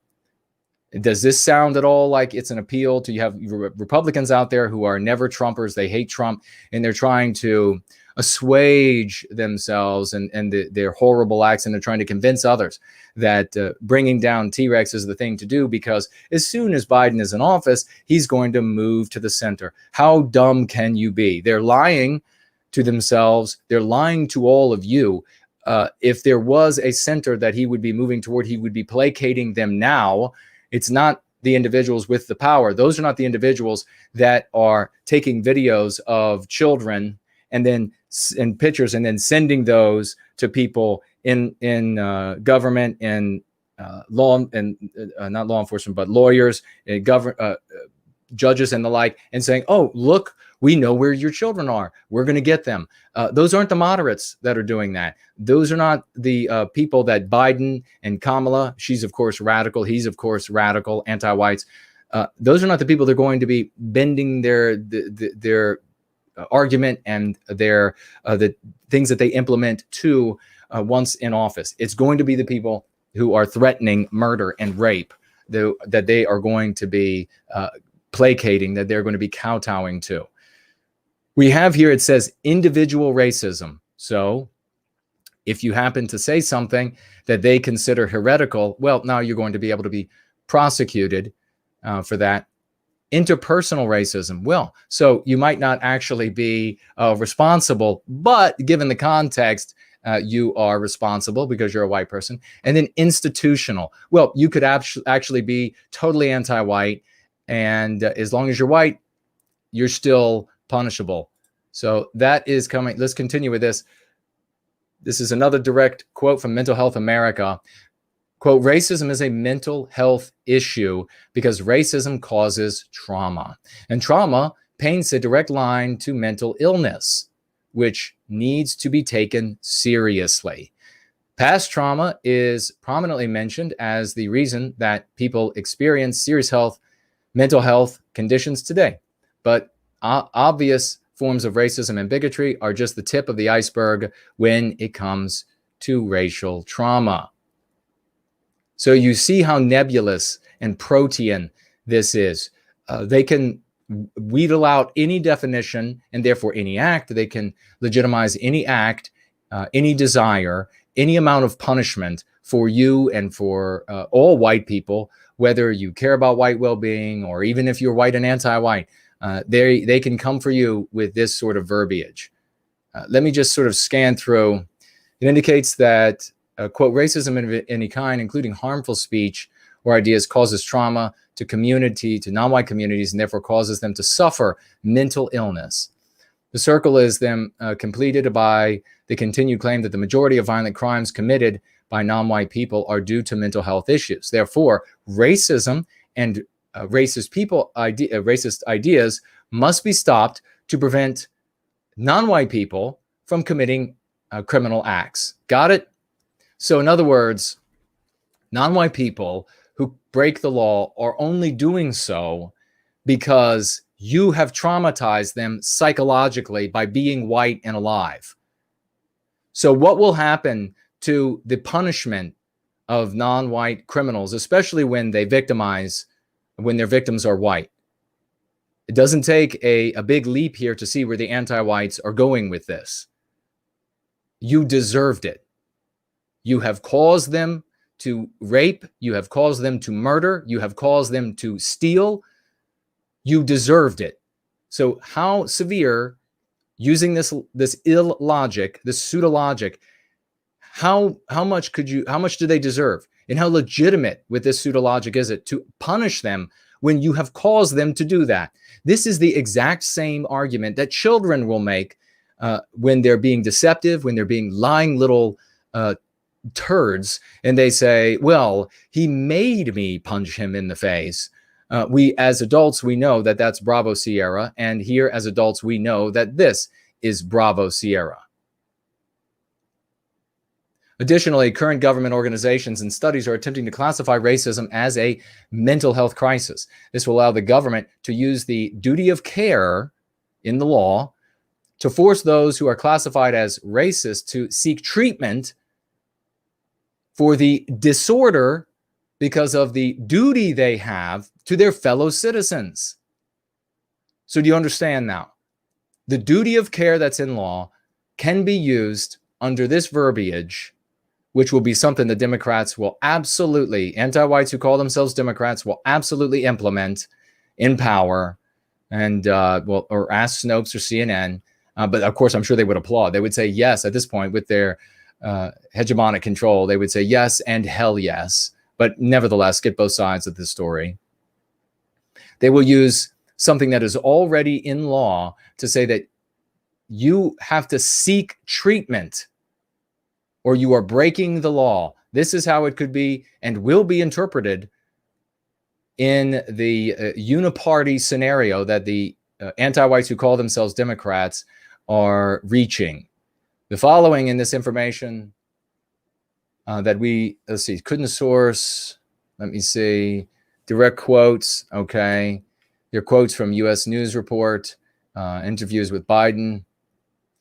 Biden wants to leverage hundreds of billions of dollars in federal funds to support entrepreneurs, non-white entrepreneurs. So again, this leader class, this wealth class, this business owner class that you will have to work for. So your livelihood will have to depend on them and what they think about you and what they think about Western kind. Ensuring affordable housing and tripling federal contracting with small disadvantaged businesses, tripling. Could you imagine all of the contracts that already go to not only non-whites, so discriminating? Good for them. It's good. If you can get the money, then get it. Good for them. The business is good for them. But it's discriminatory for us. It's discriminatory to advance, enrich, and empower non-white people at the expense of detriment to and ruination of Western kind. It's a discrimination. That's what we should be talking about, the discrimination against us. Biden's talking about going from 5% of federal contracting dollars to 15%. Also proposing includes $30 billion for small business opportunity fund to support businesses run by specifically Black, Hispanic, and Native American executives. So isn't that interesting? Specifically citing several groups there. The race to the bottom. We will steal more from the West and give to you. Put us in power. Keep us in power forever. That is exactly what I've talked about for a very long time. We have some more news about yesterday and everything that was happening there, but we'll see what you all are saying. And be sure to share these segments. That everything I just read there with any friends or family or strangers that you might think will be amenable or open to the information in how their worlds will radically change. If they think it's going to be okay, nothing's going to change, it'll all be the same, they've got another thing coming. And never again give your ear to somebody saying the opposite. Yonash is saying the spirit of the West will eventually prevail. The anti-whites will not win. Thank you, brother. I agree.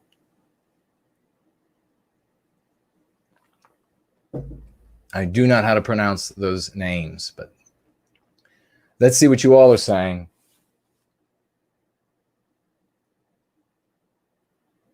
And did we get any more info from the person that was asking about what part of the white psyche would I like to protect and preserve, or that I like? It doesn't look like it. All right. Thank you very much, everybody, for all the financial gifts you've given so far. Let me jump on over to Entropy and see if we have any questions or financial gifts over there. And we do. Thank you so very much. And let's get a giant round of applause going, ladies and gentlemen. Please make them wild emojis.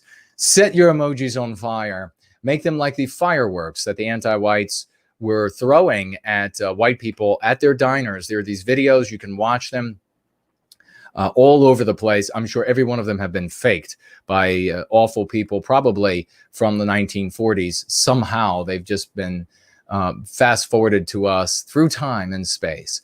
And you see these people, the anti-whites are going up. They're finding white people and they're dining outside and they begin throwing chairs at them, throwing liquids at them. This Bravo Sierra that throwing a liquid on somebody is okay is immediately, if this were turned around, you would see how the anti-whites would treat this. They would say these are noxious, toxic, and everything else on injurious chemicals being thrown on people. You have no idea what is in the liquid that they are throwing on you. It is an absolute assault. Anybody spitting on you as well, they could have taken a drink out of the bottle and then thrown the bottle on you.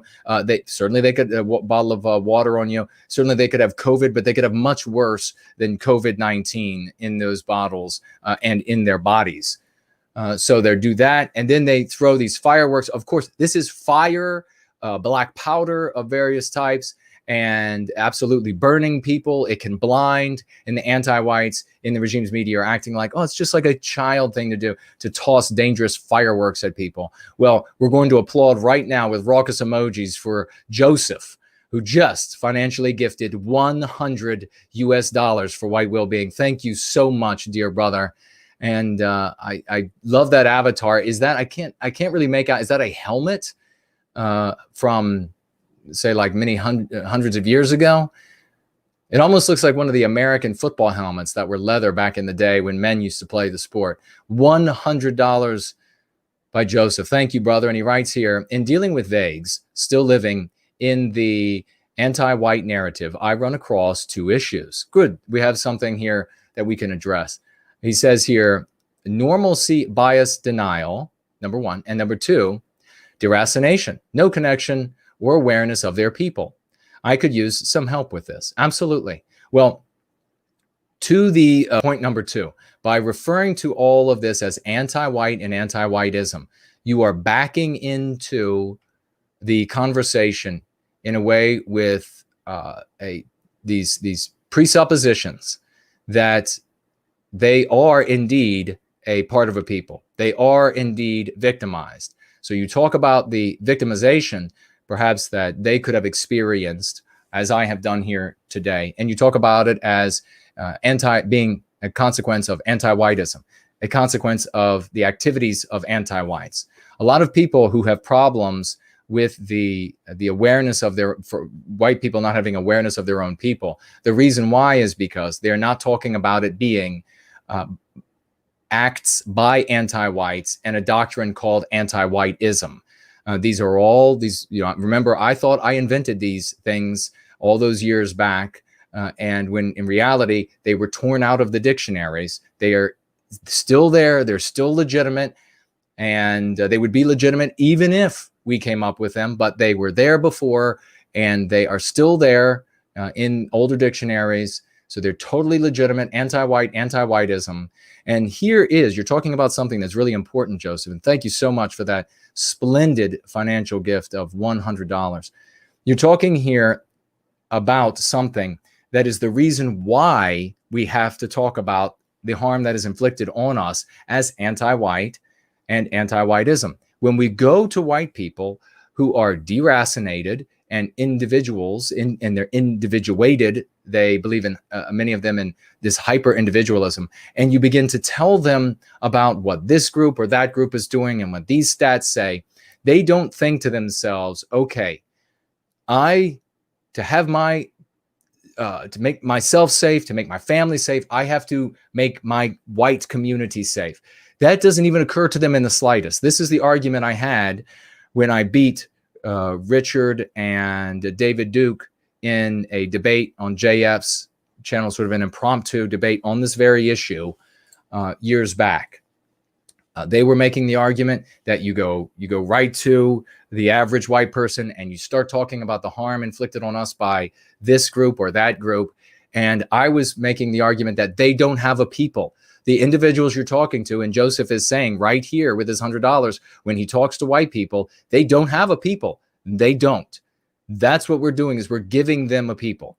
So you are going to be talking about the subject matter, all of the harm that's being inflicted, tossing in anti-white and anti-whiteism all the way. So you'll say, okay, yeah, you've heard of feminism, you've heard of Marxism. Well, those are just subsets of anti-whiteism. It just harms Western kind. It just harms white people. It harms our civilization. And they have it.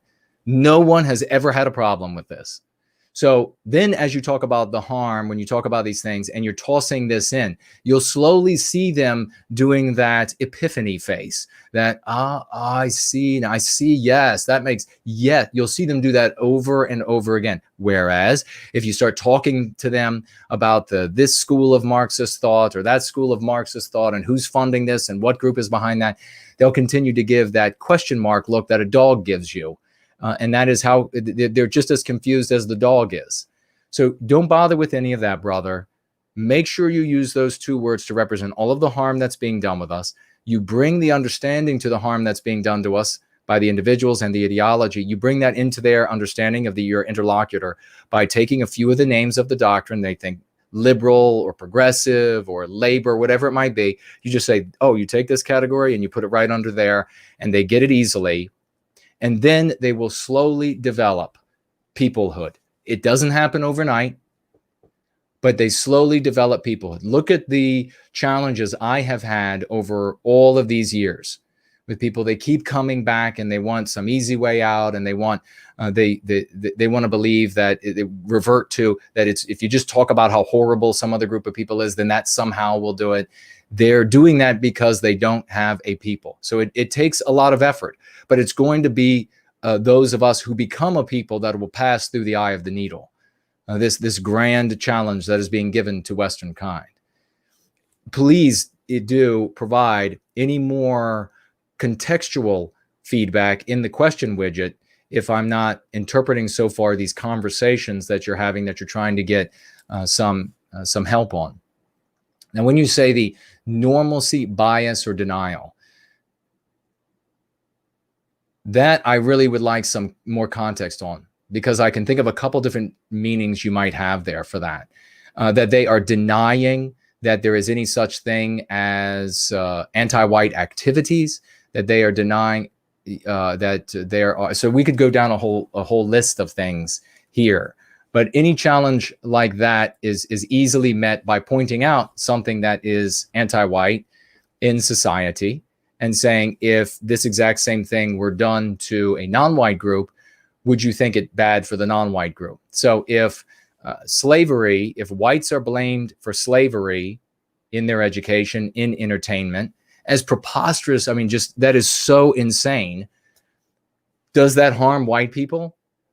If this non-white group of people, and if you know the person that you're talking with well enough and they have a favorite non-white group, pick that one. What would happen to their children if you taught their children that they were responsible for slavery? And tell them, just set aside for a moment whether you think white people are actually responsible for slavery. What do you think would happen to their children if we taught that? And then you'll find that nerve that will move them. Because then they'll be put on the spot. Either they were honestly and intellectually in error, and then they will acknowledge their error, or they will realize that their hypocrisy has been revealed, and they'll become very defensive. Then you know that you're up against something different in that instance. But I really want to speak to your two issues as carefully as possible and find a remedy for you. Thank you so very much for that financial gift, splendid financial gift of $100. And I hope that what I just shared was beneficial to you. And I will amend what I said if you provide some more context. And if not you or for you, then also in addition for everyone who is listening right now, because I imagine they have had to deal with the same challenges in conversations with their friends, family, and strangers. What I've done, I've had a couple instances. I've had so many conversations with folks. I've pointed out very simple things where especially if they get into the denial bit that there is anything is anti. It's so ridiculous to deny. It's so comical to deny that anything is anti-white, or that there is no anti-whiteism in the world. To just take what is done to white people that they say, well, that's not anti-white, and just turn it around on non-white people, and you see them suddenly become very uncomfortable. And then you can find out, as I said, whether you're dealing with an anti-white who's just doesn't mean you any good. You want to get away from that person, get onto somebody who is amenable, who is honest, intellectually honest, or whether you're dealing with somebody that is just in error because they have been duped by the anti-whites. Tall Kevin is here again. Thank you so much, brother, with $5 as a hobby and income, he writes. I deal in art and historical antiques of military history from a certain period. Would you recommend not talking about going free when attending auctions for fear of being associated with the villain in the anti-white narrative? No, I think that everywhere we go, we can talk about going free and white well-being. I guarantee you that there are going to be people there that are amenable people who collect military paraphernalia of all periods in history. And perhaps some of these people are the ones that really need to hear about going free, really need to hear that, you know, the pieces that the antiques that they, and I think it's really poetic and beautiful in a way, what Tall Kevin has just pointed out here, because when you juxtaposition it to those who LARP, those things that these people LARP are called antiques. The items, the uniforms, the ideology, they're called antiques. And it's cool to collect antiques of all types. I don't have money to buy beautiful antiques, but I do like going to antique shows myself to look at the beautiful pieces. And sometimes there's military antiques there. I really like antique furniture, especially French and German antique furniture, beautiful pieces from the past, very expensive, but it's wonderful to look at. Antique microscopes, those are really fascinating. So many neat things. The Victrola antiques, the record players, there are really beautiful things and interesting things that our people have invented over the years. But wherever you feel like you can reach somebody, brother, you reach out with Going Free to them, and I salute you for doing so. Thank you so much. Mrs. Jess Horst is here, a great champion. $10 financial gift from our dear lady. Thank you, Mrs. Jess Horst. As I say, she has a baseball team's worth of children, and she's financially gifting $10 and a white heart. Thank you. That's very sweet. And thank you for being here, and Promethean blessings to all those wonderful children. We have Alt Rock Lover financially gifting $3. Thank you so much. And he writes, there's a video from Vaseline about skin equity. Today, I read how Black infants sleep less soundly than white and Asian babies. I, for one, am sick, capital letters, of seeing anti-white Sierra every day. I'm pushing back. Yeah, I mean, it's like this endless white people. We clearly have a predilection to care about not only our own people, but the environment and other peoples and their children.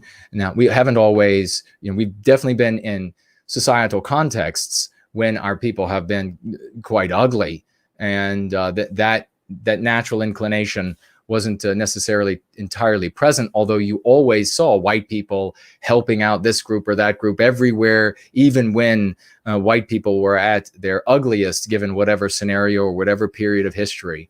It's just something we do. But what we've had the entirety of our lives, and it is completely understandable. Thank you so much, Alt Rock Lover, to get to this point, and that is to be sick and tired. We have had our whole lives inverted. We were just told endlessly, despite the reality. And again, this is where the gaslighting and the driving you nuts as a consequence of the disparity here between reality and this narrative. We are told endlessly to be thinking about the non-white peoples, endlessly how can we make their lives better, endlessly what more can we do for them. Every day of our lives, it's just nothing but this pressure.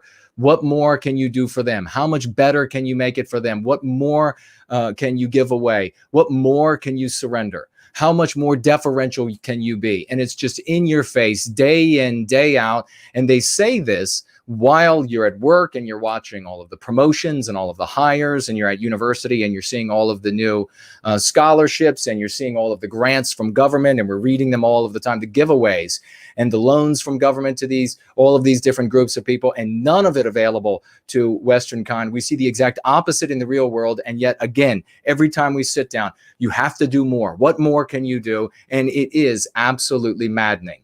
It is the cognitive dissonance, ladies and gentlemen. It is infuriating, and I completely get where you are coming from when you write what you wrote there. $3, Alt Rock Lover. Thank you so much. I'm sick of it too, as a matter of fact. You'll get this endless, what more? You have to do more. How can you bend over further, backward, more for them? Surrender more for them. Give up more of your inheritance for them. And every single channel They're on every channel. Doesn't matter how small their population, every single channel, every single commercial, every single movie, every single TV show. And what matters there, what is infuriating there, is that in order to achieve that representation, good for them. If you can get the work, get it. What matters there is that to get that representation, that over-representation, they are discriminating against white people to get these non-white groups overrepresented in all of these other places. You think about black males. Where do you go? You have a population here that is not even 6% of the population in the United States, or maybe it's up to 6% now. Can you turn on your TV?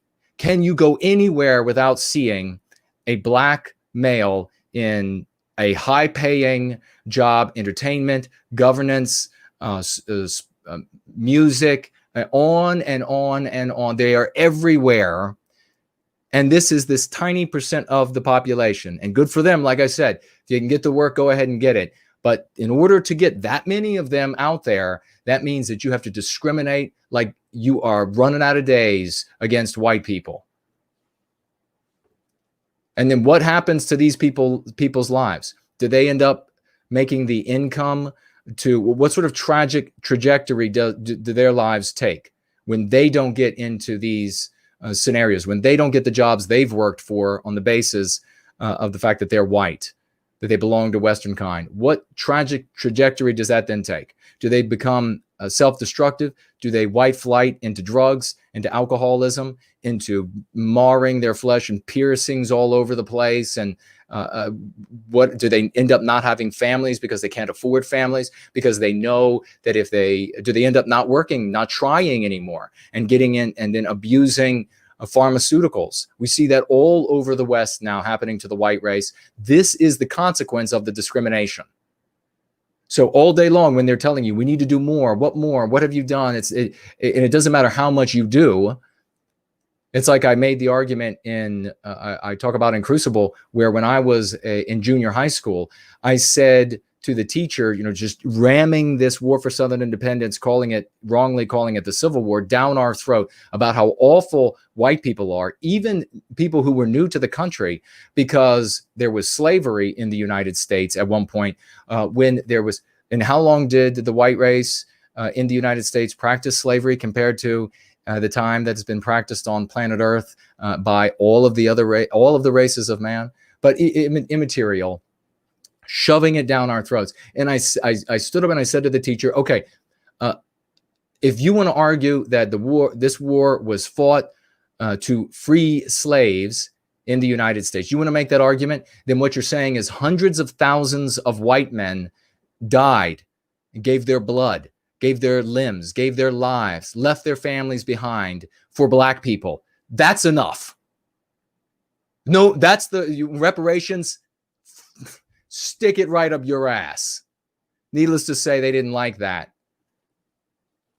But the white race, you can look at the historical record relative to that pernicious practice and see that it was our treasure, our time, our toil that put an end to that practice as best we could around planet Earth. And it's probably false what I just said, so ask Snopes while they choke on their Twinkies. Thank you, Alt Rock Lover. We have Mick the Heretic. I like that. Mick the Heretic here with 10 US dollars. Let's see what he says to all of us. He writes here, thank you for continuing to bring up the importance of not playing the villain in the anti-white narrative. There are evidently hundreds in the white positive sphere who don't know the vital importance of this. I'm also not perfect and need reminding regularly. Please keep it up, brother. And then a white heart. Thank you so much for that. I will absolutely continue to remind folks, because they are harming themselves when they do this, and they're harming all of us. They are handcuffing us and making it harder for us to protect our most vulnerable members by being duped, by being chumped by the anti-whites. So, and thank you for having the courage there to say that you're human, you make mistakes. I do too. And it's about continuing to move toward what we consider optimal. And together we'll do that, and we'll achieve everything that we set out to achieve. Thank you, Mick the Heretic. Now over here in the question widget, We have some questions and we have community comments that we're going to get to, and we have more news, as you might imagine. Did we go over this one? Yeah, I think we might have. Read. We didn't look at this, though. On another news source says DC police blocked off Trump supporters and forced them to walk through the anti-white mob where they knew they'd be attacked. What a surprise. Boy, you can really see the numbers here in a photograph that, of course, if I show you, the anti-whites will take the channel right down. Hundreds of thousands of Americans traveled to Washington, D.C. to show support for Trump and to prevent the anti-whites. Of course, I'm translating, ladies and gentlemen, to prevent the anti-white, or to prevent the anti-whites show support for Trump, and to prevent the theft by the anti-whites of the election. Now, that is the opinion of the author of this piece. It's not my opinion. The Democrats say something different. Make sure you get both sides of the coin relative to this election. After the massive march and rally, several Trump supporters were assaulted and bloodied by the anti-white terrorist groups. This was allowed in our nation's capital. And of course, it's allowed in every single city. Why? Because this node of power is held by anti-whites who call themselves Democrats. At one point, Trump supporters were, and there are videos here, folks, so you can go to this website. I can't give its name, but you'll be able to find, it's one of the popular ones, and you can see these videos. You'll find them all over. They're all over Instagram. They're all over where they're not being pulled down. Instagram, Facebook, Twitter. Get these things, see these things, save these things before the anti-whites delete them.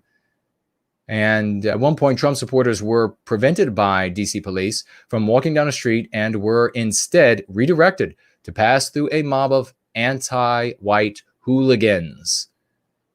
The Trump supporters were punched and assaulted.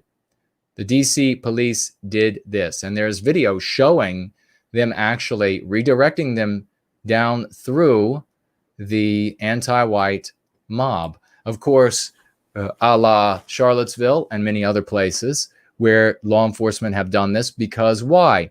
Why do law enforcement do this? Because they are ordered to do so. And even when individuals who object to this, even when there are plenty of individuals who object, they're not going to resist. They're not going to disobey, because resisting and disobeying as an individual without an oppositional pole is suicide. It's the end of your career. It's the end of your ability to be in that career and be able to provide healthcare and food and housing and travel, etc., for your family.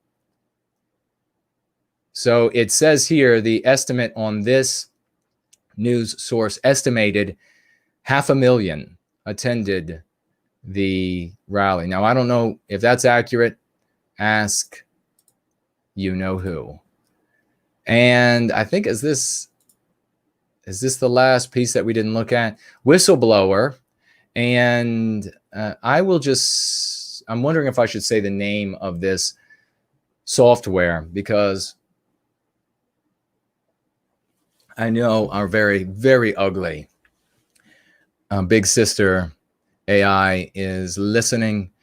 So Whistleblower, and you know what? There's a theme park in Virginia called King's Dominion, and it's down near Richmond, Virginia, which is the capital of the state. So Whistleblower and King's Dominion staffer saw Detroit voter fraud. Outsiders hired to manage and operate the Detroit voting machines, they claim, according to this news source, which is probably getting all of its information from the Trump campaign, and therefore all of the information would obviously be completely fraudulent, says that this individual saw the actual fraud happening. Whistleblower, and it gives a woman's name. I'm not going to read it because AI. This woman is now on record with the court saying she told her supervisor about massive fraud in Detroit at the TCF Center on election night. and was told, quote, we're not here to run their election, by her boss. So I will just say here, and this goes on, there are many claims of fraud right now that the Trump campaign are bringing forward. They're talking about, and they want to bring to court. This will all be resolved. There are legal avenues that the Trump administration is trying to resolve these issues through. There's a constitutional avenue as well. The Democrats, of course, say that all of this is nonsense. It's false, that Biden is the president-elect. Because Martha McCowan at Fox News said so. They've called the election for Biden. So the Democrats say that this is all fiction. And I guess we will find out in court. Make sure you get both sides of this story. I know you get quite a bit from the regime's media already, but get even more. Go out there and find even more information on how it is all fraudulent. But you will see when you go out. Make sure you save these things too, ladies and gentlemen. If you are in Facebook or Twitter or any of these, Parler, any of these places, and you find this information, you find these videos, don't just watch and move on. Anything that seems really important to you, save it on your device. Save it in a safe way, of course.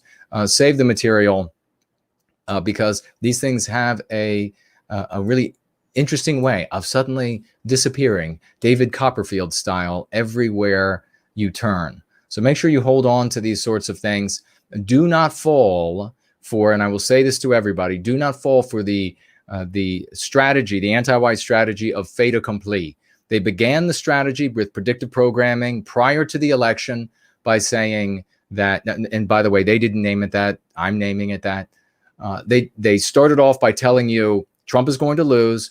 It is going to appear that there is a red wave, but it's really just a mirage. And then Trump will refuse to leave office. That was predictive programming, so that when you got to the point where they had this outcome, apparently they had to, a bunch of votes were also even lost.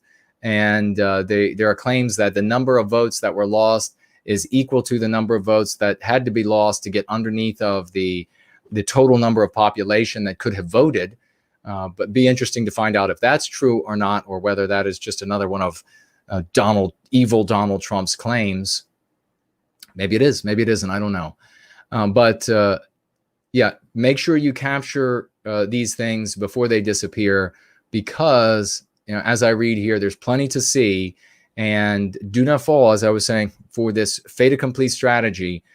That essentially means that it's done. There's nothing that can be undone. You might as well retire and go and just accept everything the way it is now, even though there are claims. You know very well that if there were claims by the Democrats that there was massive fraud in the in software, in late ballots, and whatever else, that there was massive fraud, you know very well the regime's media, and this is including Fox News, would not be telling you all, well, it's done.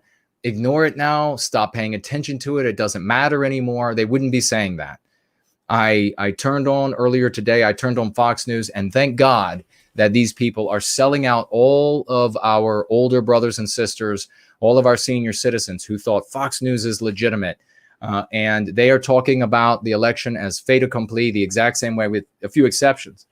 But nonetheless, as a news agency, they are acting as fait accompli as well. Maybe it is. We will see when these arguments and evidence or lack thereof move forward. But do indeed go out there, find this stuff. It's circulating everywhere. The claims, the testimonies that people at the affidavits, there are hundreds of pages are claimed by Trump's campaign in just one state alone. I think they claimed more than 10,000 affidavits or something like this of people claiming things. I haven't personally seen them, so I don't know if it's true. Maybe it's all fake news.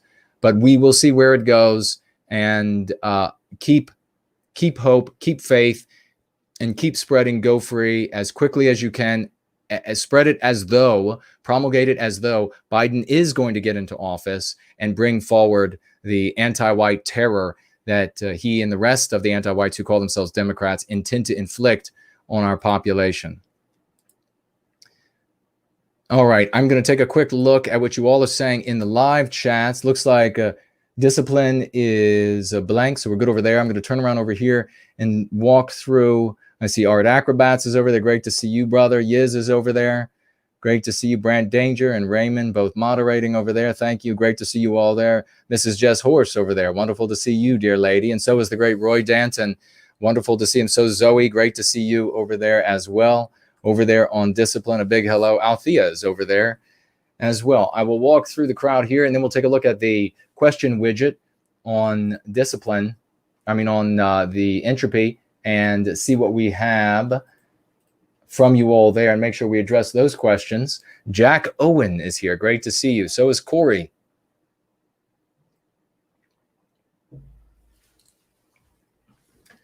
And let's move through the community of heroes. How are you all doing tonight? What do you all want to talk about while we are here together? There's a lot of stuff that I have to work on, so I don't know if we'll be here for the full.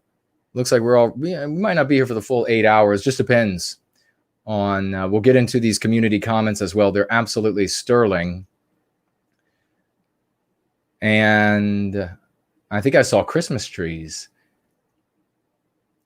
Nancy Drew has put a bunch of turkeys up, I guess, for Thanksgiving is coming up. We're going to have a great big Thanksgiving special on tap. Champion of Ithaca says, No White Guilt makes it seem like it's Christmas. Every day is Christmas in service to white well-being, my friend. Jesse No Offense says, so do I to something. I don't know. Anglo-America. I once seen a post on Facebook of an anti-white who called Thanksgiving a, quote, white supremacist holiday. He also went on about how white people are evil for celebrating it. Be prepared for, absolutely. That is absolutely the case. And what they'll do is they won't get rid of Thanksgiving by like deleting it and having it just a blank day and having no holiday there. They will replace it with a different holiday.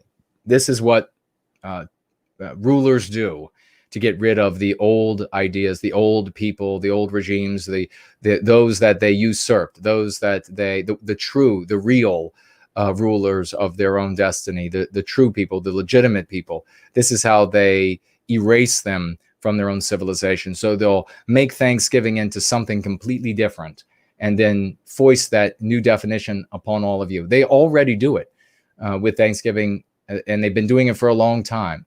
It has become this thing where you are celebrating the multiracialism and non-white people, saving white people from our own benighted state. If these American Indians didn't come out of the woods and feed us and teach us how to hunt and to farm and to build structures and to etc., well, we just all would have died there. And so it was, and they did this even though we were so horrible to them. That is the narrative of Thanksgiving today, and it will only get worse.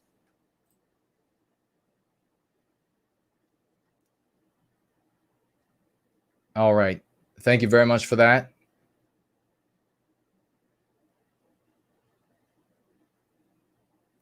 Jesse No Offense says, No White Guilt is always on fire. Damn. Not always, but I'm always passionate about our people. So I thank you, though, for the compliment.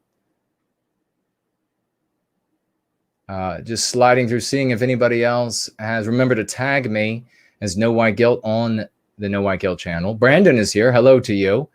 Welcome, welcome. Says, great presentation this evening. I hope I can donate someday soon. Well, thank you so very much. And you just did.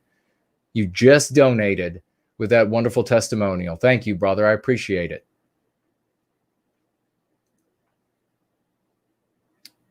Greek American, well, it jumped on. Okay, here we go. Greek American says, what is your opinion on The Mask? I don't know. Which mask are you talking about? The movie? The old movie? I never saw it. Comedy? The one that we're all made to wear? In Virginia, I think it just got it. It did. It just was extended now. I think all the way down to 5 years old, they have to wear a mask.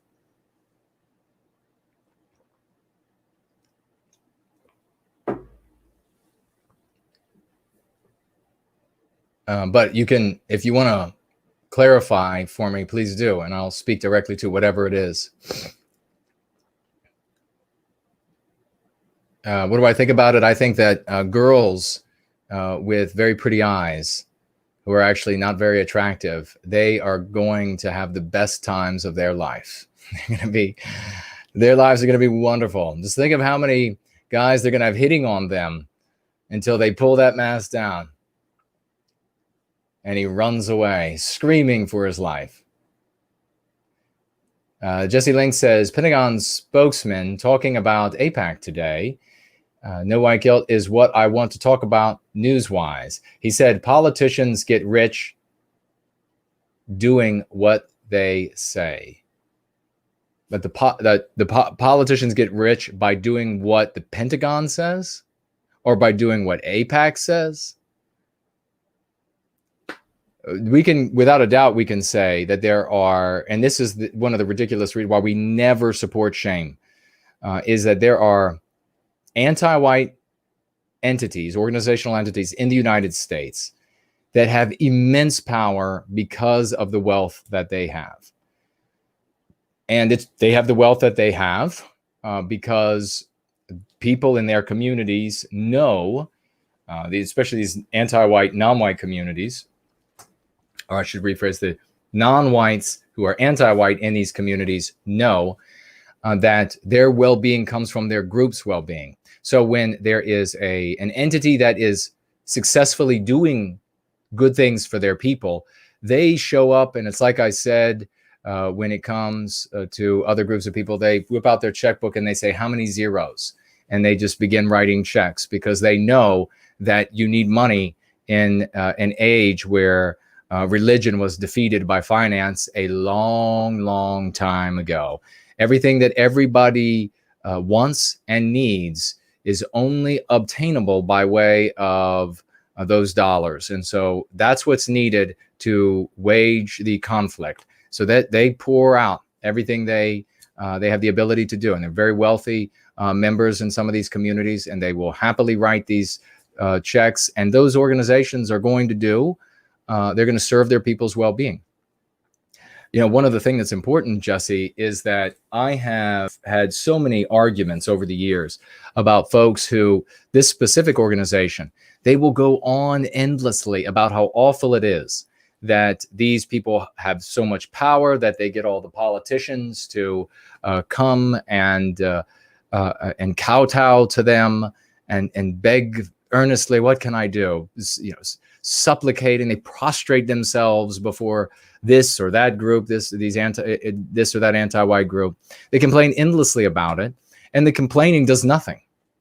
The reality of it should be a motivator. It should be something that teaches us something about individual well-being by way of group well-being. And for some unknown reason, even though we have people who are thought leaders, content producers who are very bright, high IQ'd, and wonderful educations from prestigious universities, somehow they just don't seem to be able to get that by way of group well-being, you have individual well-being. And if you want to have group well-being in a race of people, Western kind, specifically, that doesn't practice it, you need to focus on creating it. And that's what we've been doing for so long. Uphill battle, against the wind, a Sisyphean task, but we've been sticking with it. And now wonderful people like yourself have shown up. So what we need to do is we need to become as powerful for our well-being as that group is powerful for theirs. So I remember, I just had two memories come back at once, two completely different parts of my life, age-wise, where I got in big arguments, where the person was just complaining that they're breaking the rules. They're breaking the rules. They're not allowed to do that. Shut up. No shit. They're not allowed to do that. Okay, good. Now let's get to work on remedying our situation. They're not allowed to do it, but they are doing it. So what? Well, let's tell people that they're not allowed to do it, and then tell other people who are as powerless as we are that they're not allowed to do it, and then, or tell who? maybe catch one of the Congress people as they're on their way out of the office or something and say, let me tell you about, they already know. And the fact that the group is so powerful, they don't care. They think, oh, I don't want to run afoul of that group because I'm done overnight. So instead of, endlessly educating folks about this, let's just work to equal or surpass them. Let's do what they're doing better than they do it. Period. End of the conversation. Got messages coming in from everywhere. And thank you very much to the gentleman who just sent that information. Thank you so much. I look forward to that, brother. So that's what we're saying. Thank you for bringing that up, Jesse. Link numeral 2. It is an important issue. I don't know how rich. They don't have to make them rich, politicians rich.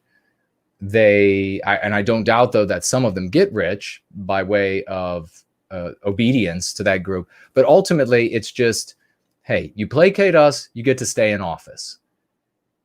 Because we've got the money to focus energy, and we have friends in media, and we have friends here and friends there, and they're willing to say anything under the sun in order to ruin you or to ruin your competition. What will it be? That's pretty much all as far as it needs to go for a politician. Where they usually make their money, politician, where they usually get rich is inside information. And of course, it's illegal. No use complaining about it. It's the reality. We don't condone it, obviously, but no use in complaining about it, or at least ad nauseum. But they also make a bunch of money by specific businesses that they are tasked with, or they position themselves in order to regulate, because then they do good, goodies for the business or the industry. As soon as they leave office, or even while they're in office, and their family members, they then get them on boards, or they themselves head right from office right to the boardroom and make financial wonderful achievements in those businesses. First class, did you even share the one big anti-graphic? I haven't. You guys send it to me again, and I will take a look. Evan says, your book Crucible is a revelation to white people in Austria.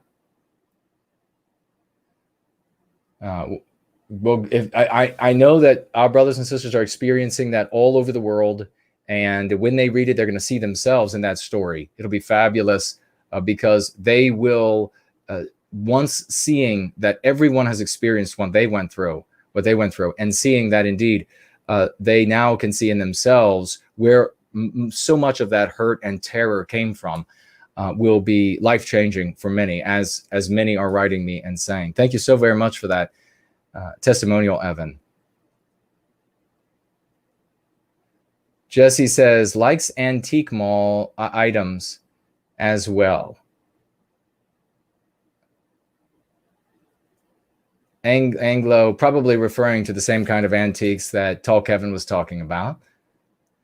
Anglo-Saxon says, hail, Jason. Hail, folks. Great to see you. Thanks for being here. Anglo-America, I noticed in one of my college textbooks, when talking about the Founding Fathers, they refer to them as the framers of the Constitution. This doesn't make sense, since some of the Founding Fathers were not at the signing of the Constitution. Could this be the anti-whites' way of saying white people weren't the founders of this country? I hadn't thought about calling them the framers of the Constitution. I'll have to think about if that would be some kind of a sly way. It's going to be really difficult. My guess is that for the anti-whites, what they'll eventually do is they'll say that all of the ideas for America were stolen from non-white peoples. That the only reason you see all those white people doing it in the United States is because they were all thieves, and then they will be treated like thieves by the America of that time. But that's not going to end up happening, because we're going to recapture our destiny. Evan says, because we did not have a very large, I guess, non-white population in general. Yeah, so if you are in an area where you had a smaller non-white population, you wouldn't have to deal with anti-white non-whites, but you would still have been terrorized by white anti-whites. And if you say to yourself, and this is one of those really pivotal moments in your life, if you say to yourself, no, there wasn't really any anti-whiteism when I was a child, when I was in junior high school, when I was that age, and then you begin reflecting, or you begin going free, you begin learning about anti-whiteism, and then you suddenly say to yourself, I've had it happen so many times now, oh my God, I used to think that there was no anti-whiteism. Now that I'm going free, I realize that it was all anti-white. That's why I didn't know it was anti-whiteism was even there, because there wasn't anything that wasn't anti-white. Everything for everyone who is alive today, when you went through school, it was replete with anti-white terror and indoctrination. Let's get a big round of applause. Alpha Omega is here. Great to see you. Let's get a massive round of raucous emojis going for Blue-Eyed Bear, who just financially gifted $50 US to White Wellbeing. Thank you so much, Blue-Eyed Bear. What a great name that is. I think I say that every time. I always get this wonderful vision of a bear with these bright blue eyes. $50 US. Thank you so very much for that, and saying everything that Blue-Eyed Bear wanted to say with those 50 $1 bills, that every one of which will be employed in service to white well-being. So thank you so very much.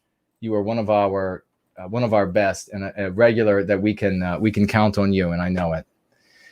Great American Nationalist says, I tagged you in Discipline. Did you tag me as Discipline with NWG? Evan says, you're so right. Ask any white person. They think we, quote, don't have a culture, close quote, and everything is about other cultures. Precisely. That's one of the sickest things. What a sign of mental illness. What a sign of what we refer to as white noir. What a sign of psychological abuse that you could have a people, the members of a people, say to you. I mean, we will look back, our people will look back in absolute horror. And I guarantee you right now, there are people, non-white peoples in other lands looking at the West, and they absolutely look at us in this, and they feel it to be utterly inscrutable that there would be a race of people, and in particular, Western kind, who has so much heterogeneity, so much, so many manifold creations that we own, that we invented, that we discovered, that our members could step before a person, a camera, a reporter, a video recorder, whatever it might be, a teacher, a classroom, a crowd, and standing at a lectern, that could step before that crowd and say, there is no white culture. That is one of the most what a sign of illness. What a sign of a abused people. If you were to take any other group of people on planet Earth, and there are others, and certainly there are every group of people has had discoveries, every group of people has had inventions, but we will submit it to you. I will not provide you with this. I will submit it to you that are there groups on planet Earth who have discovered and invented less, who have fewer culinary dishes, who have fewer scientific feats, who have fewer forms of music, who have fewer forms of architecture, who have fewer. Are there other groups of people like that? And could you find a single one of them on planet Earth, even in the one that you think, you might be right, you might be wrong, has the fewest number? You still would not be able to find one of them that would say, no, my people has no culture. Not one, but you can find that all over Western civilization. And nothing infuriates me more and breaks my heart more, which is what infuriates me, than when a white child says this. Because that is the blackest child abuse that the world has ever known. Nothing crueler has ever been done. And it takes an especially evil people a uniquely evil people, anti-whites, to do something like that to children. Those are the same type of people that would molest them, that would teach a child of any race that there's nothing special about them. Their people have done nothing good. They've created and done nothing, so much so that they don't have a culture, that they don't have an identity aside from carrying an evil seed inside of them that they have to destroy. Sick ass bastards. Every single one of these anti-whites. Keep that in mind when you come across them. Keep that in mind. I have so many children, their faces in my mind, from in person, from in videos, from over audio, where white children are manifesting the torture, the terror that they have been subjected to in this way. And when these issues come up, it's their faces I see. That is where the passion comes from.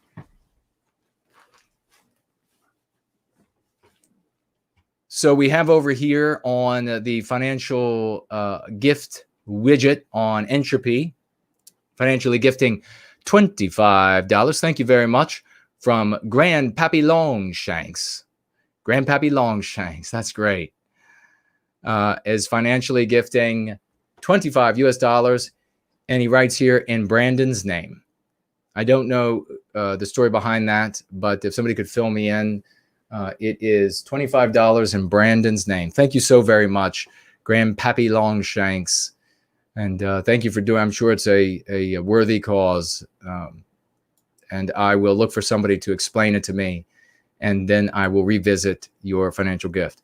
We have a Lord Hendrickson over in the question widget saying, Jason, please speak of this. Our people keep being violently beaten up on the streets. I'll have to take a look at that, and we shall see. I get a Twitter link, and it's from Laura Towler saying, I'm with my husband in Rotherham, and 3 anti-whites, she calls them by the name of their taking, masked up and dressed in black, just turned up and attacked us. They pushed me, but refused to hit me and told me to go away while they attacked my husband.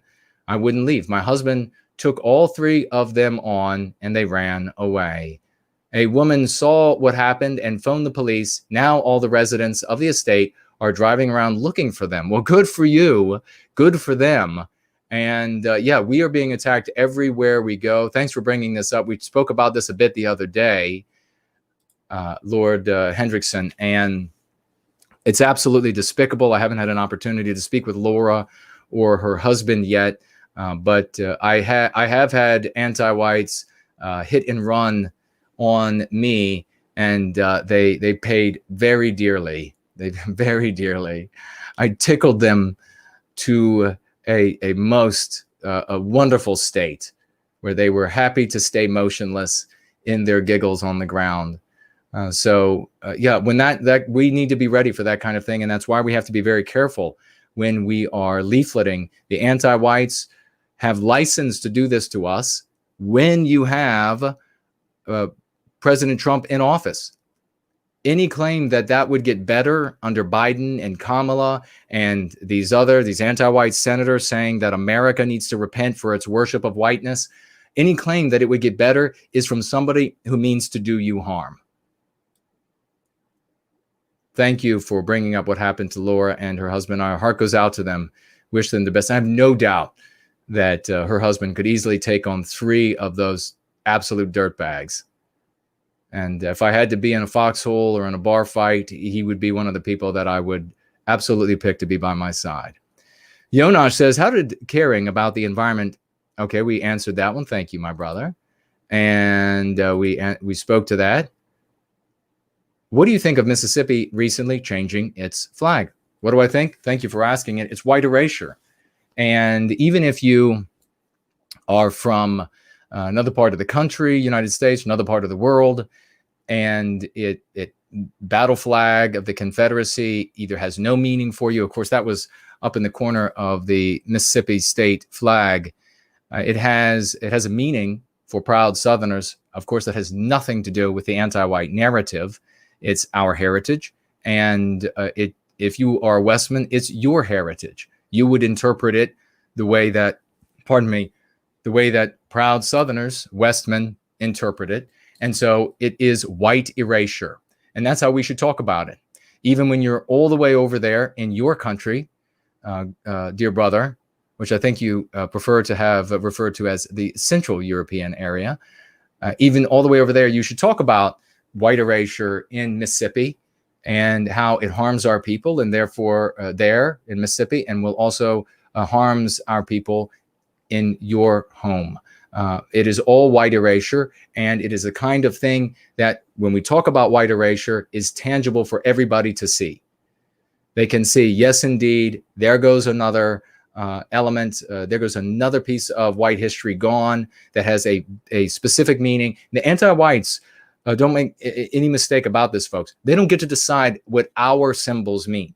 They don't get to decide. Just like I told my teachers when I was in Crucible, when I was in junior high school, and I share in Crucible, that I tried to start this group because they had the international group, which really was the non-white group, and I tried to start this group that would celebrate us and our achievements. And immediately, the teachers, the admin, and all they attempted to tell me what it was all about, what my group meant. And I told them, even as a child, you don't get to decide what my group means. You don't get to decide what my group intends. So that's their story. And we have our story, the Mississippi state flag, the battle flag in that banner that is no more. That had a very different meaning for us. And it is a wretched, white erasure is a wretched thing in every single form.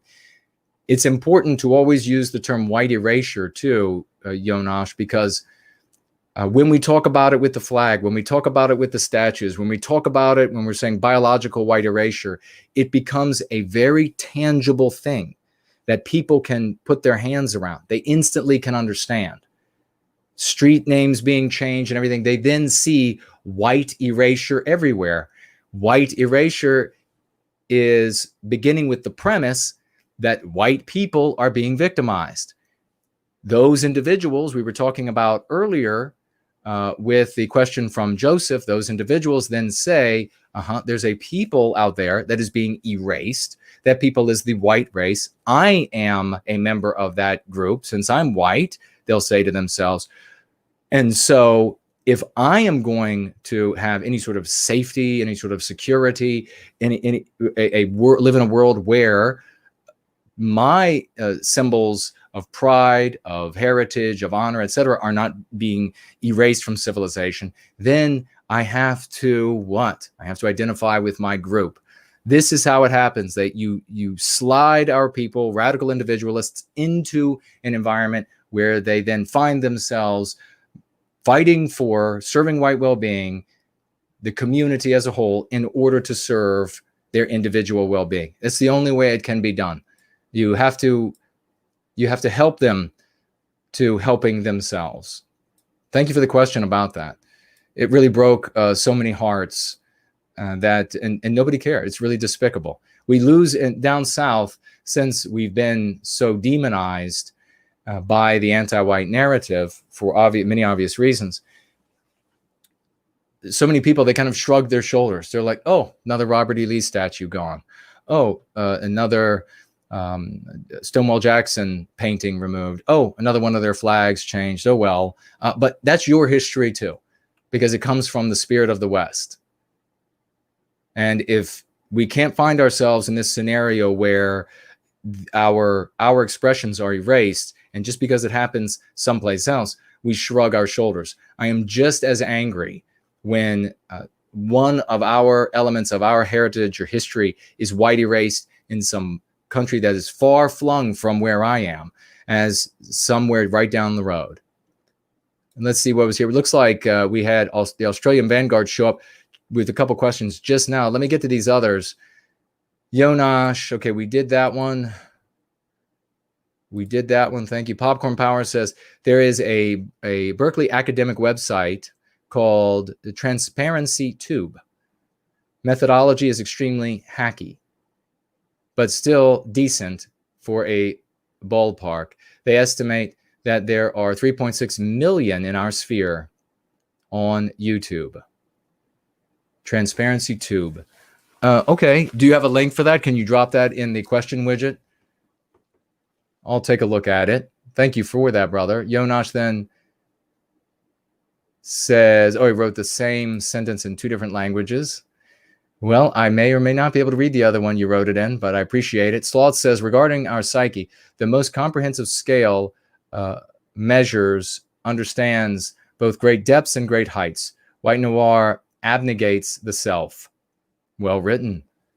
The victimization of our people is a symptom of their allowing it, the real cause, by having no people of whom to perceive being harmed. Precisely. Very well said. When you're not a member of a people, then you don't realize the harm being done to you by the harm being done to the people. This is another thing that the anti-whites prevent us from being able to do. It's one of the reasons why you see that they come down, the anti-whites come down so hard on major mouthpieces who begin using anti-white. They know beyond a shadow of a doubt, even if a lot of the people in the white positive sphere don't realize it, they know that if we talk this way, that we develop a people. They don't want that to happen. Very well written, Sloths. He also writes here, the great champion, anti-whites do all white erasure in the name of anti-whiteism. As such, an injury to all white peoples. Precisely. Very well stated, Sloths. And thank you for sharing all of that and all that you do for white well-being. All right, Jonas here, going to get some sleep. Good night, dear brother. He says it's almost 4 a.m. there, and he's going to let the stream play. We'll be here when you get back. Joseph says, everything will be okay. This too shall pass. It will indeed. And we will continue to serve white well-being. And brother, if you have any specific comments from somebody you're dealing with, a family member, a brother, a colleague at work, or whatever it might be, they say X, Y, or Z, and you don't have a great response for that, just pop it in here, and I will answer it and give you the best odds, and we'll all chime in. We all have some thoughts on it, give you the best odds you'll have in changing that person's mind and to help them go free. So thank you, Joseph, for everything that you are doing. A great champion. I'm sure folks remember Joseph stepped up. How long ago was it, Joseph, now, with a very princely financial gift. And we thank you for that, dear brother, so very much. All right, I'm going to jump over here. And we have Greek American over on the Discipline channel did properly tag me and writes, what is your opinion on Richard Spencer backing Biden?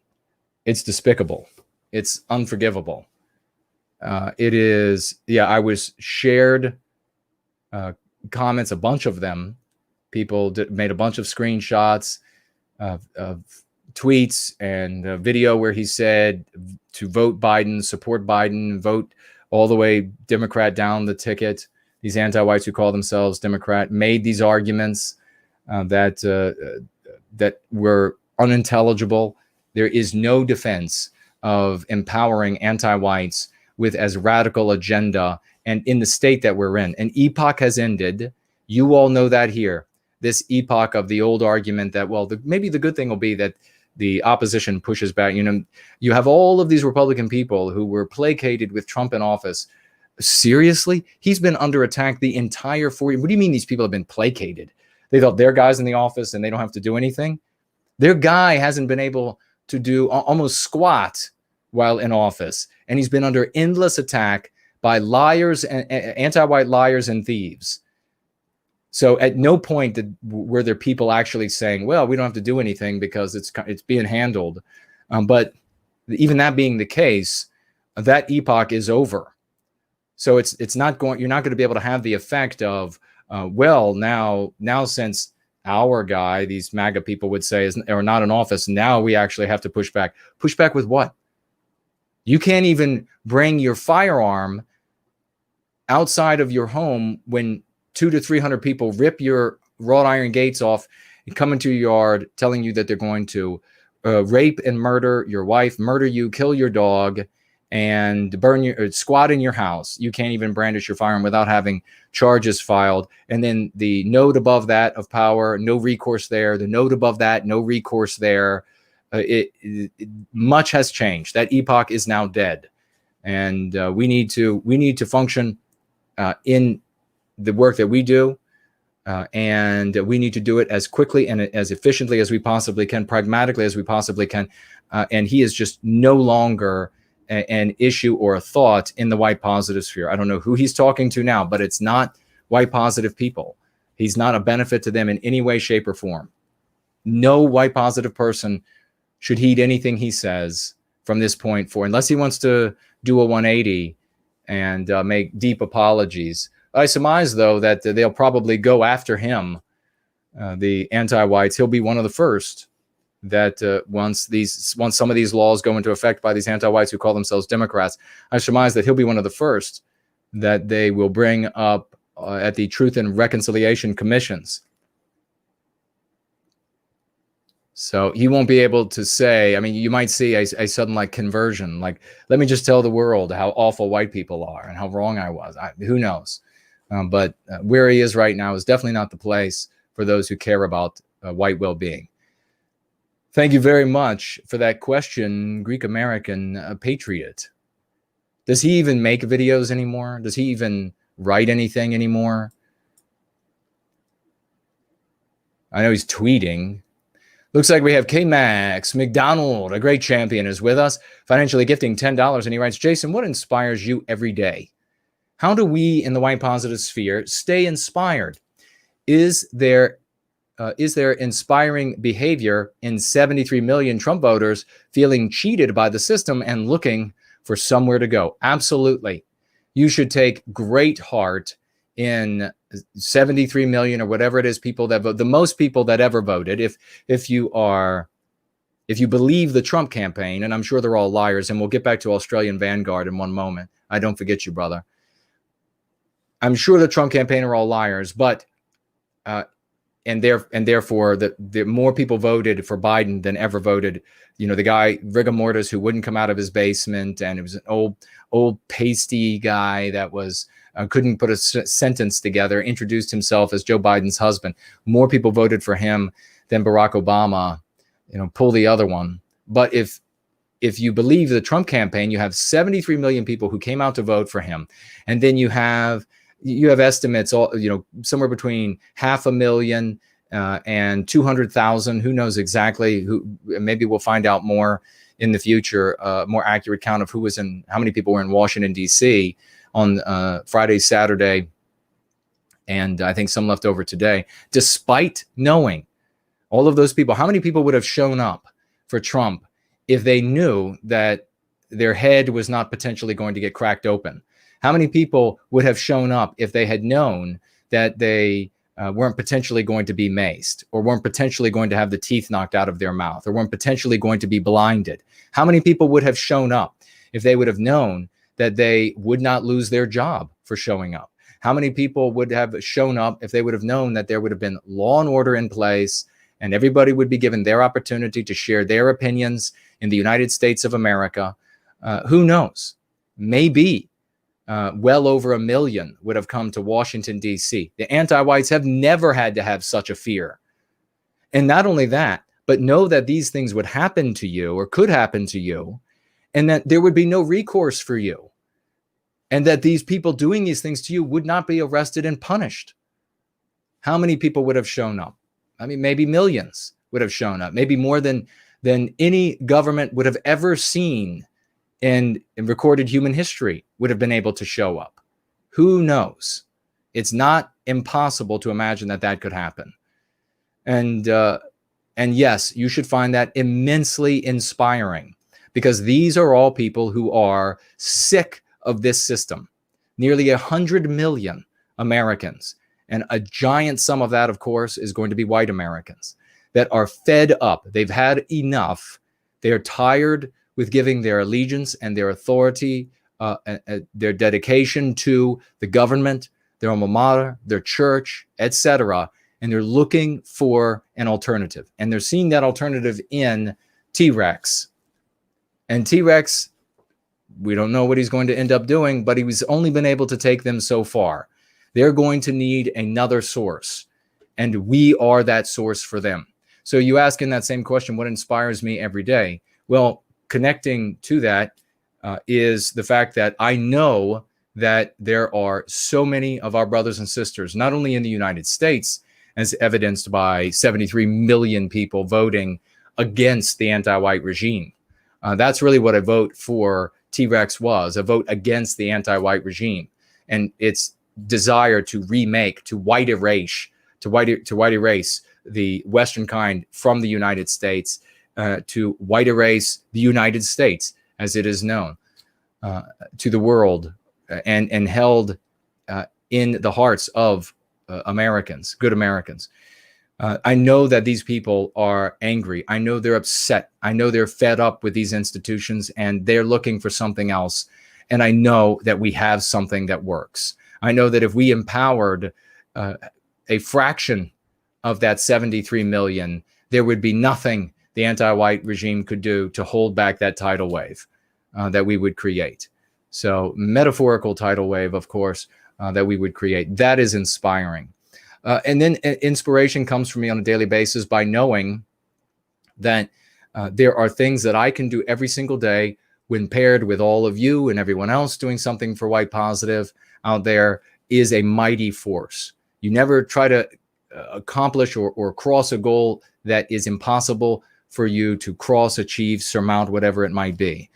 So staying focused on that, and then really pairing the hurt that I have for our, most importantly, our weakest members, our seniors, our children, and the anger I have because they are harmed by these anti-white bastards. That is a fire that, you know, the sort of the long haul of it is what I was saying first. But when you need that energy for the moment, I'm going to tell you what, thinking about the harm that they are inflicting on our babies every single second of the day, thinking about the rapes that are taking place, the beheadings that take place that would not happen because if it weren't for anti-whiteism. You think about that, you think about the hurt of that family, you think about that person or that child or that senior citizen in a senior home being abused. You think about them in those scenarios and the fear they feel and the terror and the pain of the fear and the pain of maybe the attack, the physical attack, the pain of their family members when they learn of what happened. You think about that, and for me, I'm filled with righteous indignation, and I immediately put that to work for our people. It makes it very easy to stay motivated that way. K-Max goes on with another $3 financial gift. Thank you so much, brother, and great question that's there. Jason, what tends to be your view on the birth rate issue? Many on our side say it's great for us to make babies, but we have to have a homeland for us for it to matter. Which view do you take? Well, there might be a bit of a false dichotomy there, because we obviously need to be making families. That's the heartbeat. And thank you for that great question. That's the heartbeat of a community and service to white well-being that's going to last. And we've talked about this before, where when you have singles and married singles, in other words, the partner who isn't present, doesn't participate in white well-being, doesn't care for the white race, really. You have people who just cycle in like comets and then they're gone. Very few stay when they're single or married single. You need families to be the heartbeat, and you need those children to be reared, inoculated to anti-whiteism, so that we grow in strength and we grow in numbers as a people. So for me, there's any conversation about like general sort of academic conversation about birth rates in this country or that country in the West, white birth rates, is a useless conversation. That's not going to change anything for us. For two white people to get together and say, do we need to have higher birth rates? And then the other one to say, do we need, but first we need more land and we got to secure, is really sort of the feckless clubism that I've railed against for so long. I really feel like it's two little boys in a treehouse debating what they're going to do with their suburban neighborhood or what have you. It's just, they have no power to do anything. It's a useless conversation. Instead, focus on the things that we can actually do in our lives, the things that we can actually improve in our lives. So you can have now not everybody's going to have a family. Not everybody's going to make a great father. Not everybody's going to make a great mother. Everybody can contribute in one shape or form to white well-being. Where possible, we should peer pair, as one brilliant guy said. We should try to pair up with people who are roughly commensurate with where we are. And this is especially a criticism for our young women who think that they all deserve the most beautiful faced guy there is in the universe.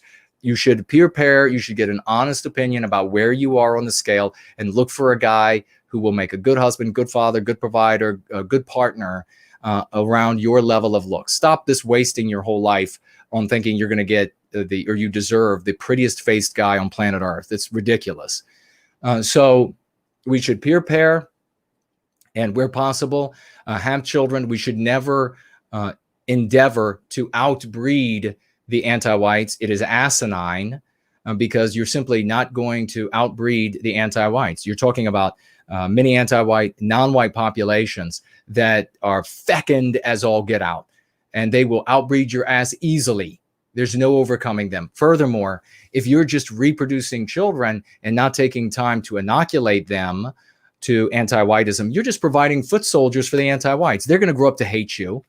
If you do not teach your white babies to go free, if you do not inoculate them to anti-whiteism, and you just say, well, here's, and I'm gonna say a bunch of things. It's not me having anything against these individual groups, but there are a lot of people who need to be called out. So you have people out there that say, oh, we just need to be left to our own devices, just have a bunch of kids and just try to ignore the system. Bullshit. Your kids are going to grow up to hate you. They'll grow up to hate Western civilization. You might have one that doesn't hate you as much, or one that even cares a little bit about your traditions. The rest are going to hate you in Western civilization. If you think that you're going to say, well, just go to this Christian church, or just go through to the practice Catholicism, or just go to the Mormon temple, and that's all you need, Bravo Sierra, same thing's going to happen to you. If you say, just drink from Thor's horn or whatever, Bravo Sierra, same thing's going to happen to you. If you do not teach your children the psychological defense for the psychological warfare that has beaten us, nothing, and I mean nothing, and I mean nothing, will protect them and prevent them from becoming your enemy and an enemy of our people. Nothing. So it happens all of the time. I know you think you're, the hardcore pagan. I know pagans that make you look like a joke, and their children have grown up hating them. I know Catholics that make your Catholic devotion look like a joke, and their children have grown up hating them. I know it with every other Republicans who have grown up in the most Republican households that are far more Republican than you could ever think yourself Republican, and their children have grown up hating them. Why? Because it was psychological warfare that defeated us. So you have to defend yourself and your children with going free, or there's no hope in hell. You can put the other things on top of it. Yeah, and please do. Put your religion on top of it. Put your whatever it is, Catholicism, Mormonism, Christianity, paganism of the various stripes, atheism, whatever it might be. You can chuck that on top of it. Please celebrate all of the old customs, but you have to start with the bones, with the skeleton of service to white well-being, where there isn't a hope in hell for you and your family. So this idea of just produce a lot of children, you're just producing a lot of foot soldiers for the anti-whites. Not going to work either.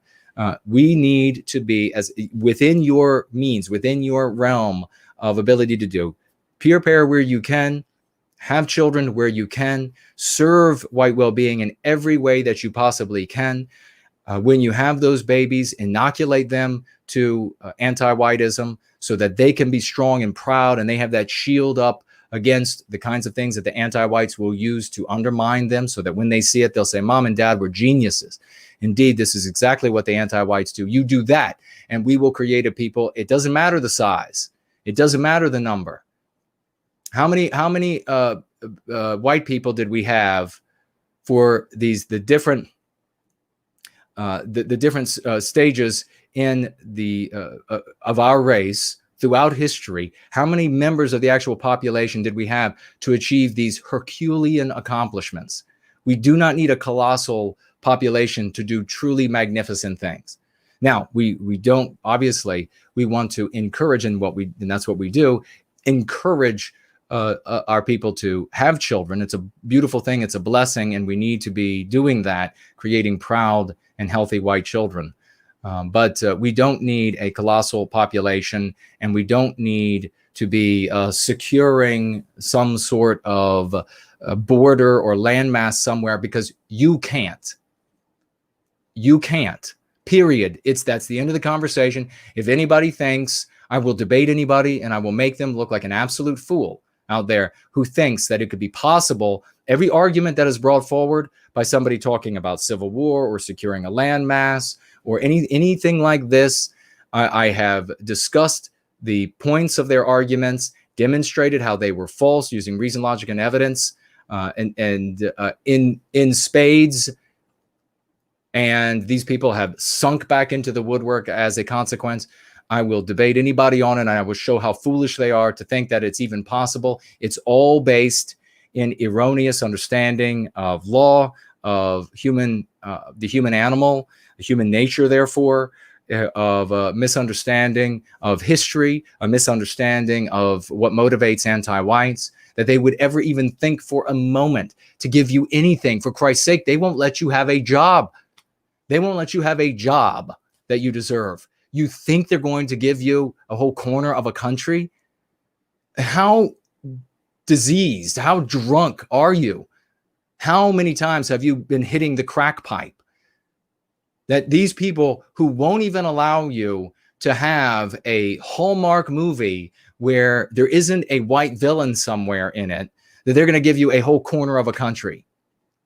They will just kill you in a heartbeat. So I appreciate the question, because it gives me, K-Max, an opportunity to address these false dichotomies that are set up by people who are just doing this doom dissecting of society. And it's taking place in the laboratory of the mind, where it is as foolish and useless as that to which they fantasize to pleasure themselves in various ways. That is how useless it is. I mean, you are no more with a beautiful woman in the real world in that scenario than you are carving off a part of a country in this case. So for God's sakes, how pathetic is that? I mean, that essentially, and for anybody who might say, well, yeah, I'll argue the other point. Just know that it's saying exactly that about those private moments in your life.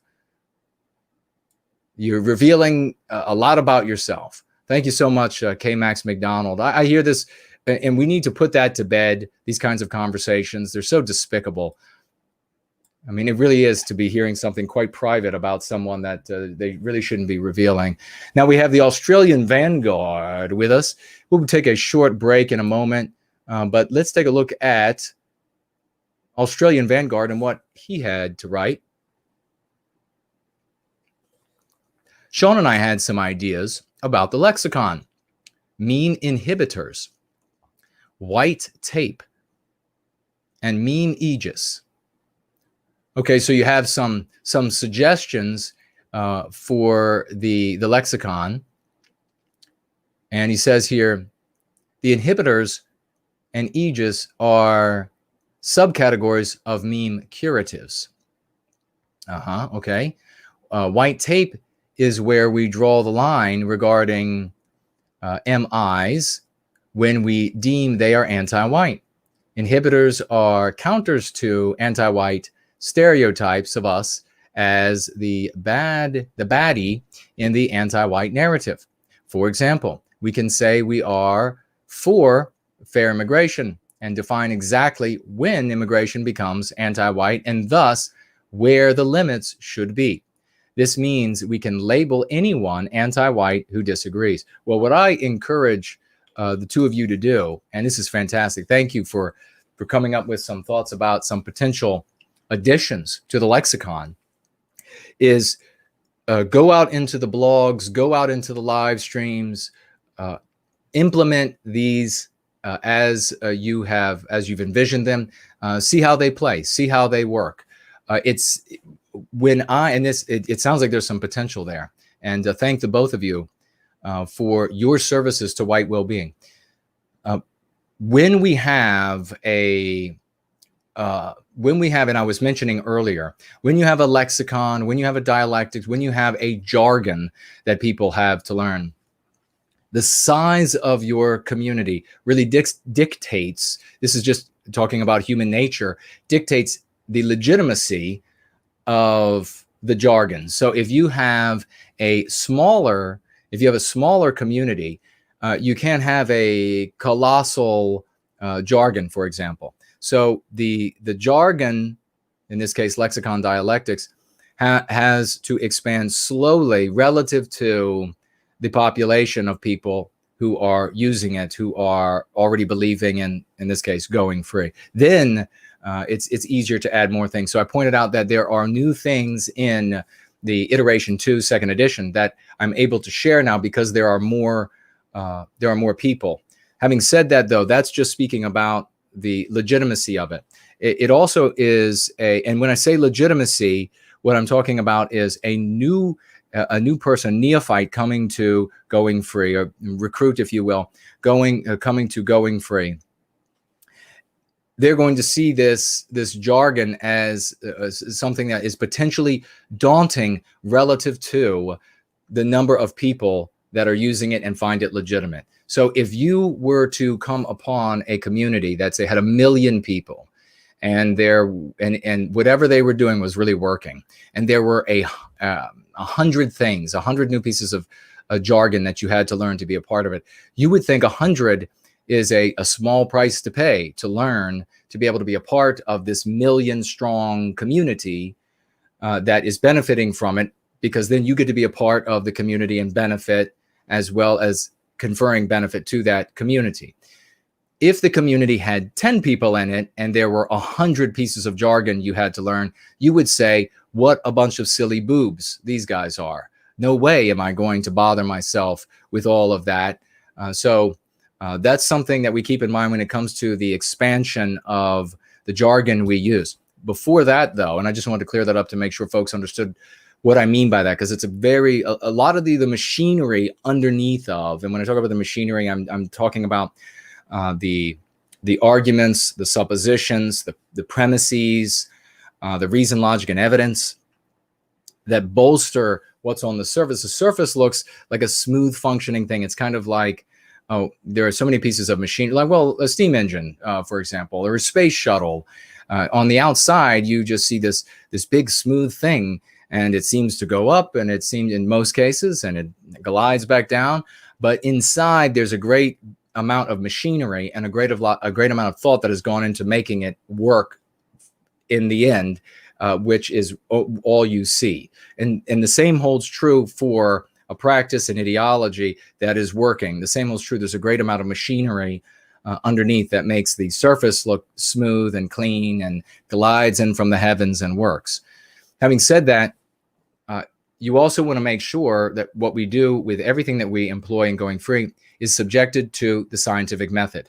So you need to honestly go out into the world and try to use everything that you've just shared here. And thank you so much for putting these together and sharing them with us, brother.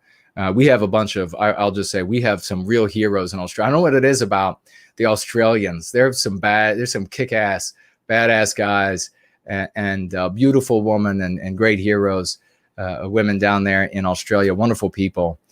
So they're doing great things, but subjected to the scientific method. Does it work? Does it make it easier? Or does it create more stumbling blocks? Try it with different communities, different age groups, and see how they interpret or take the information, and then get back to us as you begin to accumulate some information. Does it get easier? Does it get harder? And I think there's some potential there, and I look forward to the information you come back with. Thank you very much for the two of you getting together, putting your heads together, and thinking about service to white well-being in this way. So let's take a quick look at D Live. How are you all doing over there on D Live? I don't know how many we have watching us, but it looks like a wonderful crew. Not Fake News is there.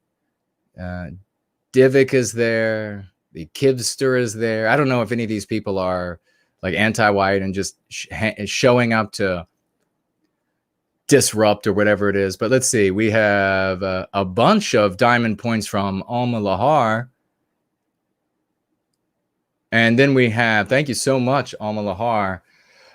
1, 2, 3, 4. Looks like 4 new ones, I think. Yep, those are all new ones. And then we have Angharad Celtic is over there with diamond points for white well-being. And she writes, hello, gorgeous. This is in honor of Yiz. Yes, she's the gorgeous. Yes, absolutely.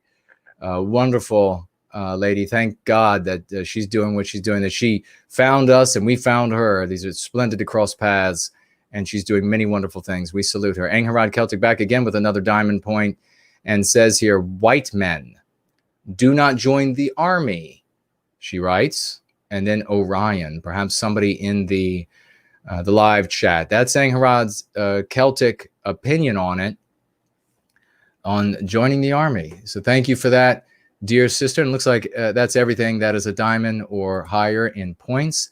And I don't think we got anything else over here. And I will have to, okay, Popcorn Power has shared a link. Transparency Tube, change, quote, views to quote, subscribers, and you can get a hint. Even though the website was created by anti-whites, I think the tool can provide helpful data for improving. Well, thank you for providing it. Do not delete that, please. And I will take a look at it later. Absolutely. We're going to turn around. We'll take a walk through the heroes that are with us. We'll take a quick look here and make sure we're good. We see that the temperature in the office has gone through the roof, even though it's only 56 degrees outside. It's because all of these machines running. So we're going to have to get the AC back on here in just a moment. We'll see what you all are saying, and then we'll do that before I begin to melt. Raymond says the Australian Vanguard is me. He is the Australian Vanguard over on Entropy. Well, Raymond, fantastic. Of course, Raymond is the hero, one of the heroes behind that. A big salute to you, my dear brother, and all the work that you are doing over there in Australia, making it happen. First Last says, consider Truth and Reconciliation Commission an MP, replace with Myth and Indoctrination Commission. Very good. Yes, indeed. I like that. The Myth and Indoctrination Commission. Well, that is absolutely something we can use as a quip against the anti-whites. And I did say quip against the anti-whites. So thank you so very much, brother. The Myth and Indoctrination Commission. Then we'll be brought up on charges for that. Jesse, no offense. Many people around the U.S. went to D.C. for one day, then a Biden rally for the entire. Yeah. Oh, yeah. Biden didn't come anywhere close to drawing audiences. God bless rigor mortis. When he emerged from his home in his dotage with his shawl over his shoulders, and Uncle Joe, just like Uncle Joe Stalin, he'll be bringing so much of a worker's paradise to all of us. Art Acrobat says Seattle's school district just declared that non-white people, East Asians in specific, are white. Are you shitting me? He asks, is this the beginning of the event horizon? Well, the event horizon, if you're new to Going Free or you've been here for a while, you don't know exactly what that is. That's when the non-white groups and the other victim groups, and it's something that anti-whites have been aware of for a long time, and they've been planning for. And clearly part of their plan is, according to the white papers, and I've shared this with you all many times, a very long time ago. According to the white papers, they've been writing for a very long time. They have been talking about that moment when this the unity, the apparent unity, which they really don't have. It just is what appears to be a unity because they all are victimizing Western kind. When that begins to break down, there'll be a percentage of each group, impossible to know, that at some point the individuals of those groups will say, well, it's not really the Western kind that's the problem. It's this other group over here, this other victim group or this other non-white group that's the problem for my group. And then they begin to turn on each other. The anti-whites have known, and just look back at my writings, look back at videos I've made about this, where I told you all that they said they're going to need supreme power, tyrannical power of the state to put down all of the resistance as all of this breaks apart. That's what we call the event horizon, because just like in astrophysics, you don't know what's going to happen on the event horizon of the theoretical black hole. What happens just beyond that, no one knows. The math breaks down, and who knows if anyone will ever know. So we don't know exactly what will happen there. Things will become radically different for us when it begins to break down. What we do know that we can use our own reason, logic, and evidence to determine, but the anti-white oligarchs and their brilliant members have also determined, is that there will be one group at that time that will be able to capture its destiny, and that's Western kind. Once all of those other groups begin to wage war on each other, they will build quick animosities. It will be difficult to weld them back together and focus them on Western kind. That will be a great opportunity to us. It will be the last opportunity if it gets that far. So there will be signs that we're approaching, and there are many. We're already seeing many of the signs of the event horizon. We don't want it to get there. We want to recapture our destiny before that happens. But if it does happen, we want to be positioned with enough of us going free that we can do what needs to be done to recapture our destiny in that upheaval. Art Acrobats is asking here, is seeing East Asians declared to be white a sign of the beginning of the event horizon? So in other words, there are other anti-white, non-white people in, where was this? Seattle School District that are building an animosity for Asian people, specifically East Asian people. And so now they want to throw them in with the demon group. And it is indeed a sign that we are approaching the event horizon. This is the only way that we will be able to see as we approach the event horizon, will be these sorts of things. That is a sharp eye, very well spotted, Art Acrobats. It absolutely is. There obviously is East Asian people are obviously not Western kind, and we are obviously not East Asians. They are a proud group of peoples, and we wish them all the benefit and power in the world and bliss and happiness in the world.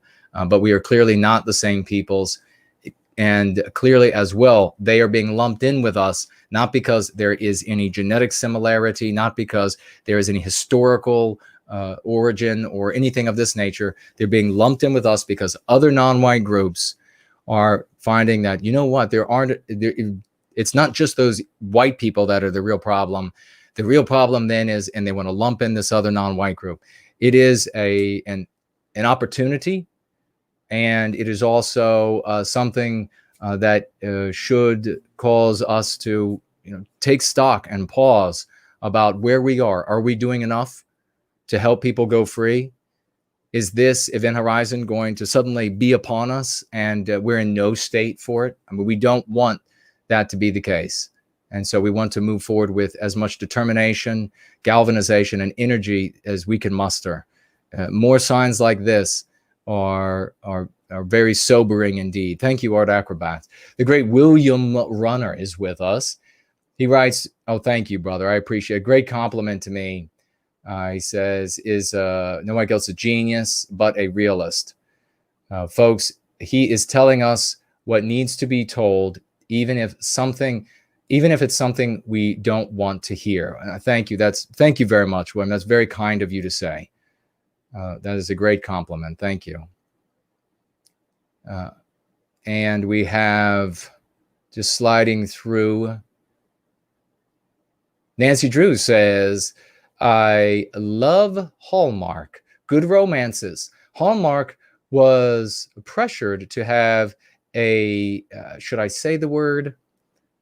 I don't know, because our big ugly sister is listening, but a lesbian scene we'll just chuck it out and see if she can catch it the way I just chucked it out there. But they were pressured to do it, but then they didn't do it. Is that what you're saying? About a year ago, they're trying to stay traditional, is what she says here. Well, that's interesting, and I wonder really. I mean, I would say probably there is a monetary motivation. Not really very many traditional people working in the company, and they just knowing what side the population butters their bread, but I don't know. I mean, we'll see. When in the future, when we recapture our destiny, there will be entertainment, and this is the other thing I find so amusing for midwits. They keep getting wrong. They think that, well, when we recapture our destiny, there's going to be like one TV channel or one norm for all of entertainment. Absolutely not. There's going to be the variety that we have throughout Western kind. So there will be entertainment for everyone. And guess what? You won't have to watch the entertainment you don't like, but there will be entertainment where you'll be ladies who might consider themselves traditional, whatever they think that means, that they'll have entertainment in a channel totally dedicated to them, where it's always a typical romance that Nancy Drew is talking about here, and it'll be lovely and wonderful for them. And then they'll somewhere else. Somebody will be able to have some kind of different entertainment. And that's a beautiful thing. That's a beautiful thing. Let's see. I see somebody saying Fox is fake news. It absolutely is. They're a bunch of bastards. The way they have absolutely shown their true colors in the blink of an eye. We are going to take a musical break. You know who I have here? Let's see. I think maybe I'll leave that. Oh, you know who? Well, shut that down. Let me close some of these, because on the software, when you open the screen share, the more screens that are open, the smaller it all gets, and it on the screen gets very difficult to see what to select for the good people who are listening. We will maybe listen to what do we have here? We'll listen to the great Raymond Foster on the street doing his thing for white well-being, ladies and gentlemen. And then we will jump on over to a song by the great and one and only For Null, and we will be right back. Hey, how's it going? This is Raymond from the Australian Vanguard. I'm just walking down to my local shopping centre, and I'm going to go in and grab myself a coffee. With this. Let's see if I get some good reactions. Take it easy. G'day. Reactions have been freaking awesome. I've got old women smiling at me. I've got people running up to high-five me.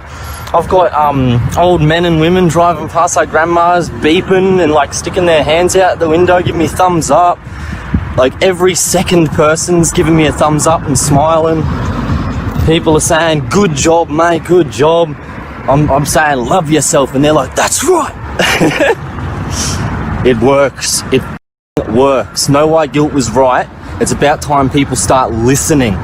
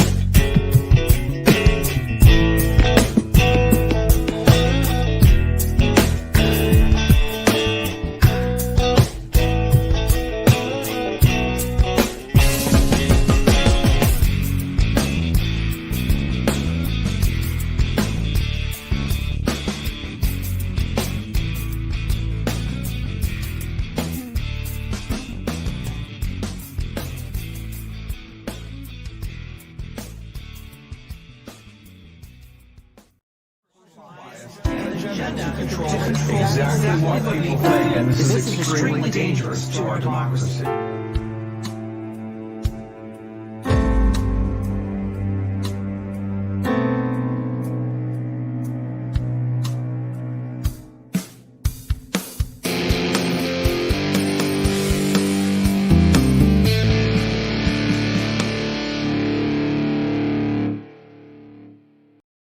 All right, let's keep having a hell of a good time. Let me know if the audio is okay, and we'll keep rolling. Evan says, no wine guilt, B minor blues with... Oh, is this the name of the piece? It's not one of our people, but I could use it here and not get shut down by YouTube. Says, here's some all original Australian big band music. Oh, at that link. Oh, on YouTube. All right, I'll have to grab that now and then try to find that later, but I'll look for it. Thank you very much for the recommendation. Let's jump right into, we're going to get to community comments in just a minute. We're going to talk about White People's Quarterly. I love this magazine. If you don't already have it, please purchase White People's Quarterly. It is every single page is a work of art. There is poetry by the great Mr. George, other just stupendous writings in here. We're going to take a look at KD, who wrote, a wonderful lady who wrote a review of Go Free, and we're going to take a look at some of it. I'll read a little bit of it to you to wet your whistle and maybe to motivate you, and I'll maybe do that with a couple of the parts of the magazine over the next couple of weeks, because we want Tony Vermont and everybody associated with this endeavor to do well, to continue doing this, creating this culture, this art for our people in this community, to weld us together again and create from a deracinated race a brand new people. Art Acrobat says, I sent you the Asians Are White Now link on Twitter. Thank you for that. I'll take a look at it. Isn't that interesting? All right. Go Free. This is by KD, a guide to aligning with the archetype of Western kind. Go Free by Jason Kerner is, she writes, one of the most unique and important books in the white positive canon of literature. A reader reviews the book and relates her own experience of using it to go free. She writes, can you imagine a world where every white person is completely free of white guilt? Imagine if our people were equipped with an array of tools to effectively and efficiently combat every form of anti-whiteism invented by our victimizers.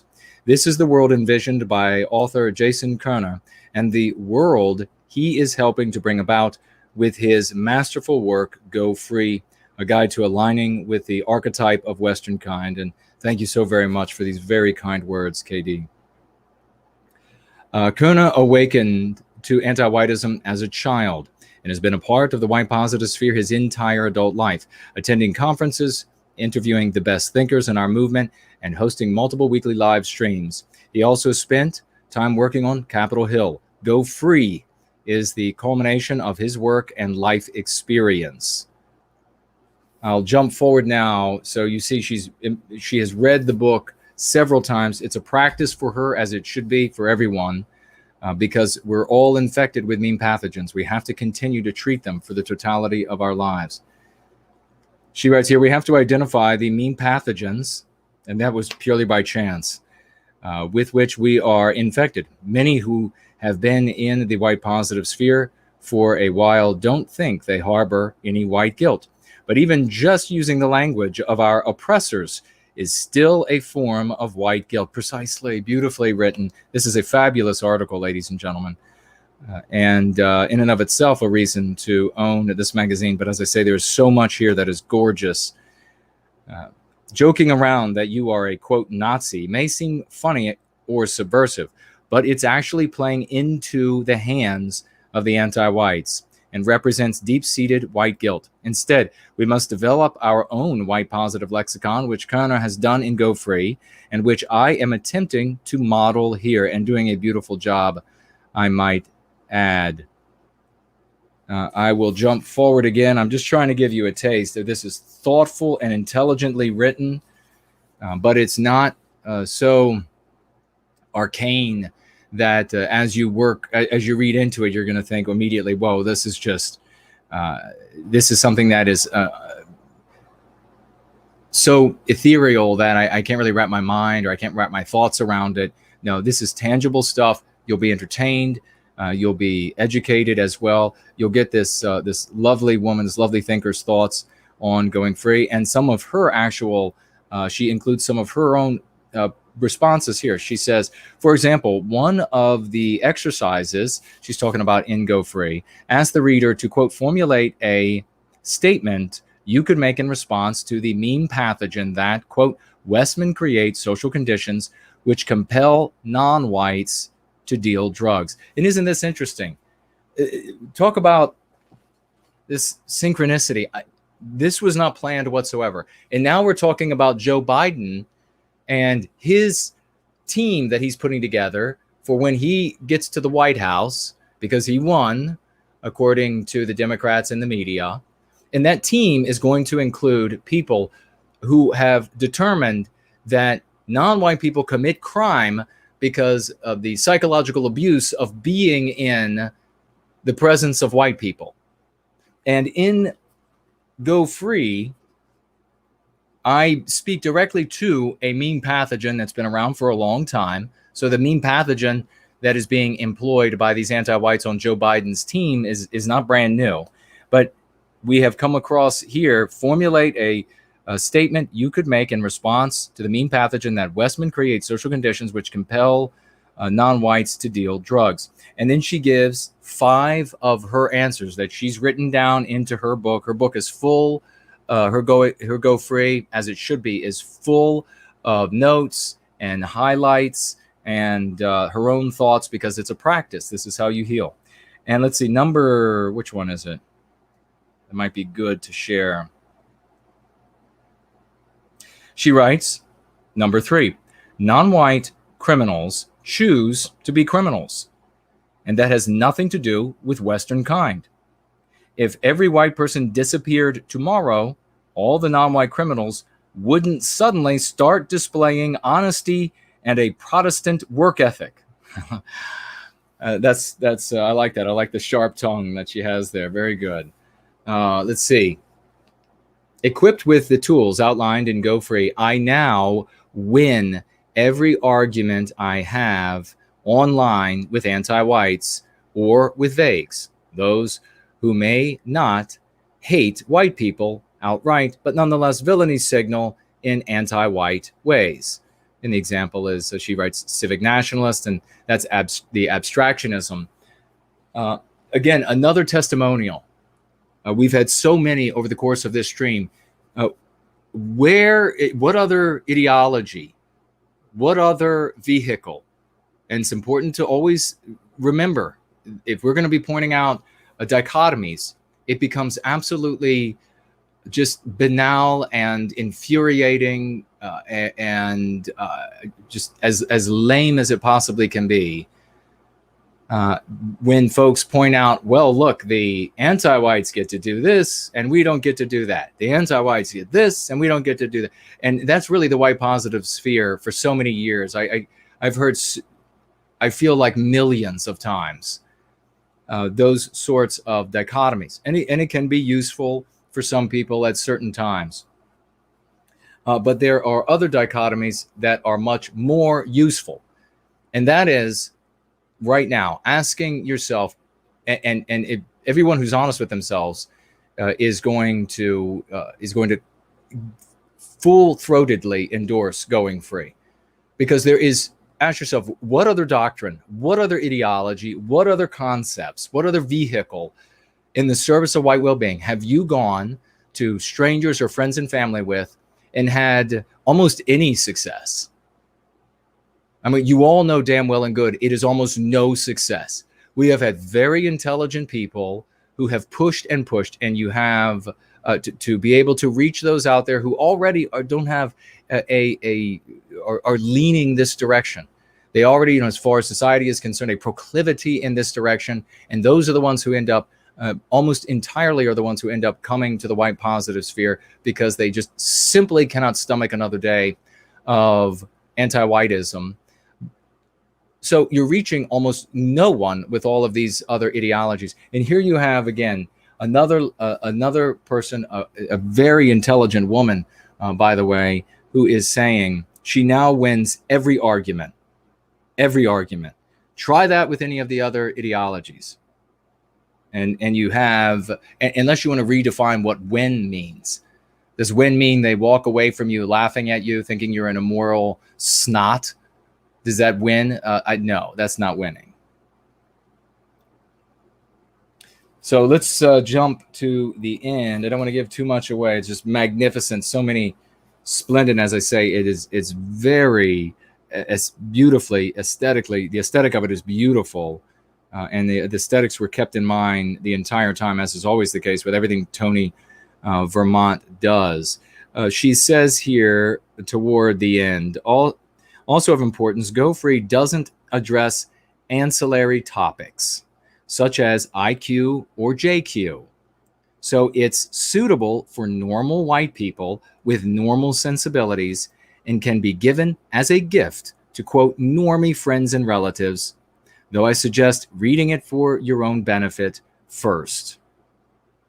Whether you're new to the white positive sphere or a seasoned veteran of 20 AMRIN conferences, you will find value in Kerner's practical approach to our collective dilemma. May we all go free so that we may reclaim our homelands and recapture our destiny. Beautifully written. The entire piece is magnificent. Thank you so much for those kind words. And I will, in the coming weeks, read some other segments from this absolutely splendid magazine that Tony Vermont and those working with him have put together. We'll see what you all have to say, but we're going to get into these community comments so we can get to some calls really quickly, ladies and gentlemen. I know we have plenty to talk about before we wrap up. Looks like we are good over here. I don't think I missed anything. We have Angharad Celtic. Americans are forbidden to celebrate. They're forbidden to celebrate Thanksgiving, but Indians in America are not forbidden to celebrate. Yeah, they're right. Of course not. No, it's only going to be one direction. Angharad Celtic's story. There's a story in the New York Times, it looks like. I see. So these are Indians from India, not American Indians. And of course, they are decorating with their, and this will become more of the norm, their biospiritual projection in your environments won't be your home anymore. And it's their biospiritual projection is wonderful for them, and they receive the feedback that they want from it. It's just going to create disharmony for those of us who don't have the same biospirit. And I understand that they have quite a large country in India to celebrate their biospirit. So we have Angharad Celtic saying, Hallmark conceded for a bit, but are now back to the things that people watch. Lovely, white positive people doing kind and healthy things. Well, that's nice. Angharad Celtic said the diversity on Hallmark tanked. So the multiracialism, the anti-whiteism on Hallmark tanked. No surprise that your average white woman wanted to turn away from rabidly anti-white movies. But nonetheless, you can look in all of these and find anti-whiteism. I've done it before with ladies and pointed it right out. It's pernicious. Angharad Celtic also says, tell Nancy Drew to go on Entropy or DLive. I want to chat about our favorite Hallmark movies. Total goofy chick dish. Well, you heard it, Nancy Drew, straight from Angharad Celtic. She wants to talk goofy chick flicks. Jesse No Offense says, I will be making butter tarts, pecan tarts, and celebrating with y'all. Or you for our Thanksgiving, you mean? That's wonderful. Thank you. We're going to have a fantastic Thanksgiving, American Thanksgiving. Roy Danton is here, and he says, you're reading from this absolutely amazing, pristine WPQ. Really inspired me. to write an article for the next issue. That is fantastic. Somebody let Tony know. We have Roy Danton is going to be writing a wonderful piece for the next issue of White People's Quarterly because of what we just did right here. This is how we engender community. Thanks so much, brother. I appreciate it. Southern Daily News is here with bulging eyes. Hello to you, my little frog friend. And I will see Roy's putting out the page I'm reading from. Okay, I got that earlier. Let me just check out here and make sure we are not missing anybody. Folks, if you're new, if you're seasoned, we're all growing together. If you've got what you think might be a hard question, an easy question, or what, go ahead and ask, because this is where we grow. This is where we learn. One of the things you can have on your lips, you should have on your lips, are the 9 words. Atonement cannot be made for a grievance never committed.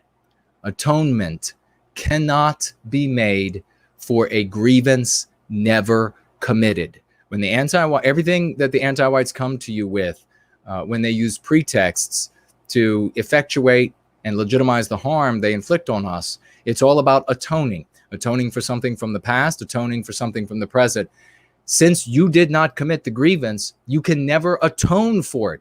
It is impossible.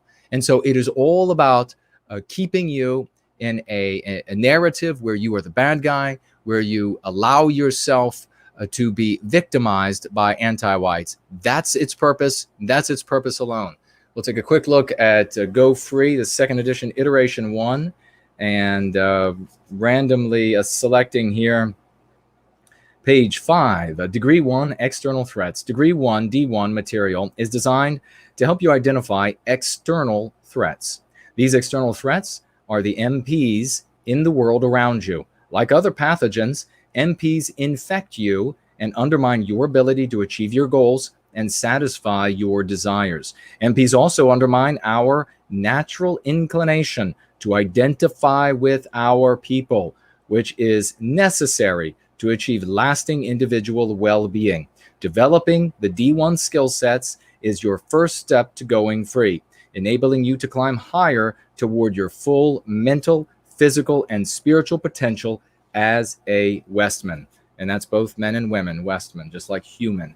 That is what you will find. One of the pages in Go Free, you can see it is an accessible book. The things we talk about that will radically change and radically improve your life, as long as you implement them, are real, tangible, defensible, and again, accessible. Nothing mysterious here. There's no smoke and mirrors. There aren't any weird, you don't have to put up dream catchers in your house or anything like this.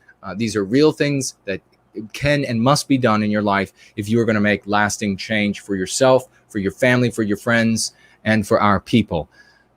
Community comments. We have Didge writing here. I've been angry, jaded, disenchanted with the WN movement because I'm in my 40s and I've seen it fail for so long. But, all capital letters, Jason has convinced me in the first 2 hours here that this way is the best for us.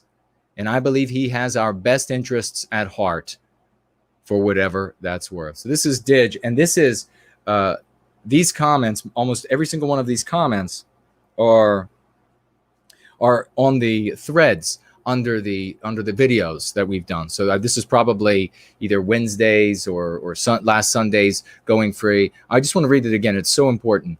He writes, I've been angry, jaded, disenchanted with the WN movement because I'm in my 40s and I've seen it fail for so long. But, all capital letters, Jason has convinced me in the first 2 hours here that this way is the best for us. And I believe he has our best interest at heart, for whatever that's worth. It's worth a lot. And thank you so much for that testimonial. Please go free, brother. Please get the book. Please do the practices. Make it a lifelong practice. Bring your wife or significant other in and protect your children with it.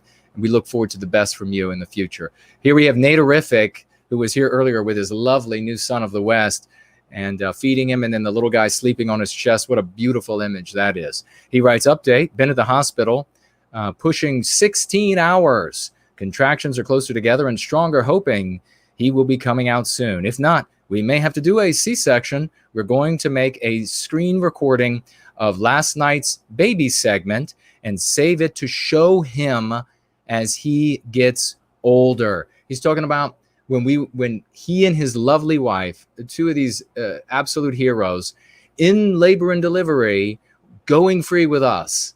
Talk about a testimonial to the community we have here, the wonderful people, the effects of going free that it has on people's lives. Hey, when you start going free and you start cleaning up some of these mean pathogens, you start beating them down a little bit, creating those counter triggers in your subconscious mind, you'll begin to find new physical strength, mental strength, spiritual strength, and you damn well better believe that you'll be excited enough about it to be in labor and delivery, and the both of you decide together, hey, we're going to continue going free even though we're in the middle of giving birth.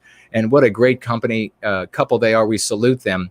And so he's going to take out the clip of us talking about that, and especially the funny parts. He said during the stream that between the shouts of pain, she would hear the jokes that we were making and then would laugh at them when the pain would abate. He goes on to write here, I'll let you know when he's here. Thanks for the well wishes, everyone. She really wants a regular birth, so prayers for her and the healthy baby would be appreciated. I definitely prayed for the two of you. You better believe it. Sonia from our community writes, never project your goodness or your decency onto others until they have proven who they are and what they stand for, or you're going to get hurt. Absolutely true, Sonia. Wise words. She writes, this guy who is calling you a, quote, white supremacist is obviously bad news. She's talking about Gad Saad. And she goes on to write, I've had it happen to me before. I've had my accounts, including my personal accounts, flooded by haters, showing the in-your-face hatred toward white people. And I have even received threats from some of them. I've learned that if you aren't hated, you aren't doing anything important. Well written there, lady. Having haters is a sign that you're doing something right. Thank you, Sonia. A great champion. I think she was here tonight, might still be here. The great Bonnie Blue Lass writes here about Isabel. Isabel followed by the letter to little baby Jason. Good heavens. I'm weeping over the joy and beauty of it all. And then it's a little emoji crying. Jason's work continues to save lives and change lives. God bless him and this community. God bless you, Bonnie Blue Lass, and we love you. Thank you so much for those great words, especially for both the little baby Jason and Isabel, whose life was saved, and now she's going to do great works moving forward. She's going to be a wonderful person. Bob Matthews writes here, that half hour from 1 hour to 1 hour 35 culminated in the most epic Jason rant ever. I really shouldn't have had my windows open. Passers-by were staring up with their jaws hanging open like they were hearing a murder taking place. I think this is last Sunday, and that's the 1 hour to 1 hour 35 mark. I may have gotten a bit animated, and thanks for that, Bob. They probably were thinking that. So Justin, thank you for sharing. See, that's a way to rib me, kind of make fun of me a little bit. That's hilarious. Well done. Jesse Link writes here, so we're all sharing this channel fanatically. Yesterday was record view count, and we're still stuck at 21,000. Yeah, precisely, Jesse. Thank you for noting that. It's so ridiculous what the anti-whites are doing. I mean, just chubby fingers clicking away on that delete button. Chubby fingers. We have a revolution against the revolution, writes here. They put out so much propaganda in schools that you will need to rephrase your words to get past the programming of the brainwash. So what revolution against, and I'll read the response by Voices Portal here to this individual, and then maybe I'll make my comment. Remember, folks, and then I think, yeah, we do have a response from Revolutionary Against the Revolution, and then I think a response from Reptile. But I'll read this quickly. If you have disagreements or challenges or questions or otherwise, you can put that in the threads afterward. You're watching and replay, or you think of it after we get done here, whatever it might be. And the odds are pretty good that I will find it. And if it will be educational for everybody, that I will review it. Alt Voices Portal writes back to him, you will need to rephrase your words to, and quoting him, you will need to rephrase your words to get past the programming of the brainwashed. This is basically what NWG's work is about, helping us through effective lexicon to overturn the anti-white narrative in people's minds, creating instead a white positive narrative in which we are the moral ones and the anti-whites are the immoral ones. Very well put.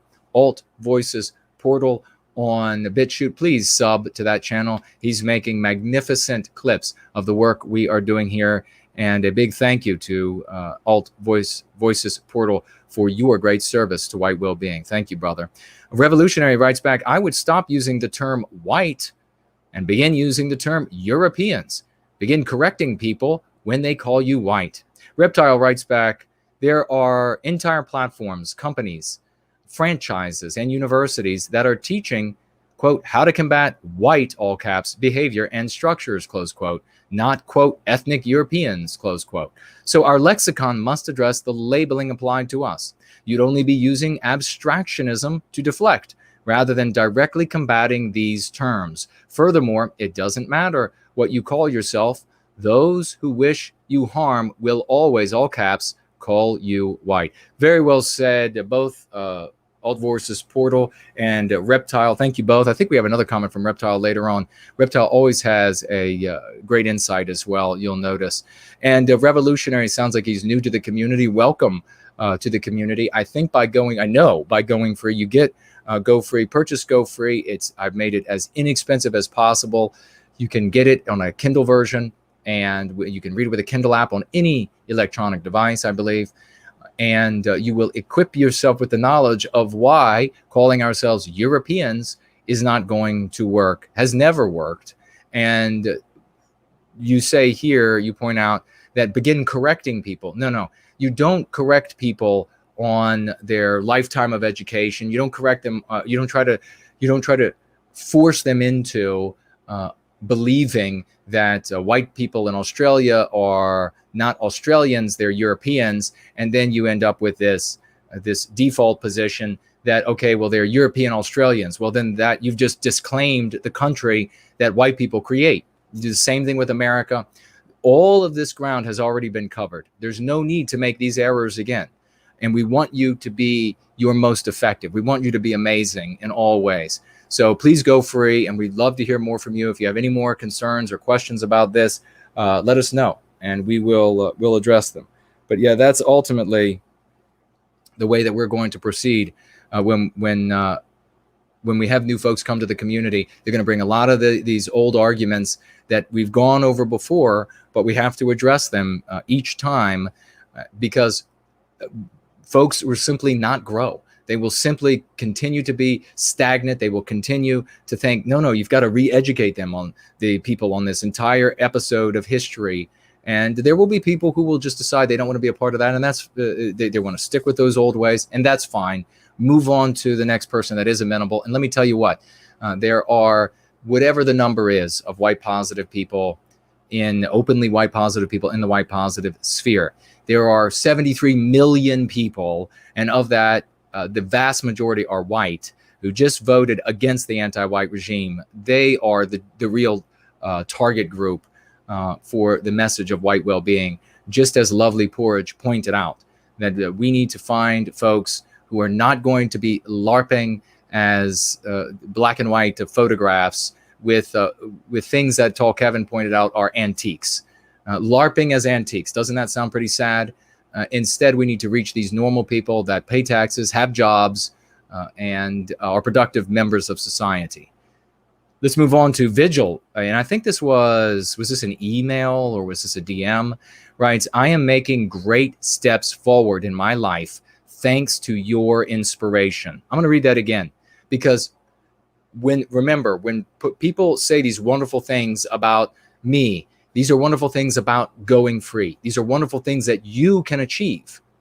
These are wonderful things that I am pursuing. It's like if I were to say to you all, this is my philosophy for working out.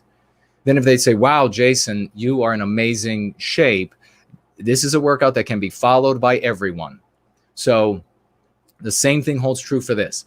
And God bless you. And that's not me denying the compliments, by the way. I deeply am grateful for every single one of these compliments. And as I said in the past, and you know, most people, we were talking about Richard Spencer earlier, and I guess he'll continue to come up from time to time.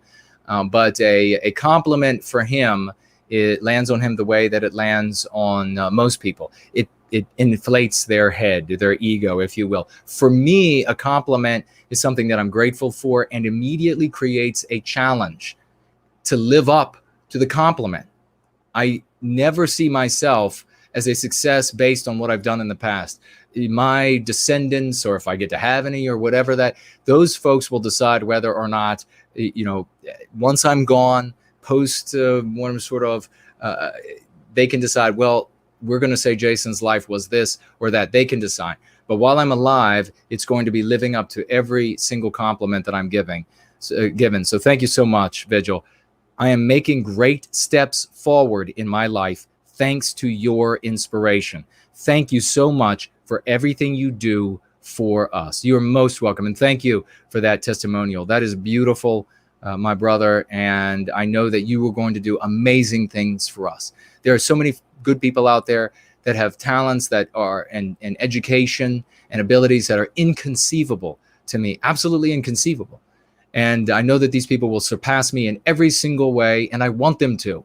And we will laud them for everything they do. We're going to celebrate everybody for being a champion in service to white well-being. Nobody is, there is no rostrum for one man or one woman that we all circle around. There's no such thing. There's no midget stick man or midget stick boy. That's Little Stick, I think is what I called him, right? Little Stick. Is that his American Indian name? Little Stick? Has to do with that tiny little bow that he uses. Why we call him Little Stick. Nothing else. And there's nobody like that going to be on the stage. We're not going to let it happen here.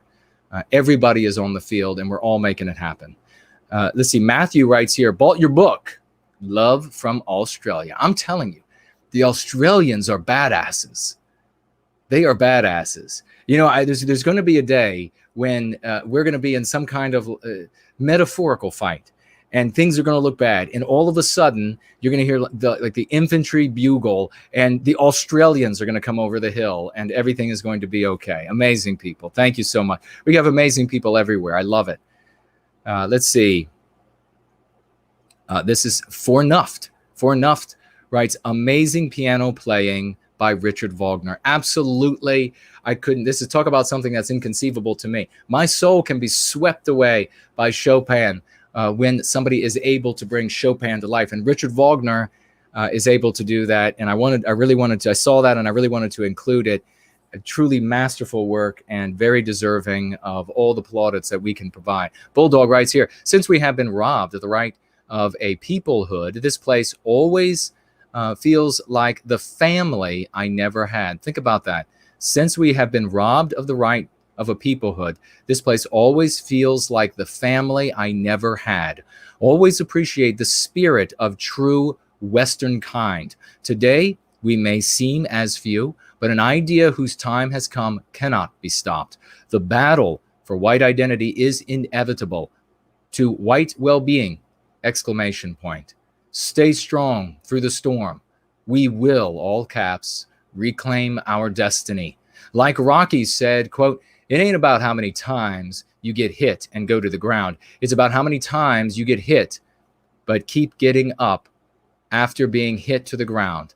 That's how winning is done, son. I like that exclamation point. Well written. Thank you so much, Bulldog. And sounds like the kind of pep talk that and a sagacious one at that would come from somebody who would choose the name Bulldog. That's a tenacious person.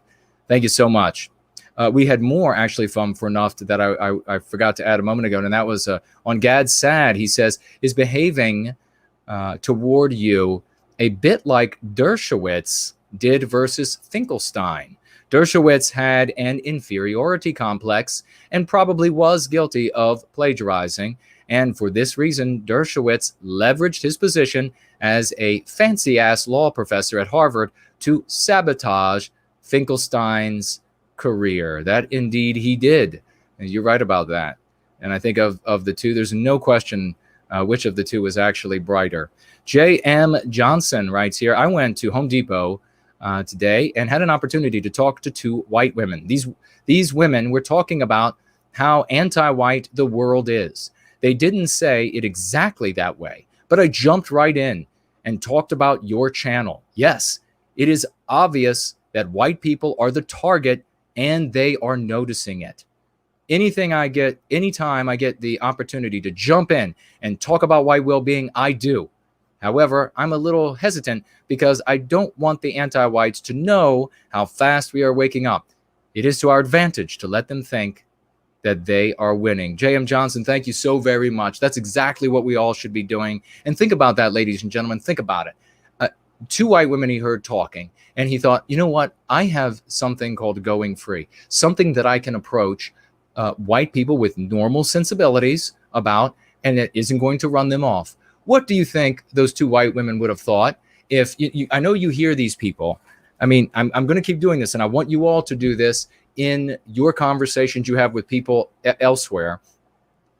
I know you had a guy recently who said, well, geez, when I go to the gun store, I can find somebody that when you hint about black and white antiques, they say, damn right, that's what we need. Yeah, you can find somebody who's going to be a bit off their rocker at the gun show about antiques. Yes, you can.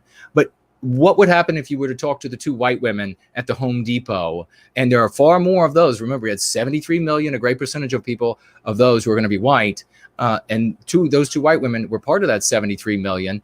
If you went to them and said, hey, black and white antiques, they would run away and scream. They would think you were insane. They would think that you had a dungeon in your home where you kept children and small animals locked up. That is their impression of those people. You're not going to win. And what if you were to say to those two ladies and they were saying, boy, things are bad. And then you stepped in and you said, well, actually, let me tell you about how dumb all of the other people's are. There's data on exactly how dumb. Let me tell you their crime rates. They're going to say, wow, you're a serious hater of all of these different groups of people. That is what they have always said. No, instead, J.M. Johnson has something that works. He's able to approach the 73 million of people with this. And the only thing he feels that's holding him back is he doesn't want to make it too loud because he wants the anti-whites to think that they're still winning as we are rocking it out. That's the difference. So thank you so much for that testimonial. Thank you so much for bringing this message of truth, hope, and redemption to our brothers and sisters. We have Rowan writing here, mini testimonial. Told a young mom with 3 little kids, our sizable if loose-knit organization takes great satisfaction in seeing you and your husband raise a big, happy family. They lit right up. That's wonderful. Thank you so much. Again, could you imagine another approach employed by Rowan here with the young mom with 3 children? Don't you just want somebody screaming at a microphone on black and white footage, young mom with 3 babies? She's going to flee. She's not going to think that you have anything productive to say.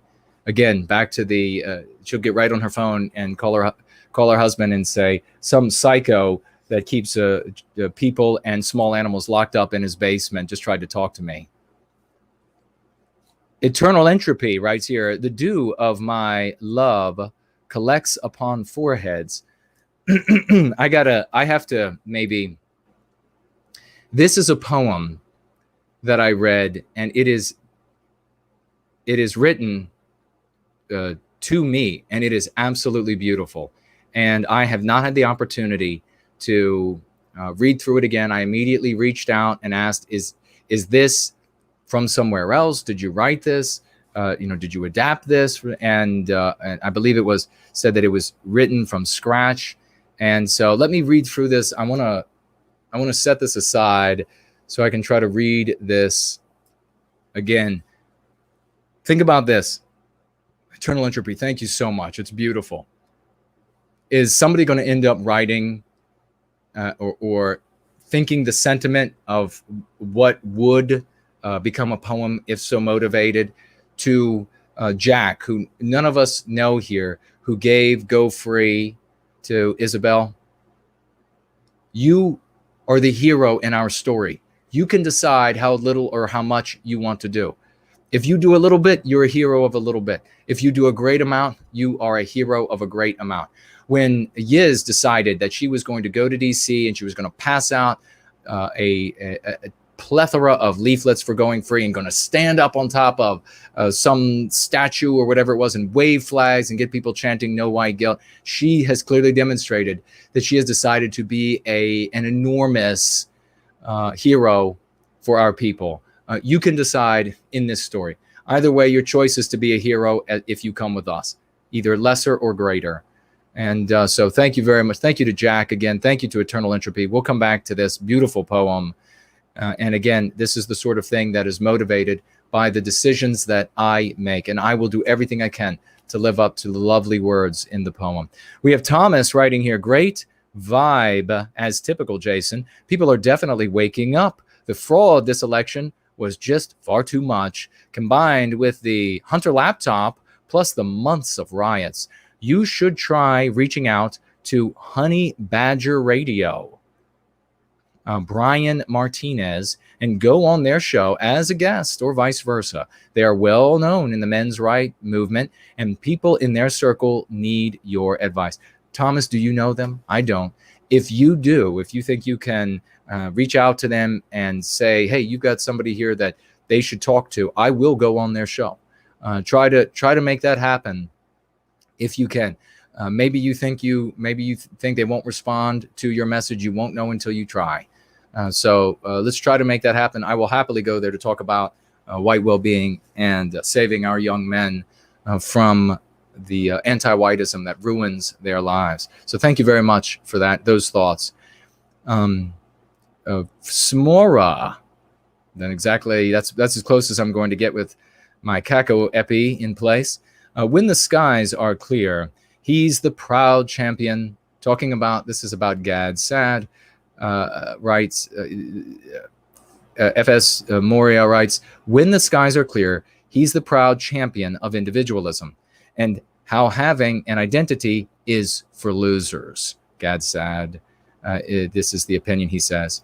A few flashes in the horizon, a distant rumble coming his way, and he instantly morphs into his conjured form as part of the premier victim class in the history of the world, Sad. And he writes it with 2 A's, as Sad does in his last name. Yeah, typical of an anti-white who is serving as an abstractionist gatekeeper. They're all about individualism until it will benefit them to be part of the group to which they belong. Chase writes here, Jeff Doherty sent me, liked, and subbed. Well, a big thank you to Jeff and a big welcome to Chase. I'll set this aside so we can get to that lovely poem. Bobby Fisher, great participant in this community, new and rocking it out, writes with a time stamp 3:59 to 4 hours. Powerful. I think this is maybe, what stream is this on?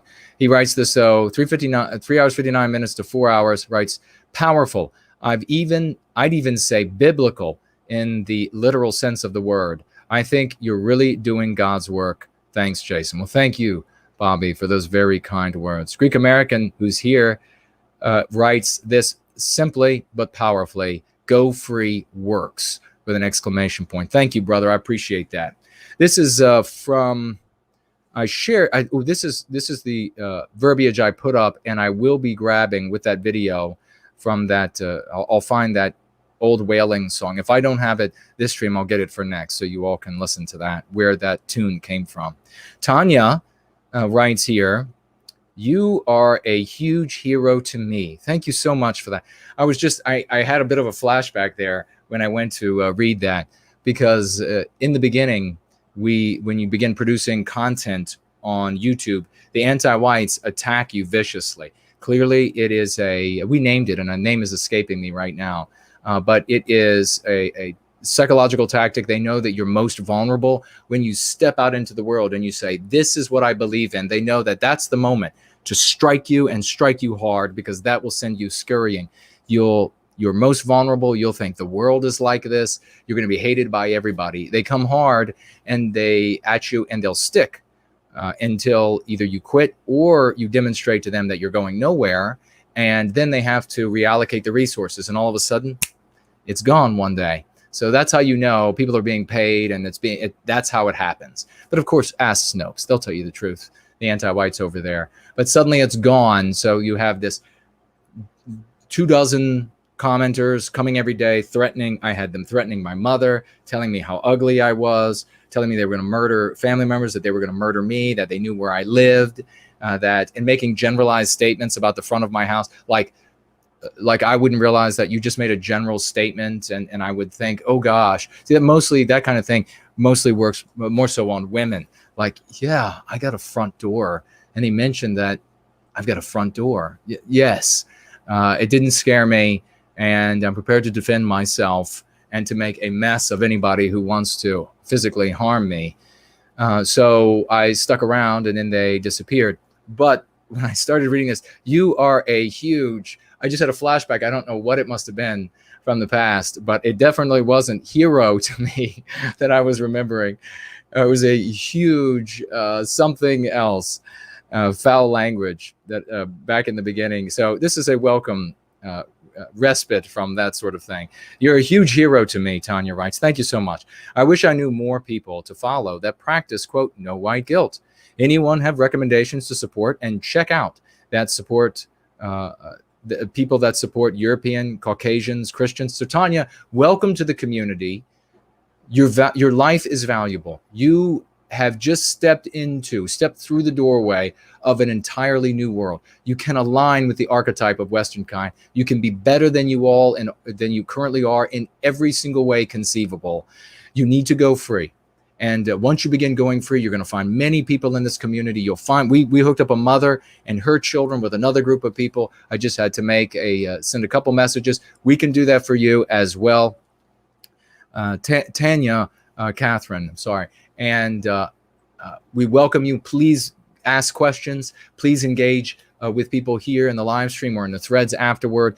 Everybody will be ready to help you and ready to explain the difference between where you're coming from, whether it's Magasphere or whether it's some of these LARPing as the bad guy, playing the villain, or whatever it was where you were before. They'll help you make that transition to going free and a healthier, a better, happier life. We have Lynn, who writes here, I cannot believe how beautifully Jason reads poetry. This is moving. I wanted to include that because I thought that was a really wonderful thing to say, Lynn. Thank you so much. And I'll be reading more poetry and also some short stories as soon as the opportunity is available to me. But I just thought that was such a kind comment. I wanted to acknowledge Lynn here on Going Free. So that's very kind. Thank you for that. We have Cloudscape writing, love the work you're doing, brother. Very wise words.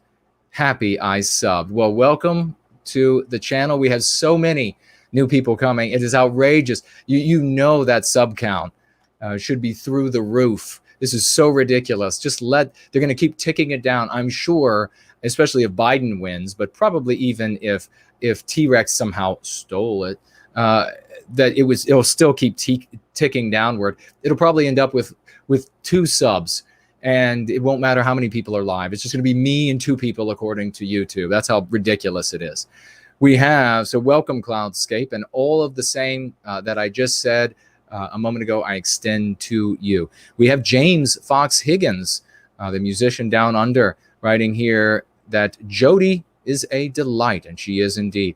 He writes, I've reached out to her, and we're going to try and write some songs together. Thanks for making this possible with your amazing community building efforts, Jason and Jared. Well, you are most welcome, James. Thank you for the gratitude, and I hope you all make some beautiful music to bring people over to white well-being. And we have the great Reptile writing here as we move swiftly through so we can get your calls in and in your comments or financial gifts that I haven't seen Reptile writes, a week ago, 2 acquaintances reached out to me. And pay attention to this. Reptile's a deep thinker, folks, and we're lucky to have him among so many others in our community. A week ago, 2 acquaintances reached out to me, overwhelmed with fear, doubt, and painful uncertainty. They began expressing their many worldly frustrations. After much catharsis, it was clear they had come to me for advice or some comforting answers. I vehemently professed I possessed neither, but they remained insistent. Surely there must be a reason I remained so positive and collected, they exclaimed. Something is clearly different between us. Whilst they've struggled with personal relationships, children, and family, mine have only prospered. Where they've become depressed and fearful, I've only become more driven. Looking for any reason to ascribe such circumstances, they could only attribute it to something I've repeatedly mentioned. The very thing they've previously dismissed, like some fad diet. And with a desperate collapse of emotion, they said, quote, okay, we're ready to listen. What's this going free all about? Needless to say, I seized the opportunity. I quickly fetched my worn and written upon copy, its margins filled, pages folded, and its paragraphs highlighted in full. A week later, and here we are. Though they couldn't obtain a digital copy through Amazon, they will now be visiting the website for hard copies and more info. Big smiley face emoji. I have to say, what a fox-trotting champion Reptile is. This testimonial is brilliant, good brother, and brilliantly handled with your 2 friends. I have to ask, why could they not obtain a digital copy? It should be available. Was there an issue of purchasing it from Amazon? Or is it an issue with their devices? But brilliantly done, brilliantly handled with him. Thank you so very much for your service to Western Kind and bringing these 2 people over. They're wondering, why is your life getting better? Why are you level-headed with everything going crazy around us? Finally surrendering to what he's been saying all along. This is what works. This is the reason. Bless you, Reptile, magnificently. Promethean hails. Promethean hails. Splendidly done, brother. And then we have somebody, and these are Chinese characters, and I don't know if the translation pronounced it properly. Wei Lin Young writes, Jason, you have been the most honest and true person in the white positive movement, and I truly appreciate this. I've been following your work since this video, and coming back to it, I feel so blissful. So these are in Chinese characters. I don't know that this is a Chinese person, but the name is in Chinese characters, and it certainly sounds in that translator Chinese. So I deeply appreciate that. Thank you very much for those kind words. And again, from Natarific, he writes, talking about the great replacement, no. The great reset, no. The great going free, yes. All caps. But fantastically written. Trump 2020, can you believe he showed up to write a comment? He writes here, this is one of the best channels on YouTube. Keep nationalism alive. Well, thank you, Trump 2020, and welcome to our community. Thank you for becoming a subscriber. We want you to go free. We want you to be twice the person, 10 times the person you are. And it's possible. You need only reach down inside of you and employ the strategies that we teach you, very easy strategies, and go free. We look forward to great things. Forbidden Recalls. That's a great name, isn't it? Writes here, never leave nationalism, Jason. You are a calming and encouraging voice in a world of madness and despair. What Hulk Hogan, Ultimate Warrior, and Macho Man were to wrestling, you, Jared Taylor, and Mark Collett are to white well-being, I'll say. Maybe Dr. Duke is Andre the Giant. Thanks. Thank you so much for Forbidden Results. It's a few and far between that I've been likened to the Hulk Hogan Ultimate Warrior and the Macho Man in the ring. Thank you so much for that. And should I try this magnificent poem without a really reading it? I don't want to miss the opportunity ahead of time. I mean, I read it the first time. I thought it was lovely, and I didn't go back though. So I don't really know the pace for it. Maybe I should read it nonetheless.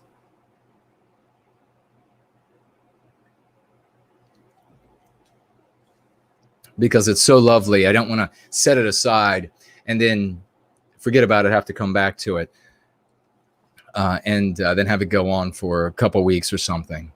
Eternal Entropy writes, "The dew of my love collects upon foreheads, my clover fields. The anticipation of my light do burn grains, the harvest yields. O glory of the morn, purple to blue, breezes my halcyon hue.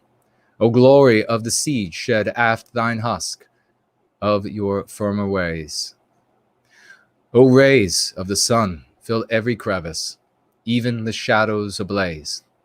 O rays of the sun, teach them the rainbow, the power of days. The rain oft precedes the shadow of clouds before the muse. Reign over precipice the gospel, Son of Man, life-giving views. Glory unto you, Jason, absorbed the love shed upon you." God bless you. I just saw as I read that through exactly how it has to be partitioned, and we'll read that again. Beautifully written. That is magnificent. Eternal Entropy. That is beautiful. What an absolutely prepossessing poem.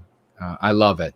Thank you so much. That is, I have to say, I haven't had many poems written with my name in them and then given to me, whether they were written by somebody in years earlier or not.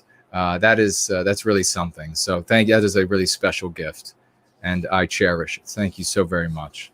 How beautiful.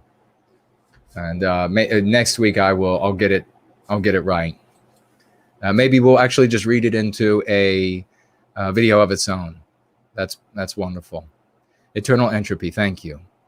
Let's see what we have here in the community. Let's get a round of applause for everybody's comments that we read, and those who are helping others to go free. That we just went through all of the comments of individuals who are doing that, and for the beautiful poem by Eternal Entropy. What a splendid thing, and it is for the work that we are doing here. That such emotions can be stirred in people, that they feel so moved to come forward and speak to two women who are strangers, speak to the young mother with 3 children, write the beautiful poem, play Chopin on the piano with a crucible line setting right there up on the piano. I mean, just so many beautiful things. Every one of you are a treasure beyond price. And this is how we reclaim our destiny. So, and wow, let's keep the raucous emojis going for Jessie, who just financially, this is Jessie, no offense, sweet lady, just financially gifted. Break out your raucous seizing emojis. Don't give them their seizure medication, because a woman who works for a living, just financially gifted $100 to White Wellbeing. By God, thank you, dear lady. Thank you so very much for that. She writes here, "A true king," all capital letters. That's most kind, most humbling, and I will do everything I can to live up to that kind of sentiment with every day, with every breath that I have. And she also has here a bunch of little white hearts. I love those. And then I think they're smiley faces with hearts for eyes. But there's nothing wrong with my vision at all. It is the monitor. There's a conspiracy. It doesn't matter when the monitor was built. It's a conspiracy. Dear lady, Jessie, no offense. Big round of applause. She's usually here for the full 8, 9, 10 hours that we're together. And a newcomer, we really thank you for that. $100. This lady is working for a living, folks. She doesn't have money to just burn like the anti-whites. So very meaningful. Thank you for the sweet words and the sweet emojis as well. We have also over here on Entropy, Vincent, financially gifting $10. Great to see you. I've known several guys who were great guys named Vincent. So we'll see if you are up to the mantle. Financially gifting $10. He writes, your pragmatism is very inspiring. That's it. He's up to the mantle. I'd like you to. He further writes, you have to remember the basics. Since I stopped listening to the, quote, Wignats, my life improved so much. I started focusing on my mental health so I could take care of my family and friends, and it worked. All caps, it worked. I want to read this again. This is fantastic. Whenever people give a beautiful testimonial like this, God bless you, Vincent. That is magnificent. Thank you so much. When they come from these ugly places where they're doing harm to themselves, to their families, to our people, and they're doing that harm because that's exactly where the anti-whites want them to be. They are chumping them. When they come away from that and they begin going free, those are some of the most powerful testimonials. God bless you. Vincent writes here with $10 financial gift. Your pragmatism is very inspiring. We have to remember the basics. Since I stopped listening to the, quote, Wignats, my life, and this is a very destructive community. These people, nothing good will come of that, the kind of things that they have going on there. Since I stopped listening to the Wignats, my life improved so much, he writes. I started focusing on my mental health so that I could take care of my family and friends, and all capital letters here, ladies and gentlemen, and it worked. Thank you so much for that testimonial. God bless you. Promethean hails to you. Promethean blessings upon you. That is beautiful. And we look forward to you improving in a great many ways. And we'll be understanding when you stumble, and we'll cheer you on when you get back up and you keep heading to that western sunrise. And can't wait to hear about the folks that you begin to help going free and how you become a better you by going free. We also have the great Heidi is with us. Heidi and Raymond, I thought I saw somewhere early in the stream that you all said that you weren't here at the beginning because your power was out, as though that's an excuse. I mean, isn't that what the stationary bike is for? You just hop on that thing and you start pedaling. That's why the monitor is there, and you power the computer right up. You power the internet right up. Financially gifting a beautiful couple, ladies and gentlemen, rearing their children with white positivity, inoculating them to against the anti-whiteism. $25. Heidi and Ray, and they write here, great stream tonight, and thank you to all of you for your hard work. Love you all. Well, much love in return to you and your wonderful husband and wonderful family. Thank you so much. And I thank you to everybody who's been financially gifting and commenting, and we're going to have to get to all of those. I'm going to take a look over here to make sure I didn't miss anybody. I see plenty of eagles and penguins in celebration over there by the great Roy Danton for the wonderful things that folks are doing and achieving in service to white well-being. Let me turn around here and make sure I didn't miss anybody.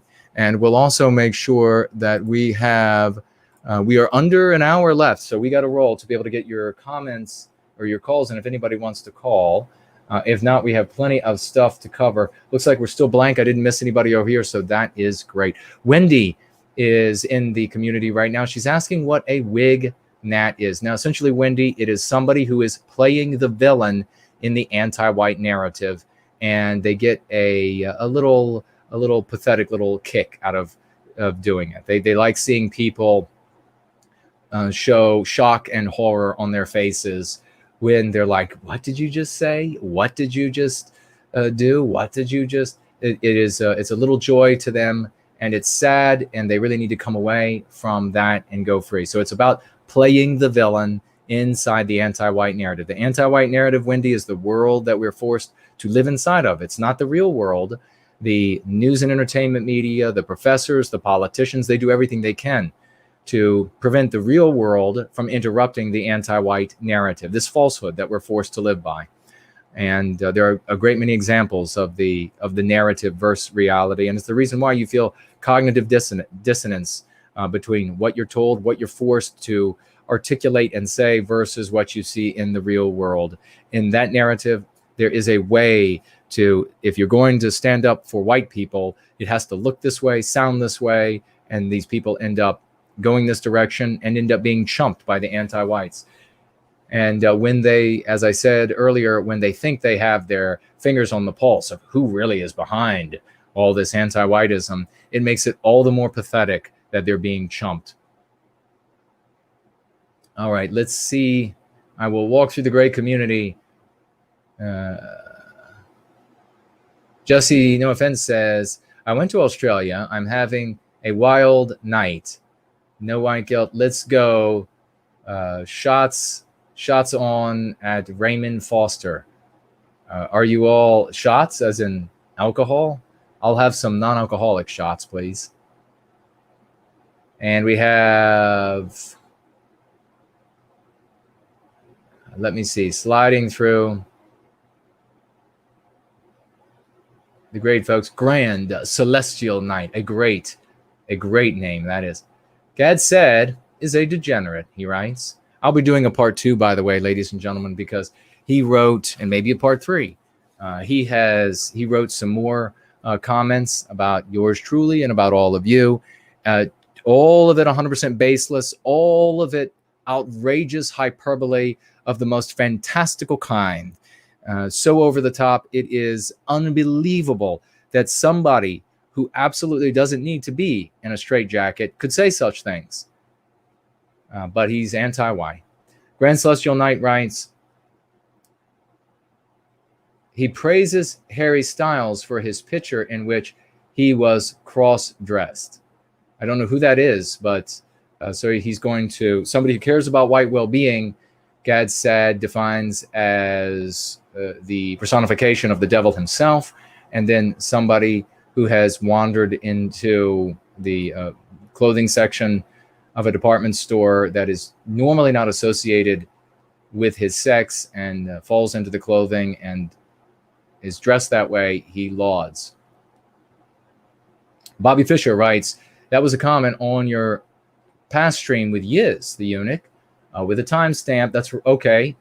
To you saying that these anti-whites, their only true purpose is to make us better as a people. That's right. That's right. I remember exactly right. They fail to see what their purpose is. They think their purpose more in this world than what it truly is, which is only to serve as tools to make us better and stronger members of Western kind. So thank you so much. That was a great conversation we had. Thank you for reminding us. Roy Danton says it's a wonderful poem. It is indeed, isn't it? Very well written. Nice poem, Raymond says. And maybe that one will find its way into the next White People's Quarterly. Wouldn't that be wonderful? I think I'm going to, please remind me, everybody, that I'd like to buy some space in the next White People's Quarterly and just put as many of your names as, if anybody gets left out, it's just because we will randomly select and try to grab some of the most notables, but just put you in there to honor you all. And we'll try to include everybody that most of us know, and as many others as we can. And I'll have to have somebody do that as well, because I really don't have the time to go through and grab everybody's names out. But it is something I want to do for the community. Maybe, and then I'll add at the bottom, and everybody we couldn't include as a catch-all. Chrissy says, wow, that's awesome, applauding the poem. Thank you so much for that. It was awesome in the truest sense. All right, Trenton is here. Great to see you. And thank you all for applauding everybody and rolling through the wonderful community. And the Greek American Nationalist says, Gad Saad is extremely anti-white. He's extremely anti-white. Mr. Saad, please write my name under your list. Of the people that he opposes to and objects to. Well said, brother. Well said. That's when you know you're in good company. When folks say to those who victimize us, our victimizers, please make sure you include my name, you SOB. William Runner is here, and he writes, what really sucks is having to work in an anti-white job with anti-white supervisors and have to be in the closet because one has 2 years left to be able to retire. You better stay in that closet, buddy. You get to that retirement. Your life is too important, and your financial stability, it's all too important, and that's the way it is for everybody. Don't run a risk. If it sounds like you're in a risky scenario, I know what that's like, and I've so many people have come to me with their stories about being in similar scenarios. So you just, every time they say something anti-white at work, you mark it down as like a little tick in your mind that, okay, for that, you SOB, I am going to go whatever it is for white well-being. You're going to go into 5 forums now because of this, and you'll be doing it in response to each of those individuals. Know you're getting back at them for their anti-whiteism. And I know you will, brother. And there's no doubt that William Runner is going to make the most of that fire that they engender. Jesse, no offense, writes here, no white guilt. One of our leaders in a party I like here in Canada keeps interviewing Gad Saad. It's driving me crazy. I bet it is. When you get an opportunity, where there's a thread, if you want to let people know about the kind of person that Gad Saad is, then I'm not going to stop you from letting them know. I mean, this vicious Sad Sack, which is now his name, this vicious individual has come after me with the most disgusting and fantastical stories, so I will be making a part 2, maybe a part 3, because he's an unhinged anti-white SOB serving as a gatekeeper, making a ton of money off of white people, tons of money off of white people. Anglo America writes here, Harry Styles is from the boy band One Direction. I gave up my boy band listening a long time ago when I came into existence. So it was one of those things where I really wasn't much of a boy band listener, but I'm sure he was a fantastic singer and dancer. I swear No White Guilt is the only one that wants his community to shine. Well, everybody here, we want this community to shine. Right, we're the ones. I agree 100%. We want the community to shine bright, every single member. William Runner says, in response, I'm trying, brother. But it is so hard. I know it's hard, man. You'll make it happen. You'll do magnificent things with the fire that they engender in your belly. The great Elaine Sabatino is with us. Sigma is here as well. Matthew Heimbach was a Whig Nat until he came out as an anti-white. Yeah, precisely. And I made a video about that. At my interactions with that vile individual, and predicting that this eventually would be the case because he was here for his self-aggrandizement. That is what was important to him, not our people. I don't know where our people fell in importance to him, but it was somewhere beneath his self-aggrandizement. And so it was easy to predict that at some point he was going to end up turning on us so that he could be aggrandized the other direction. It runs out. That's always the case.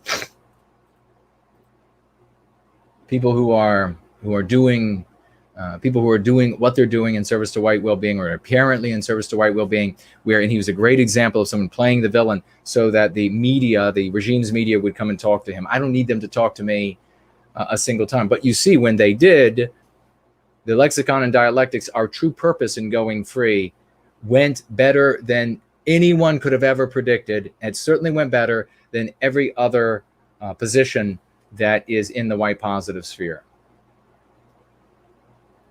All right.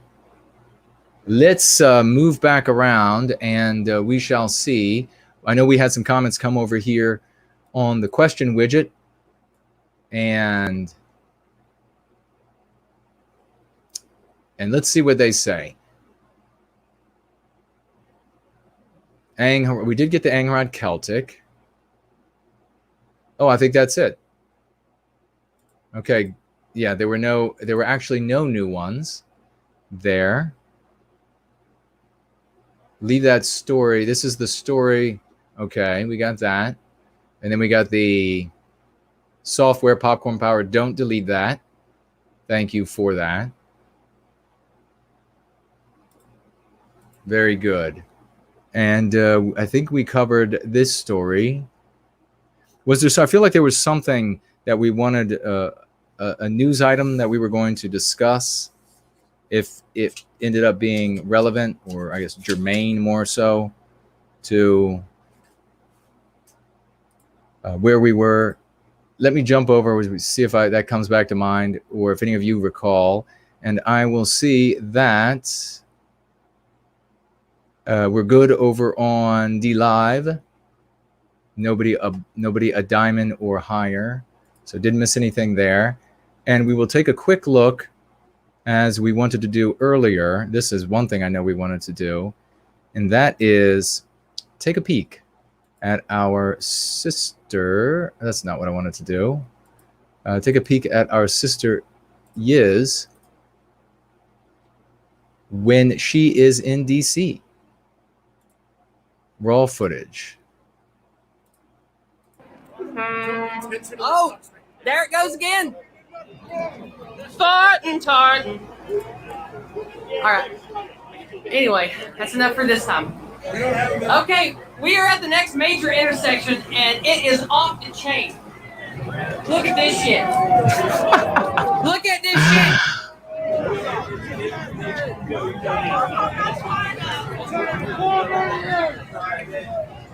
In every direction.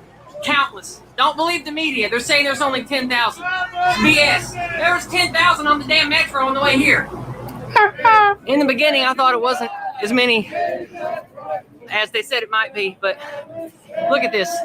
Maybe 500,000. I have no idea. And we're a ton of people. And we're in the front. Look back here. Wow, look at that. That is all the way to the horizon. That's like 10 or 11 blocks of people. This is nuts. I found a good perch. I'm going to show you. Look at that. Magnificent. Look how peaceful it is. Half going this way, many thousands this way, many thousands going around that way. And look at this. I want you to see this. I want you to see it. I want you to see this glorious beast that is not on the cliff. This beast.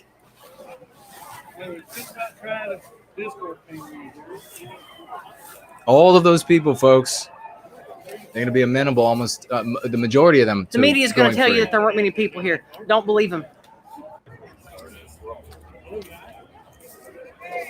Well, you'll be able to catch the... They're still coming. We've been here about 3 minutes. You'll be able to catch the rest of this video over on Yiz channel. So if one of the moderators could share her channel, this is a great video she's showing who knows how many people were actually there. I guarantee you this, if this were an anti-white rally and you saw people to the horizon, they would easily claim there's 1.5 million people. That's an easy guarantee. They would easily say, well, there's 1.5 million. I mean, I remember when there was the Million Man March and the here in DC, and the crowd was nowhere near this large. And what did the media all claimed over 1 million, and the crowd was not nearly this large. So you know what it would look like if this were an anti-white march. Beautiful. How magnificent. All of these people could be going free, and there's no reason that they're not. These are the natural prospects for going free. They're everywhere there. Look at all of those people. They are everywhere there. The natural prospects for going free. Beautiful. Every single one of them are beautiful, and we need to reach them. You know, their babies are there. They have babies back home. They're there because this matters. This is very important. They're doing the right thing. And this woman right here, you're seeing on the screen, that things she says, I can't stop laughing how fired up she gets. She is doing some glorious work, and we salute her and are very happy with Yiz. God bless that sister. Make sure you sub to her channel. But those anti-white fingers will be busily trying to find the delete button as they are inebriated on this. Oh, there must be some. Look, there must be some. It's the cigarettes. I bet she was saying she was having an issue with the paper. She's allergic. I was wondering if there was any tear gas floating through the air, but probably the allergy kicking up from the paper that she is allergic to in the cigarettes. So that was fantastic. Great seeing that. Whoa, look, I got messages coming in all over the place. Who knows what to do? Let's see. W1 Index. Windex? And in Virginia, I think Virginia has the most personalized plates. So it can be kind of fun just driving around. And you see all these personalized plates and you're trying to figure it out. And then you get to see like which drivers are really clever. They figured out a really interesting way to say X, Y, or Z. And then the other ones that it makes no sense what's written on the plate. And then you have a look at them and they're really dumb looking. And you're like, well, that's not a surprise. Elaine says the real peaceful protesters. Yeah, precisely. Actually, a peaceful protest. And that many numbers. It was beautiful.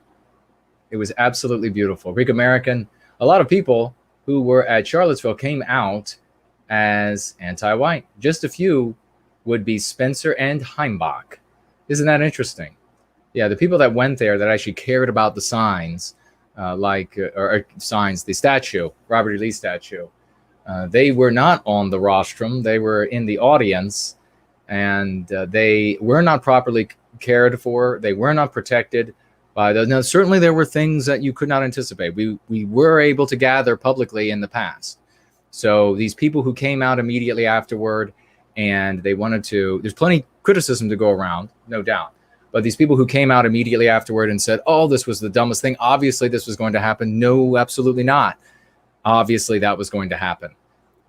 Prior to Charlottesville, white positive people under various monikers and for various reasons were able to come out. They were able to meet, and the police did not attack them. The police did not push them into the teeth of anti-whites who were allowed, given carte blanche, license to use flamethrowers and throw water bottles half filled with Quickcrete. So essentially they are like bricks. They're bricks, can crack skulls open. They did not allow that before. So, with a few exceptions here and there, the norm was your aberrations. The norm was that we could get out and we could have a little event. And sometimes the authorities, when they were really wanted to be an ass, they would put us like into a little corner somewhere, and they'd like put tape on the ground and cones, and they would say, you're only allowed to be off to this side somewhere where no one will hear or see you. Was like the norm of the worst of it.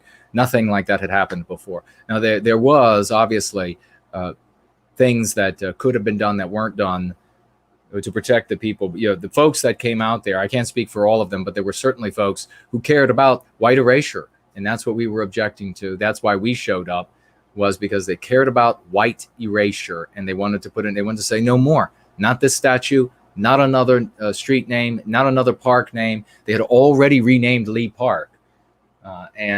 So absolutely despicable in many ways what took place there.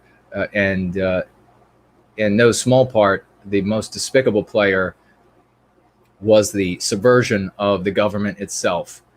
Those individuals who ordered and the investigations demonstrated indeed that there was illegality in the things that law enforcement did. I think the police chief actually stepped down. Let's see. American Nationalist says this proves that worrying about the antiques of old does not help our well-being in the long run. No, or LARPing about that stuff. You absolutely can have a place of reverence for it in your home. I would never imagine to try to take anything away from anybody who feels that they've researched and they've found X, Y, or Z and they think it's so important, and more power to them. But those are not antiques are not vehicles to recapture our destiny.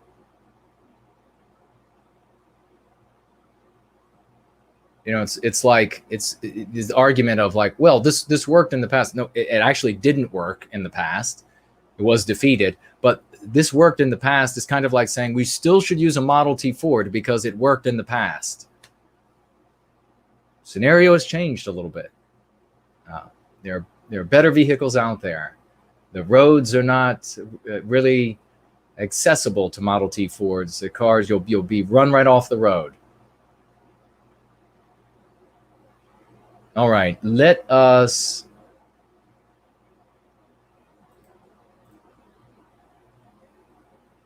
go ahead and see what do we have going on here. I got a lot of messages coming in over here.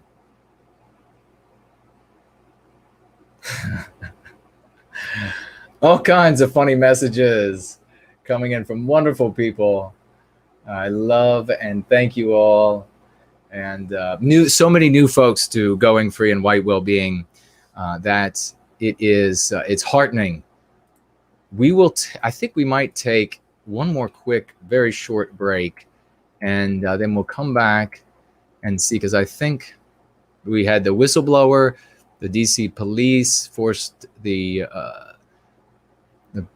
protesters, the Trump protesters, into, just like they did. I mean, they funneled the folks at Charlottesville, didn't they? And now you see all of these lawsuits. And now you see these, by the way, it's worth pointing out that if this Kyle individual, if he had been going free, he would be free today. Instead, you have a bunch of people that want to laud the decision that he made to go, and I'm not bad-mouthing the state that he has now found himself. He's a young man. He's a young man, and you have these people that are celebrating the unwise decision of a young man to go into an environment where the authorities are allowing anti-whites to do whatever they want, to whatever business they want. If he had been going free, he would not have ended up in this environment. He would not have been in prison for, 100 days now, or nearly 100 days in jail, and still can't get out. Who knows what's going to end up happening to him, even if he's able to beat one charge or this charge or that charge. Will he beat all the charges? And even if he does beat the charges after a massive expenditure to beat the charges, he then is probably going to be, as happens in the past, sued for his acts. And in the past, we see that even though the legal fight is won, the civil fight can be lost, and he can end up owing these people. He can end up owing the guy who lost his bicep for the rest of his life. He can end up owing the family members of the people who died for the rest of their lives. That has happened many times before in the white positive sphere. And there are people who fancy themselves as leaders in the white positive sphere, who know that this has happened this way in the past, and who yet laud the behavior of a teenager. They want to laud him just like the little stick guy. And they want to make all of these jokes. They want to make all of this irony jokes, and all it is doing is setting up the next teenager who will spend the rest of his life in prison, or who will ruin his life, won't do any good for us, and it does no good to try to outshout me as your form of argument. And that's what many of these little dicked idiots end up doing. Well, what is he supposed to do with the city? City's supposed to do this. You have to accept the reality, you thick-skulled imbecile, you cretin. You have to accept the reality on the street. The authorities are allowing this to happen. He is lucky, his family is lucky that he was not shot dead by the police officers. He's lucky that didn't happen. And as you can see, it doesn't matter what his real motivation was. It doesn't matter that he was videotaped saying, I'm here to provide help to all of the protesters. I want everything to be fair and safe for everybody. And he's cleaning off the graffiti and the defacement of public buildings and everything. He's like a model citizen. It doesn't matter. Doesn't matter that he only had his rifle to prevent himself from being murdered. None of that matters. We all know the reality. He should have been going free instead of trapped in the anti-white narrative. And now his bad decision, which his mother said on television that she had no idea and she would have objected to it, in tears. Doesn't anybody care about his mom? All of these people who want to talk about how awesome this kid is. What a great decision that how old is he? Is he 15? I mean, an adult lauding a decision that has really screwed up a 15-year-old's or 17-year-old's life is really demonstrating a lot of immaturity in that adult. That's the nicest way to put it. And as I said, setting up the next teen to do something idiotic that isn't going to do a bit of good for him, his family, and our society. Nothing got better because he went out there and did that. He potentially has ruined his life over it, and who knows how he's dealing with taking the lives of others. People want to make him out, and nobody's thinking about these very real and human things. People want to make him out to be now he's the next hero. And as I say, encouraging the next teenager, the next 20-something to do the same thing. And they're not thinking at all about what it's like to take a human life, like it's a video game. I don't know. Maybe maybe every night he cries in his cell over thinking about being out there that night, watching the bullet hit the people. Who knows? Who knows how he's taking it? But these assholes don't care. They just want to say, rock on, what power. What, he just went out there and he made it happen. His whole life's ruined, but I can make a killer meme out of it. Well, right off, you piece of shit. His whole life's ruined, but you can laud him for it to get somebody else to do the same thing. His whole life is ruined, but you can live vicariously through him because you are an idiot and you just want to harm people. What useless people these are. Absolutely useless. No one should listen to them. You should be talking about what could have been as opposed to what ended up happening. If this guy was active, was he not? He was driven. If he had been going free, how many people would he have helped to go free? What could he have made of himself going free? Maybe he would have awakened, helped 1 million people to go free in his state. Who knows? He's not going to get a chance to do it now because he's sitting in a cell, but some dickless wonder who likes to ape as some antique from the past is able to make a killer meme about it and live vicariously because he's not going to get out in the street and get into a brawl with these anti-whites who are armed and all. So he can live vicariously through some poor kid who now gets to stay in jail for over 100 days, maybe for the rest of his life, maybe end up being sued and paying these people for the rest of his life. But yeah, this leader of this organization over here or some shitlord can live vicariously through him. What a loser you are. If you're one of those people, you are a loser. You are a bitch, and you are. Our thoughts should be with the kid's mother, with this bad decision. What now can be done? How can we prevent this sort of thing in the future? Nobody should be lauding what ended up happening. Thank God he didn't get killed that night. There's no maturity in these people who play, who LARP and shitlord and all of that. There's no seriousness. Nothing good will come from them.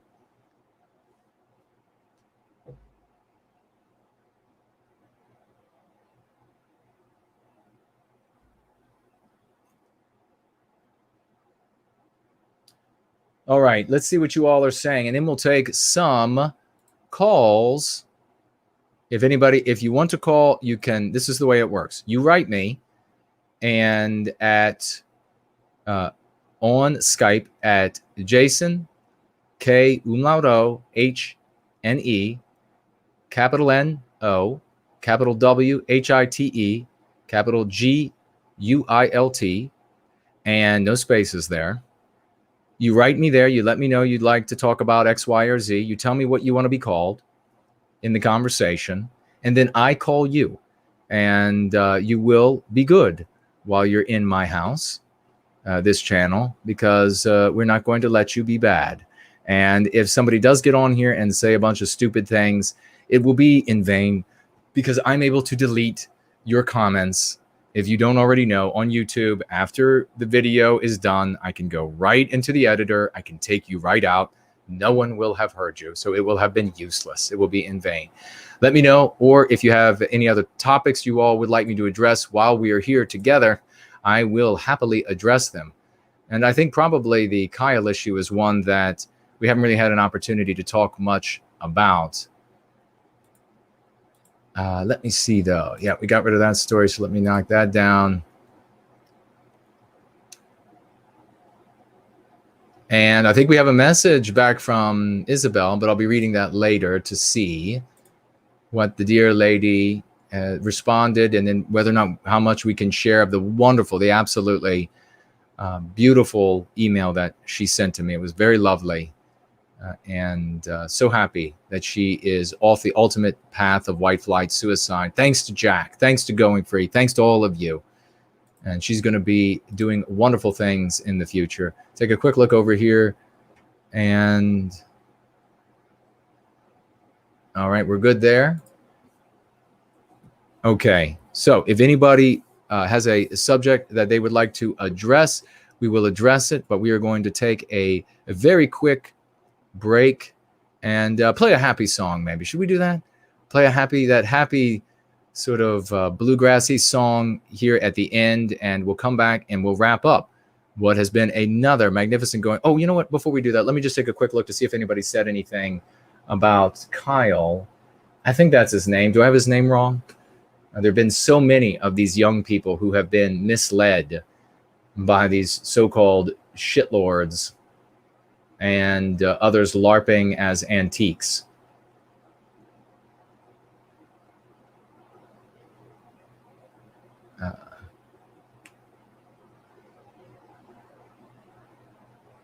All right.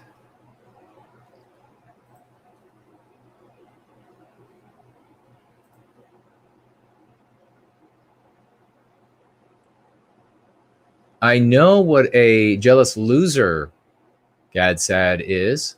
I will be all over this leader's timeline tomorrow, no doubt. Writes Jesse. Well done. Thank you for sharing your opinion with those individuals. Yeah, he's a vile individual, and I haven't even had a chance to go back to his book. I'm so busy. You all wouldn't even believe how busy. And I am going to finish his book, and we'll see how many other similarities there are. For him to come out the way he has against yours truly with no, it doesn't know anything about me, no evidence whatsoever, tells us everything we need to know about the kind of person that he is.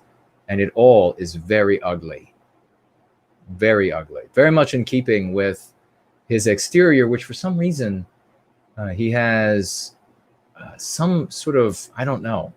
I've been told, maybe I'm wrong.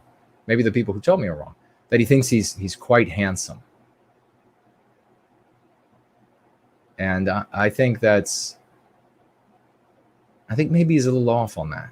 I think he maybe needs another evaluation. Maybe again, maybe I'm wrong. But all right. Jesse Lane says, but he wasn't white. Is that Kyle or somebody else? Whether if he's white or not, this should not happen to him, and the behavior should not be lauded. The ruining of someone's life and their loved ones. You know, his mother cries every single night.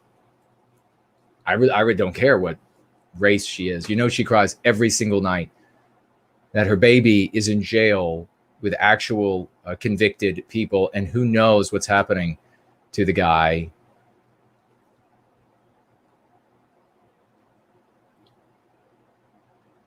And then people think, well, you just raise some money for him and it's all better. No, whole life.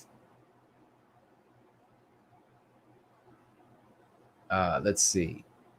Does anybody have any more information? I'm just looking back to see if anybody had something else to say about providing some information. You know what? John writes here, free Kyle. Yeah, and the first way we free Kyle is by preventing future Kyles. That's what we do. There's no way that we're going to be able to prevent, even if he prevails in some of these cases. Double jeopardy doesn't matter when it comes to anti-whites. They can try again and again. But even if he does win every single time, as I say, he's going to face these civil suits, and he will probably lose those, as our folks have lost in the past, and he'll be paying for the rest of his life.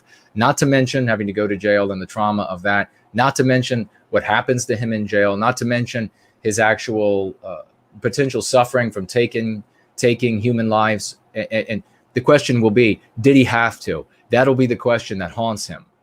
Mature adults realize this.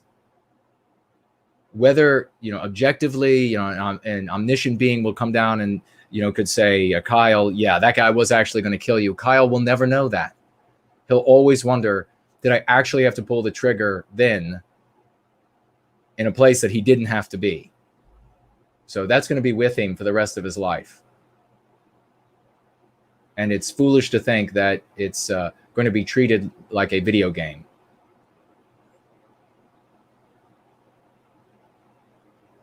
So let's prevent future Kyles.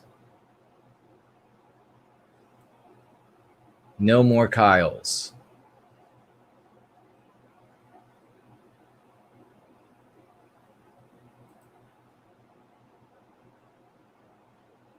Jesse says, have you looked at Kyle Rittenhouse in court? He's Hispanic. The media still calls him anti-white slurs. Well, naturally. So he's what you're saying is that he's actually a non-white person, does not identify as, does he not identify? Do we know? Does he not identify as white? He actually identifies as a non-white person.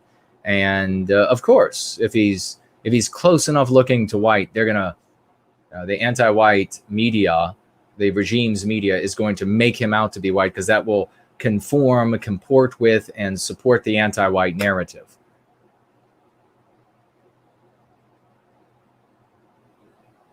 All right, let's see. Jesse says his name is Kyle. Okay, thank you. I'm using the right name for the right person.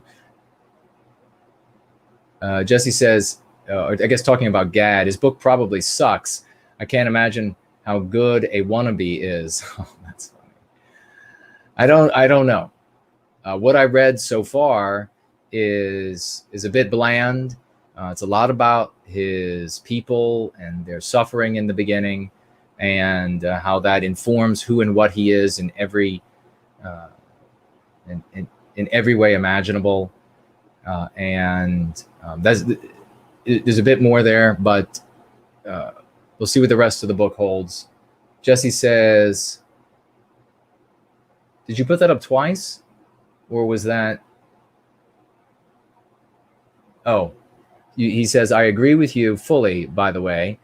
If you search his name, you'll, I guess, find out that he identifies as a maybe Hispanic. Greek American says, I'm similar in age to Kyle, so I feel for him in his situation. I wished he was here instead. Me too. I wish he was here instead. He could have done great things. Even if he's, we have plenty of non-white people. We want more. There should be more serving white well-being, doing great things. I'm sure that if he wanted to go out there, scrub graffiti off a building and protect a business, then he would definitely be happy with going free, and he would do great things instead of what he's doing now. And remember that when we laud behavior, like we laud Yiz, because we want more of that. Whatever you celebrate, you get more of. So the people who are celebrating the actual shooting, the actual killing, they are not right. And you need to just ignore everything, especially how selfish they are, because it's not them suffering. It's this teenager, it's this child, it's this young man who's suffering. So I have no sympathy for an adult that would do that.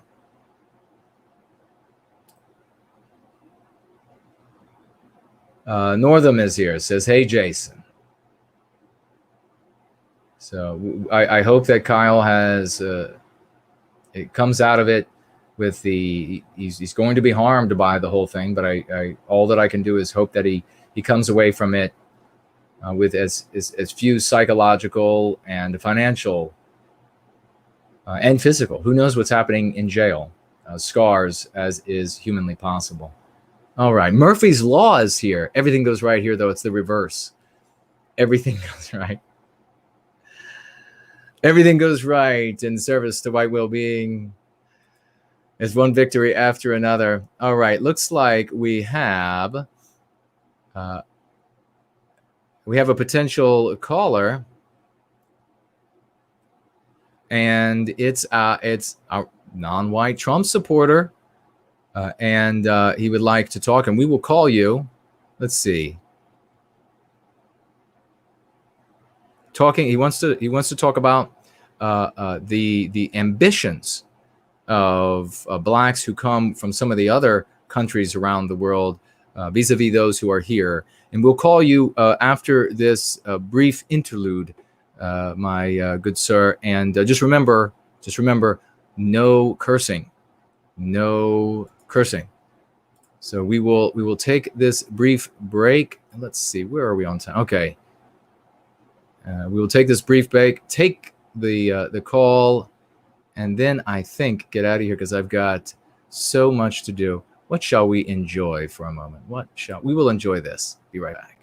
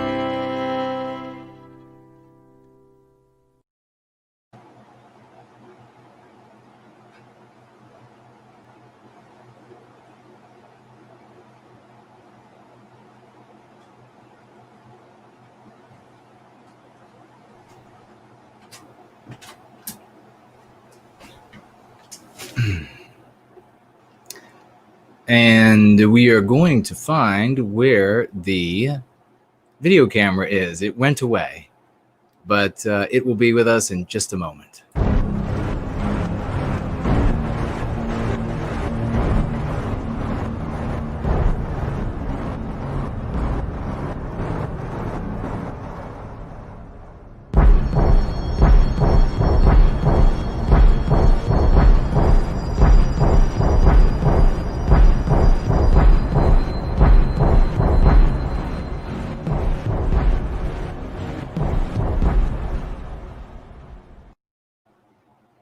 And it's back. How's the sound? Is the sound working okay?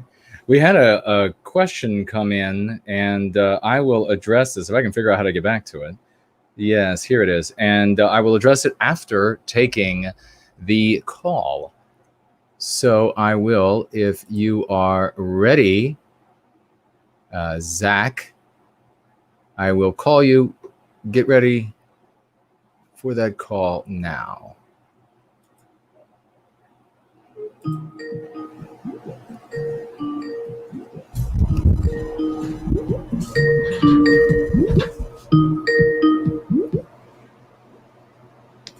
Hi, Jason Kahn. Yes. How you doing, brother? I'm doing great. Doing great. Great to hear from you. Yeah, great to speak with you, man. What's on your mind? You want to talk about these ambitious folks from down south? Well, yeah.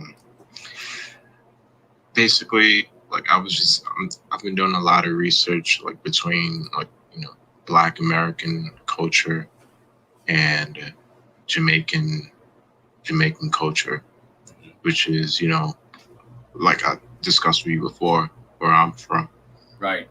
And, just, I don't know if it's a thing where, the Black Americans didn't figure out a way to not necessarily get over like what happened, but figure out a way to just not have the resentment mindset. But it's like every time I converse with the Black American, it's always it's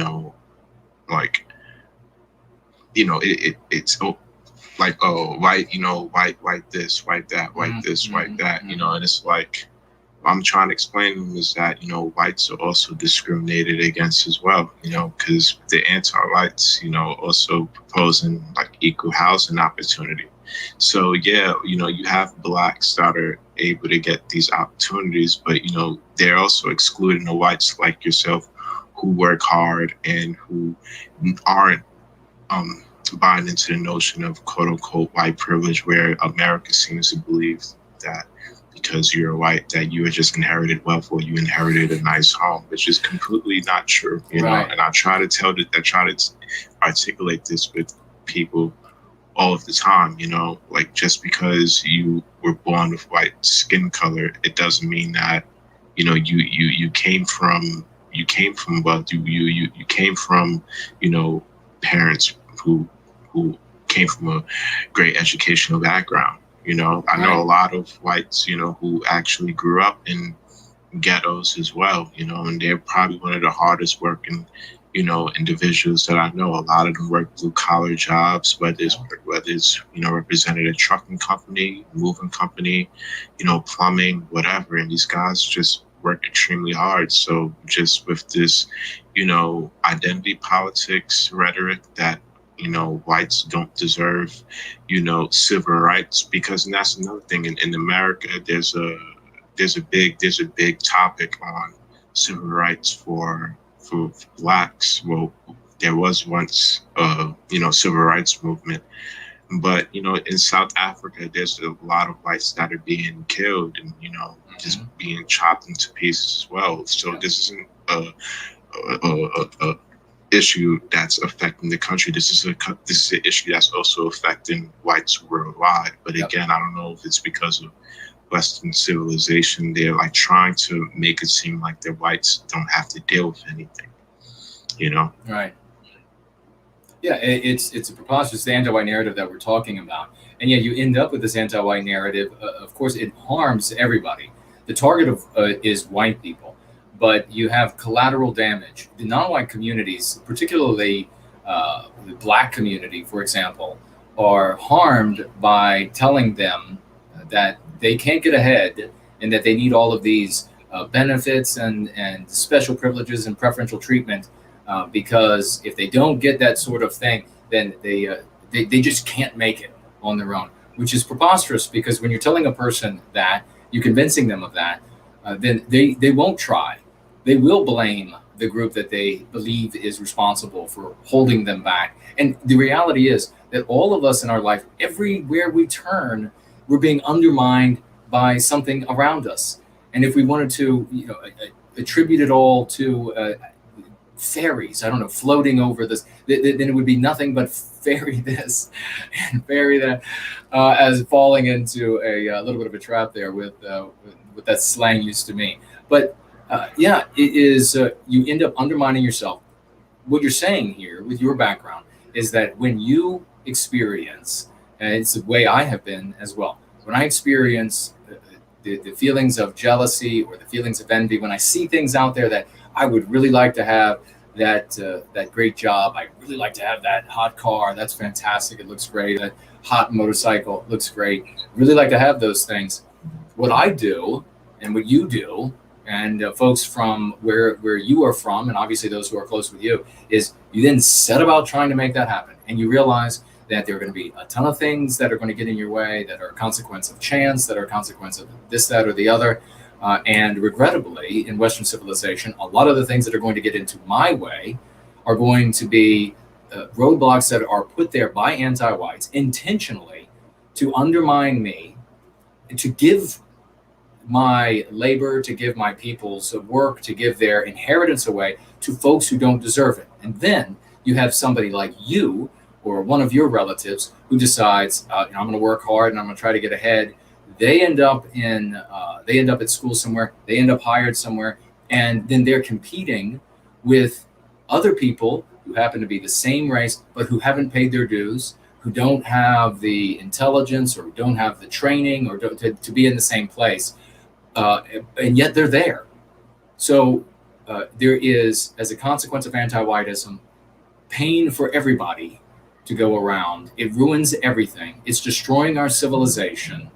We won't have this wonderful law and order for us all to be able to enjoy. We won't have the civility for us all to be able to enjoy unless all good people of all races come together and combat, metaphorically of course, anti-whiteism, to rid our civilization of this. No, there aren't any white people that are going to say, well, that a person shouldn't be permitted to have what they've worked for because of some immutable characteristic. Only somebody who's like a criminal or who's mentally unwell or something of that nature. We want a fair playing field. This is what my parents were always said, just fair playing field for everybody. And the difference with my parents relative to most conservative types or traditional types is my parents would say, even the white people should be allowed to have a fair playing field. And that's not what we have. And ultimately, somebody like you or one of your relatives who might work hard are also going to end up collateral damage. Could you imagine? We could literally have a scenario. This could actually happen. It could happen. Not saying that it did, but I could apply for a job somewhere in a corporation, be denied, be a diversity fire because I'm never hired, because they want to take a person, they want to give preferential treatment or special privileges to a non-white person. You could be in the corporation already, and then the person they brought on, you are in competition with, and that person they brought on strictly for the basis of their race, and you will have paid your dues, and that person is there because they happen to be the same race as you, or they happen to be another non-white race that they felt that they needed. And then who knows who ends up getting the promotion? It's going to be the best ass kisser, my guess.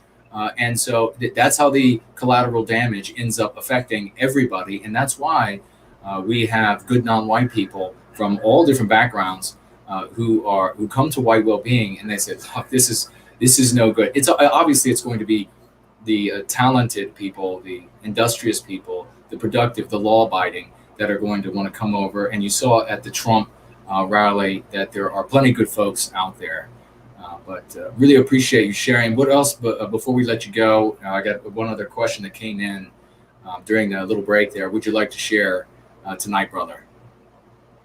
Yeah, just, I was watching a video on anti-white morality, and, I always tell people I don't ever want to be acknowledged as a hero, nor do I want anyone to look up to me. And I notice you have a lot of people on the left that are trying to, play this role of Spider-Man or Wolverine for the Black community. Right. You also have liberals that are walking around with, Blacks that's been quote unquote killed by police brutality, and just walking around as if they're supposed to be the messiahs of Blacks, which I kind of take as a insult, because you're basically saying indirectly that I'm a poor victim that doesn't have any balls in the spine, no backbone, and I can just get slapped in the face and spit on and just accept it. And it's like, listen, morals are subjective. I don't have anything against those who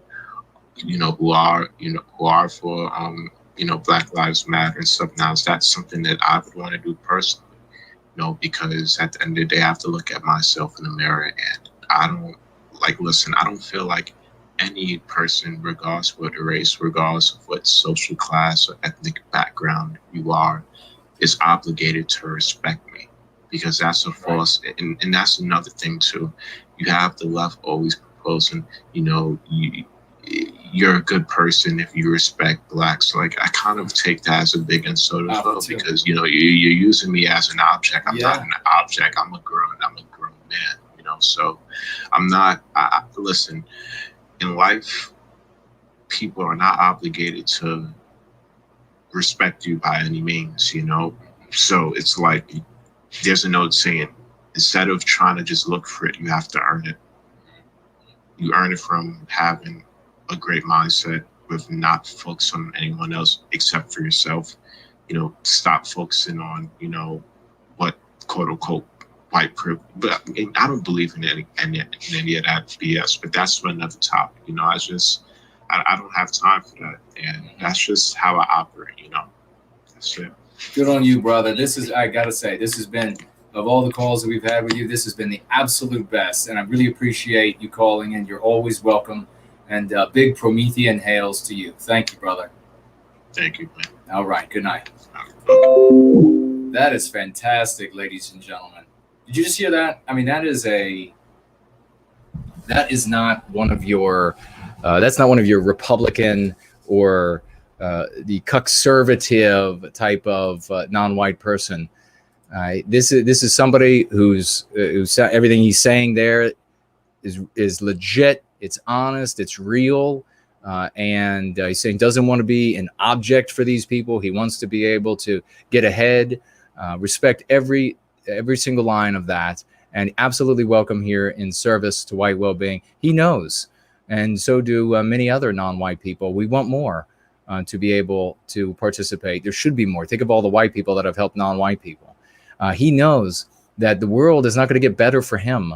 The world is not going to get better for his family of origin or a family he makes if it ends up going in an increasingly anti-white direction. They really are a collateral damage to anti-whiteism. Their communities are harmed as well, and it makes sense. If I were in one of these non-white communities, I would not want to be used this way by anti-white oligarchs, and I would fight against the collateral damage that they would be causing in my community as a consequence of what they were doing against another community, and something like that's being done to Western kind across the West. I would absolutely stand up for that community, as we have seen white people stand up all the time for non-white groups, even when there isn't even tangible victimization. They just think there might be. And white people run out there and they want to like chain themselves together and say, no, don't harm them. Well, I agree with there shouldn't be any intentional harm or anything of that nature. People should be given an opportunity to be the kind of man or be the kind of woman that everyone in society can respect.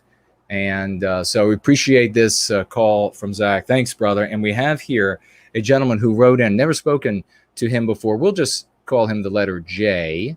And as we're running out of time here tonight, I will read what he wrote here. I think I just skimmed, but I think it's worthy of checking out. He says, "Hey, Mr. Kerner, I'm aware you don't know me, and also you're extraordinarily busy, so I'm not expecting a reply." Well, surprise, surprise.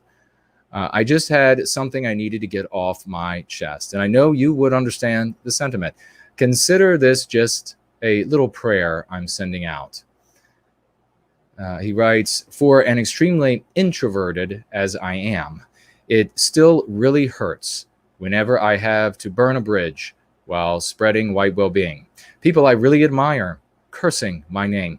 I'm glad I can bring as many people over to Going Free. I'm glad I can bring as many people to Going Free as I'm able. But the ones I lose, man, that stings. I've been talking to people in my life and online for about 3 years now, ever since I first discovered you and your work, but it doesn't seem to be getting easier. Losing people, so it's not getting easier losing these people, especially for an introverted person like Jay here. And specifically losing them to anti-whiteism.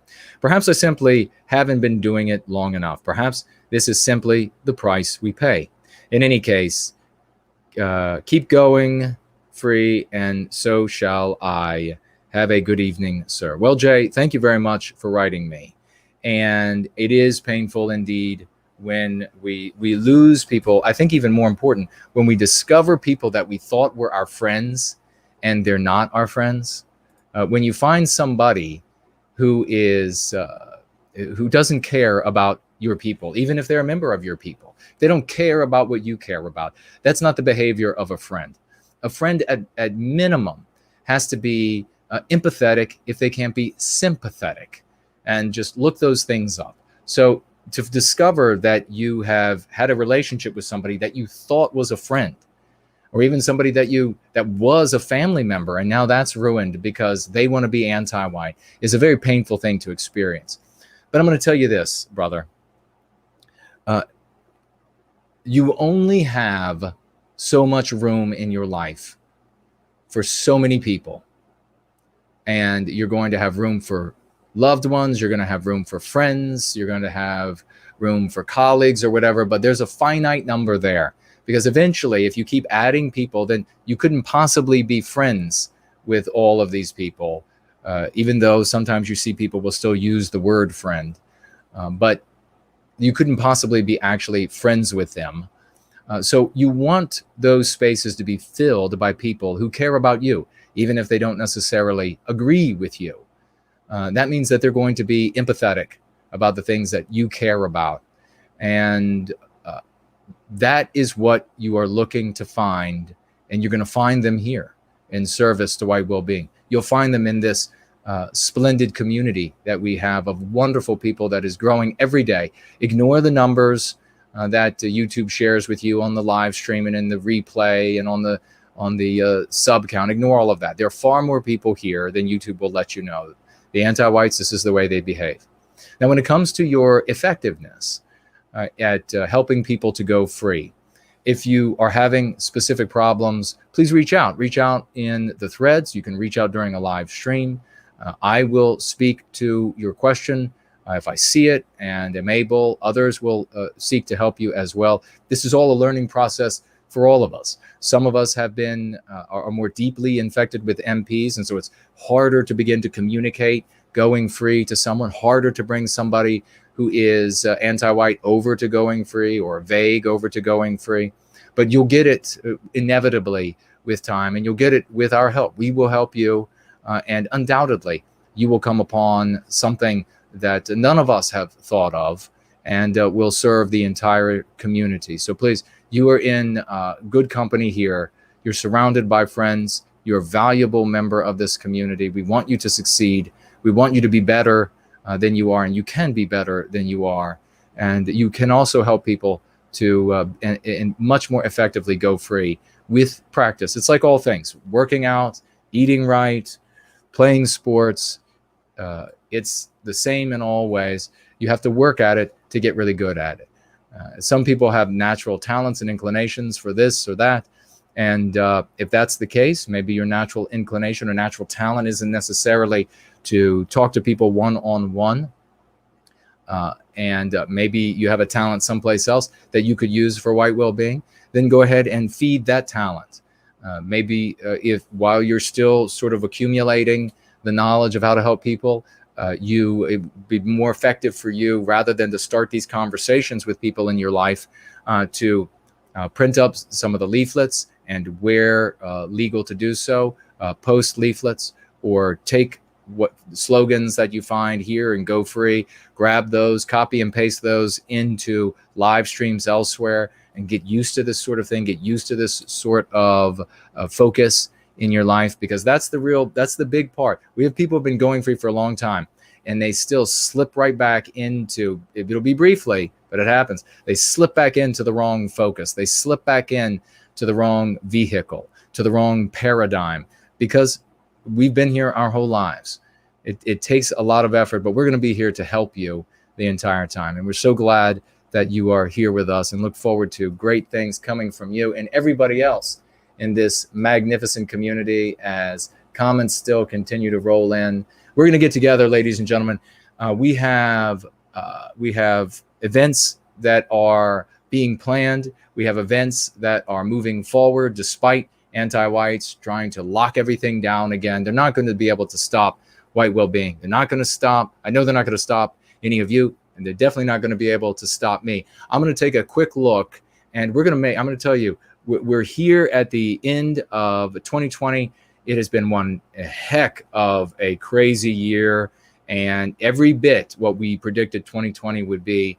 2021, we are going to be stepping it up. We're going to be making more victories. We're going to be having huge successes, and we're going to be getting together. We're going to have some real events, and we're not going to allow these anti-whites to shut everything down, irrespective of what they would like to achieve. Looks like we have Mestizo over here in the question widget. Says, those same people that cheer on the destructive actions of Kyle would never do it in real life. I live in Central California, by the way. You diabetic freaks. Okay. Yeah, they wouldn't do it in real life. No, they're just going to live vicariously through some young man ruining his life. And how despicable of them, how ignoble, how pusillanimous, absolutely pusillanimous of these people who feign that they're great champions. They're going to celebrate some young man ruining his life and live vicariously through him. Losers, every single one of them. All right, folks, let me see as we are wrapping up here. I think I saw something popped up. It might have been Donning Armor. We'll have to have you next week, as I'm going to wrap up. I had to break it into 3 parts last week. Just going over barely causes me to have to break these up. We'll definitely have you, number one. You're one of our favorites next week. We have looks like a Lamborghini diamonds over here on what is it, D Live, and it says, God bless you, sir, from Bully Bear. Is a Lamborghini diamonds more than, or points, Lamborghini points better than a diamond points? Thank you for that so very much, Bully Bear. Probably is, right? A Lamborghini. I mean, I know that guy that Mark and I were talking to, they invented Lamborghinis before the Queen showed up.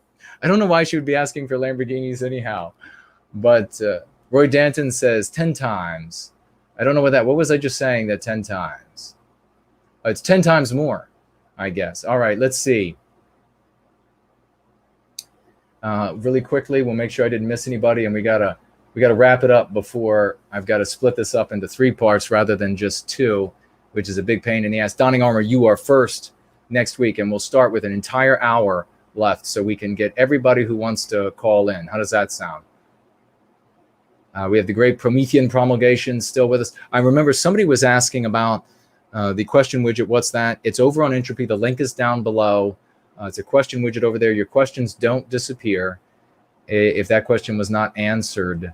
FM is here still. Royce says, Tenant Armor. Donning Armor says, all good. No worries, brother. Fantastic. We'll have you first next week. The great Donning Armor, one of our great champions. Wise guy. And I tell you, if anybody has a memorable voice, it's Donning Armor. He'll be, if we have our way in the future, maybe he'll be like a great radio host. I could see him pulling plenty of audience. Let's see. We have Roy saying diamond is 100. The car is 1,000. The airplane is 10,000. Airplane is 10,000. What kind of airplane? Greek American says is it over the stream?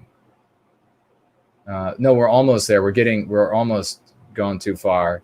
And should we go another hour? I got stuff to do, and I don't want to break it up into 3. It's a pain. Oh, yeah, Promethean promulgation. Thank you, that. Sorry, it took a while for the message. I'll take a look at that. Thank you, brother. And, all right, I think we're good. We're blank over here as far as I know. It's been splendid, ladies and gentlemen, as it always is. I want us to go forward for the rest of the week and really do some great things. You've heard a lot of success stories here over the past 8 hours. I'm still raring to go for white well-being, and I'm not going to stop just when we stop streaming here. I'm going to keep going. On Sunday nights, I stay awake all night long, and so that I can, when the sun rises, that window over there will start turning pink with dawn, and I'll know it's time to go to work. And when I come back, I will get right to work for white well-being again until bedtime tomorrow night, because this is what has meaning. This is what has value. This will make your life worth something. You can decide what you're going to do with it, and everybody here is deciding to do the right thing. You need to take what we have gathered here tonight during this wonderful gathering over the past 8 plus hours, and you need to go out over the course of the next week, and you need to share it with folks. You need to share the great successes we have. You need to tell everyone about Going Free so that we can bring as many people in here as we possibly can. You can keep a little bit of an ear for what's going on in the courts and in the news about the presidency and about the senator stuff. If you're not able to influence either, you can keep a little ear to that. But that is not what is truly important in any way, shape, or form right now. What is truly important is serving white well-being, getting Going Free to our brothers and sisters while we have the chance to do it. And on that note, ladies and gentlemen, I love every single one of you. And let's end on that a third playing. I think it's worth it. First time bringing it to the show, this wonderful song. Don't know who performed it. A big Promethean hails to all of you. Crafted after a whaling song. And I thank Ron for bringing it to my attention, and a few others after Ron brought it to my attention as well. Thank you so very much. I love you all, ladies and gentlemen. Let's go free. There's nothing left but the fire in my chest and the air that fills my lungs. I'll hold my tears and trade my ears for a glimpse at kingdom come.